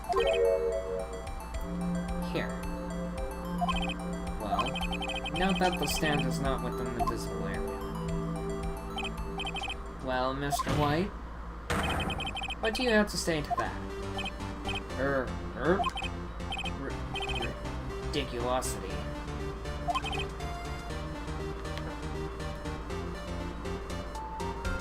Mr. White, if you were in the Gatewater Hotel as you played, you couldn't have not seen the stand before it fell over. In fact, you wouldn't have been able to see it after it fell either. There's no way you could have recognized the broken shards as a glass light stand. So when did you see the stand, Mr. White? It must have been the moment that it fell. And the only place you could have seen that from is inside the Fate Law offices. In other words, you were at the scene of the crime when the murder took place. Gah!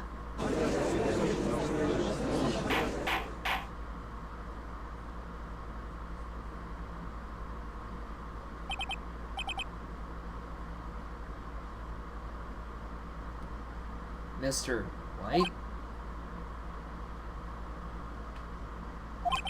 Mr. White.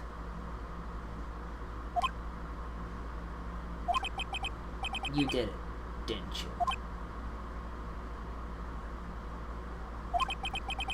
Mr. Your Honor? I, Miss Mia. Looks like we're about to get our verdict. That's far enough, Phoenix Wright. What? I forgot about Edgeworth. Mr. White. I think the time has come. Shouldn't you confess your crime now? What? I said you should confess your crime. Ergo. Confess that you placed the wiretap. The wiretap?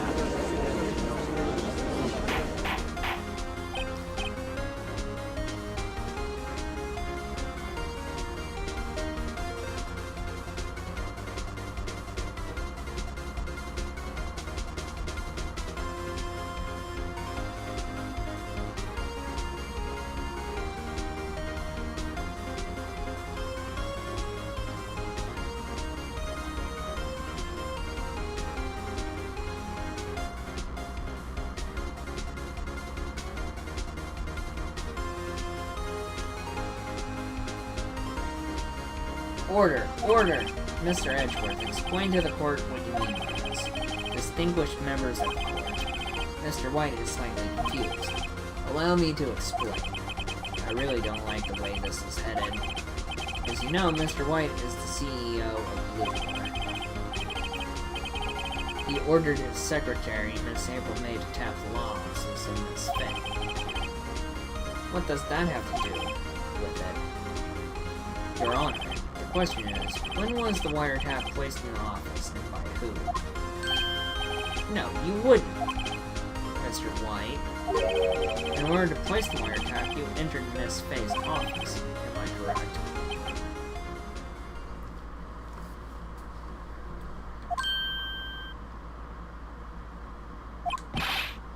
Correct. You are most correct, Miles. Give me a break! Yes, in order to place the wiretap, I breached the Fane Company law offices. That is when I saw that accursed light stand.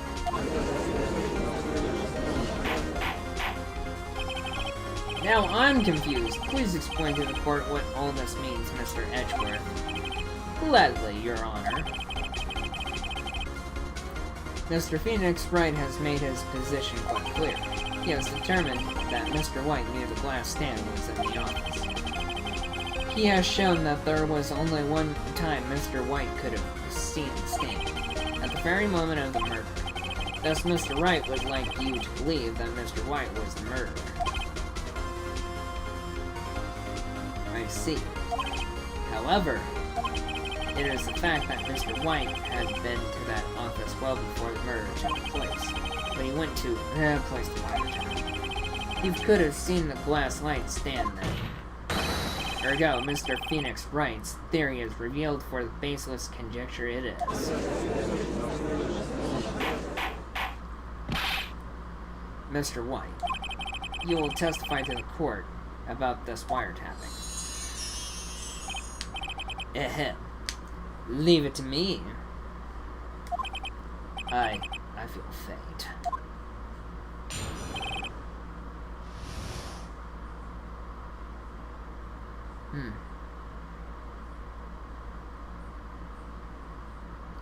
The wiretapping. It was the beginning of September, the week before the murder. I had entered the Fay and Company law offices. Of course, I had done so to place the wiretap. That is when I saw this glass light stand. So you saw the stand before the night of the incident. And this is how you were able to identify what had fallen over by the sound? Correct. That is right. I see. Very well, Mr. Wright. You may cross the street. Yeah, what am I supposed to do now? Good luck, Phoenix.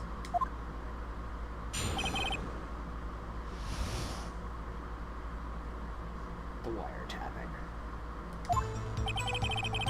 It was the... Just in case if I mess up. Welcome back, Will. Good morning.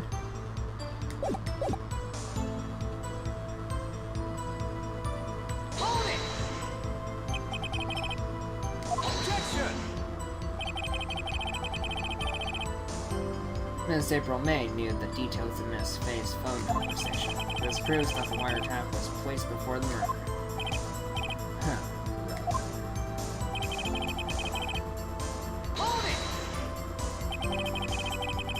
Was it really you that went into the office, or was it Miss May? Unidentified fingerprints several days old were found in the Fame Company law offices. Those were obviously Mr. White's. If I know Edgeworth, he's already run a check on those prints. Now, Mr. White, tell us why you went to the Fame Company law offices.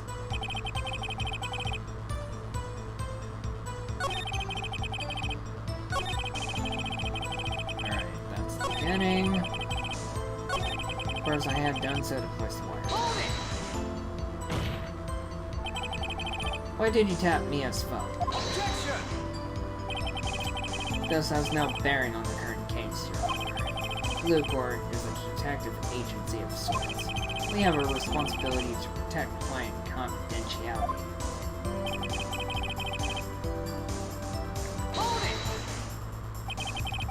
Why did you notice something as innocuous as a light stand? The light stand was made entirely out of glass.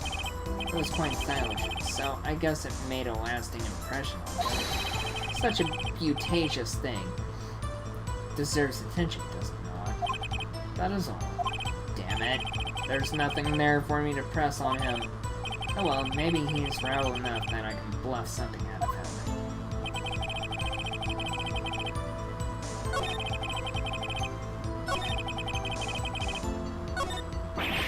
Uh-oh, don't tell me I've run out of ammo. Tisk. I'm afraid that's as far as you go, Mr. Wright. The time has come for you to admit your defeat. You fought honorably. No more. I can't take this anymore. Mr. Wright, are you giving up?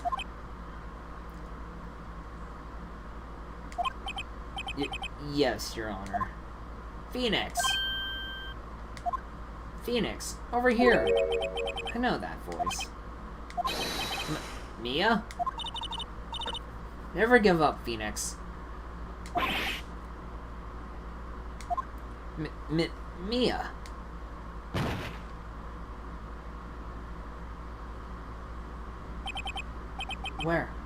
Where am I? The waiting lobby? What happened? Oh, right. I lost the trial. I was hallucinating.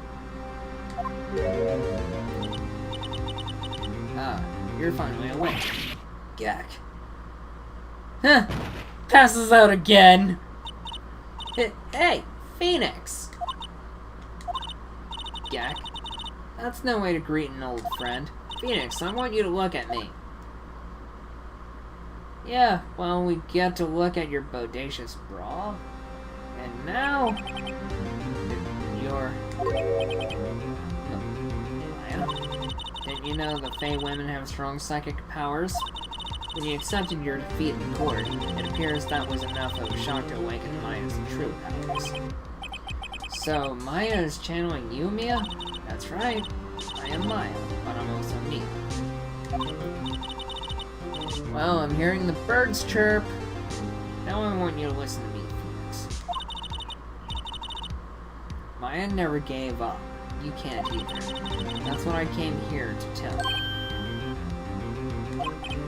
But we don't have much time. Phoenix, now listen. You've already won. You have that receipt in the corner, right? Oh yeah, the one you wrote, Maya. Phoenix. White wrote that, not me. So what do I do with it? Look at the front of the receipt. The front? It's a regular receipt. Looks like it's from a famous department store. $1,000? Wow, big spender. $1,000 isn't much, though. And thank you all for 15 likes. Item. Glass light stand. Date of purchase, September 4th. September 4th. That's right, Phoenix. I bought that stand the day before I was killed. Whoa. Now, what did Mr. White say in his testimony?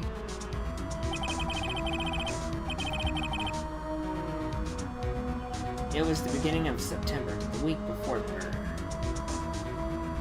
Ah, and good morning to you, Stefan. This episode's almost wrapped up, and this case is... Technically, this is episode 2. It was the beginning of September, the week before the murder. Yeah, of course. Have a good day at work. Thank you for dropping by. Yep, I kinda figured.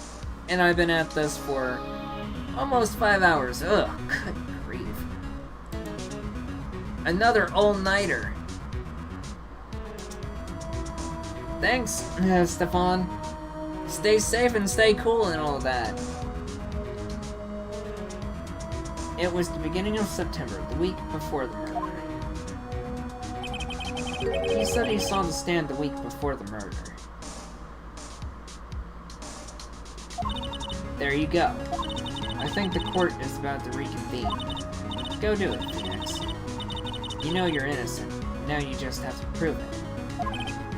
Right. Receipt updated in the court record. September 9th, 1:16 p.m.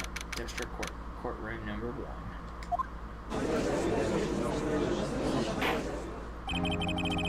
Court will now reconvene for the trial of Mr. Phoenix Wright. Is the defendant brother, are you alright, Mr. Wright? Yes, sorry, Your Honor. I'm fine now. Then let's start where we left off. Your Honor, there's nothing to go back to. The cross-examination of Mr. White is finished.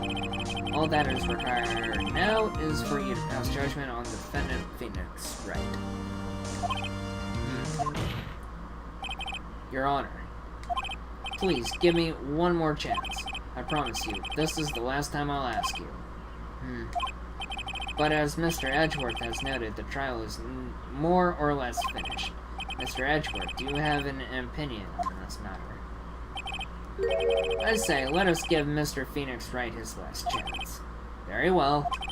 You may begin your cross-examination. The wiretapping.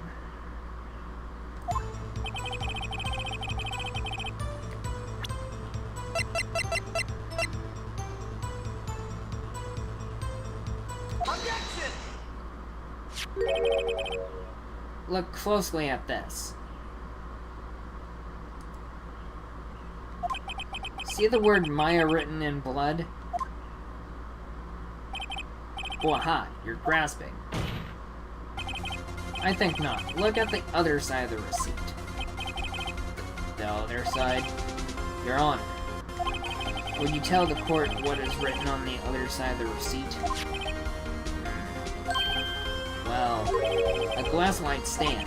And the date of purchase?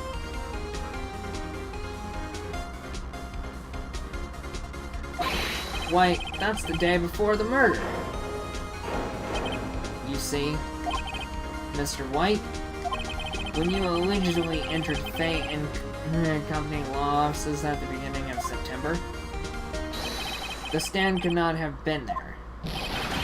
Wah! Ah! Ah! Defeat.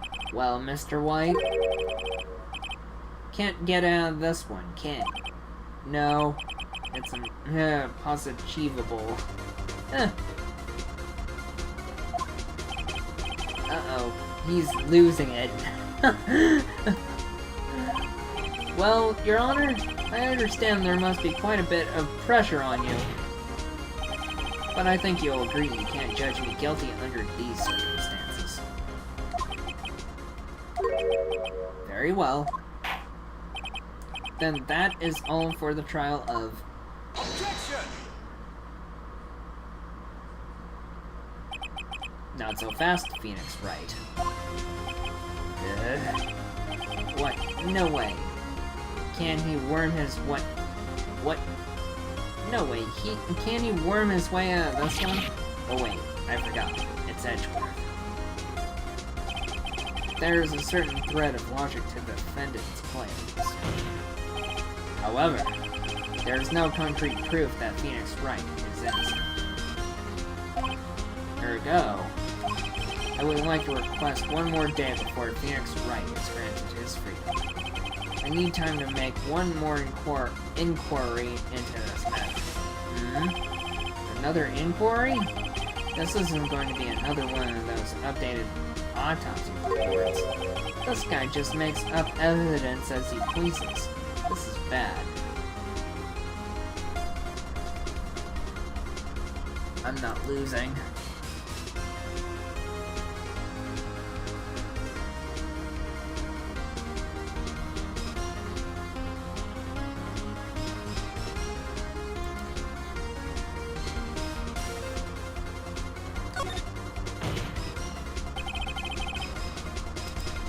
Mr. White's guilt is obvious. There is no need to prolong this trial any further.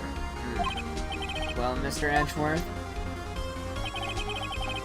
if anyone is going to call Mr. White to trial, it would be me, the prosecution. I need a day to ascertain whether these new claims have any basis in factual evidence. I see. Objection denied. What? The completion of the trial of Phoenix Wright will be postponed until tomorrow. No, there's no telling what will happen if I can't end this now. Edgeworth is sure to come up with, or just make up something. And after Mia showed up to help me and all.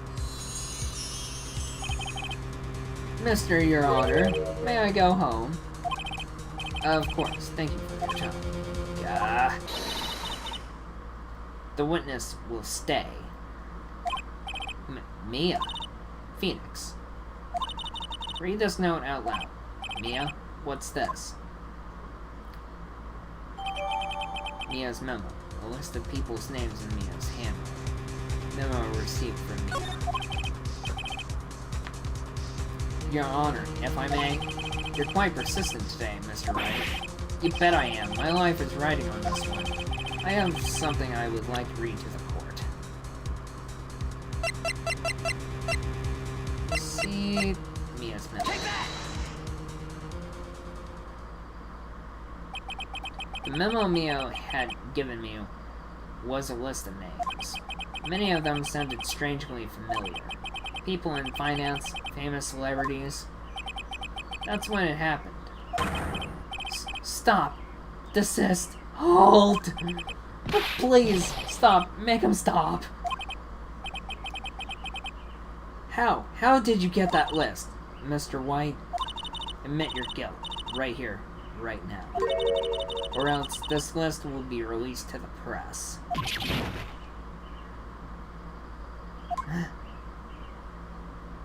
Shouldn't he be... I confess. I confess. I did it. I hit her. I hit Miss Mia with the thinker. Case closed, Your Honor.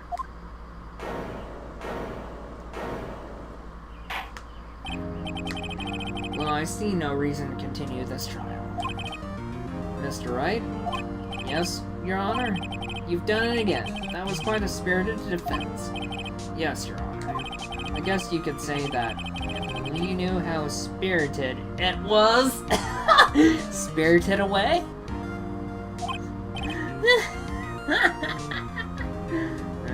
Well, this court finds the defense, rather the defendant, Mr. Phoenix Wright, not guilty.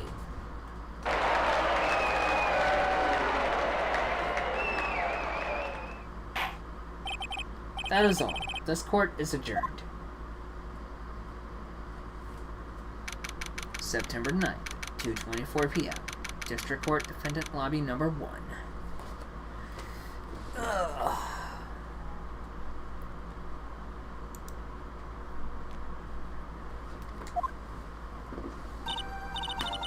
Well, I never thought I'd be saying this again, but congratulations. You're lucky I was born a fae.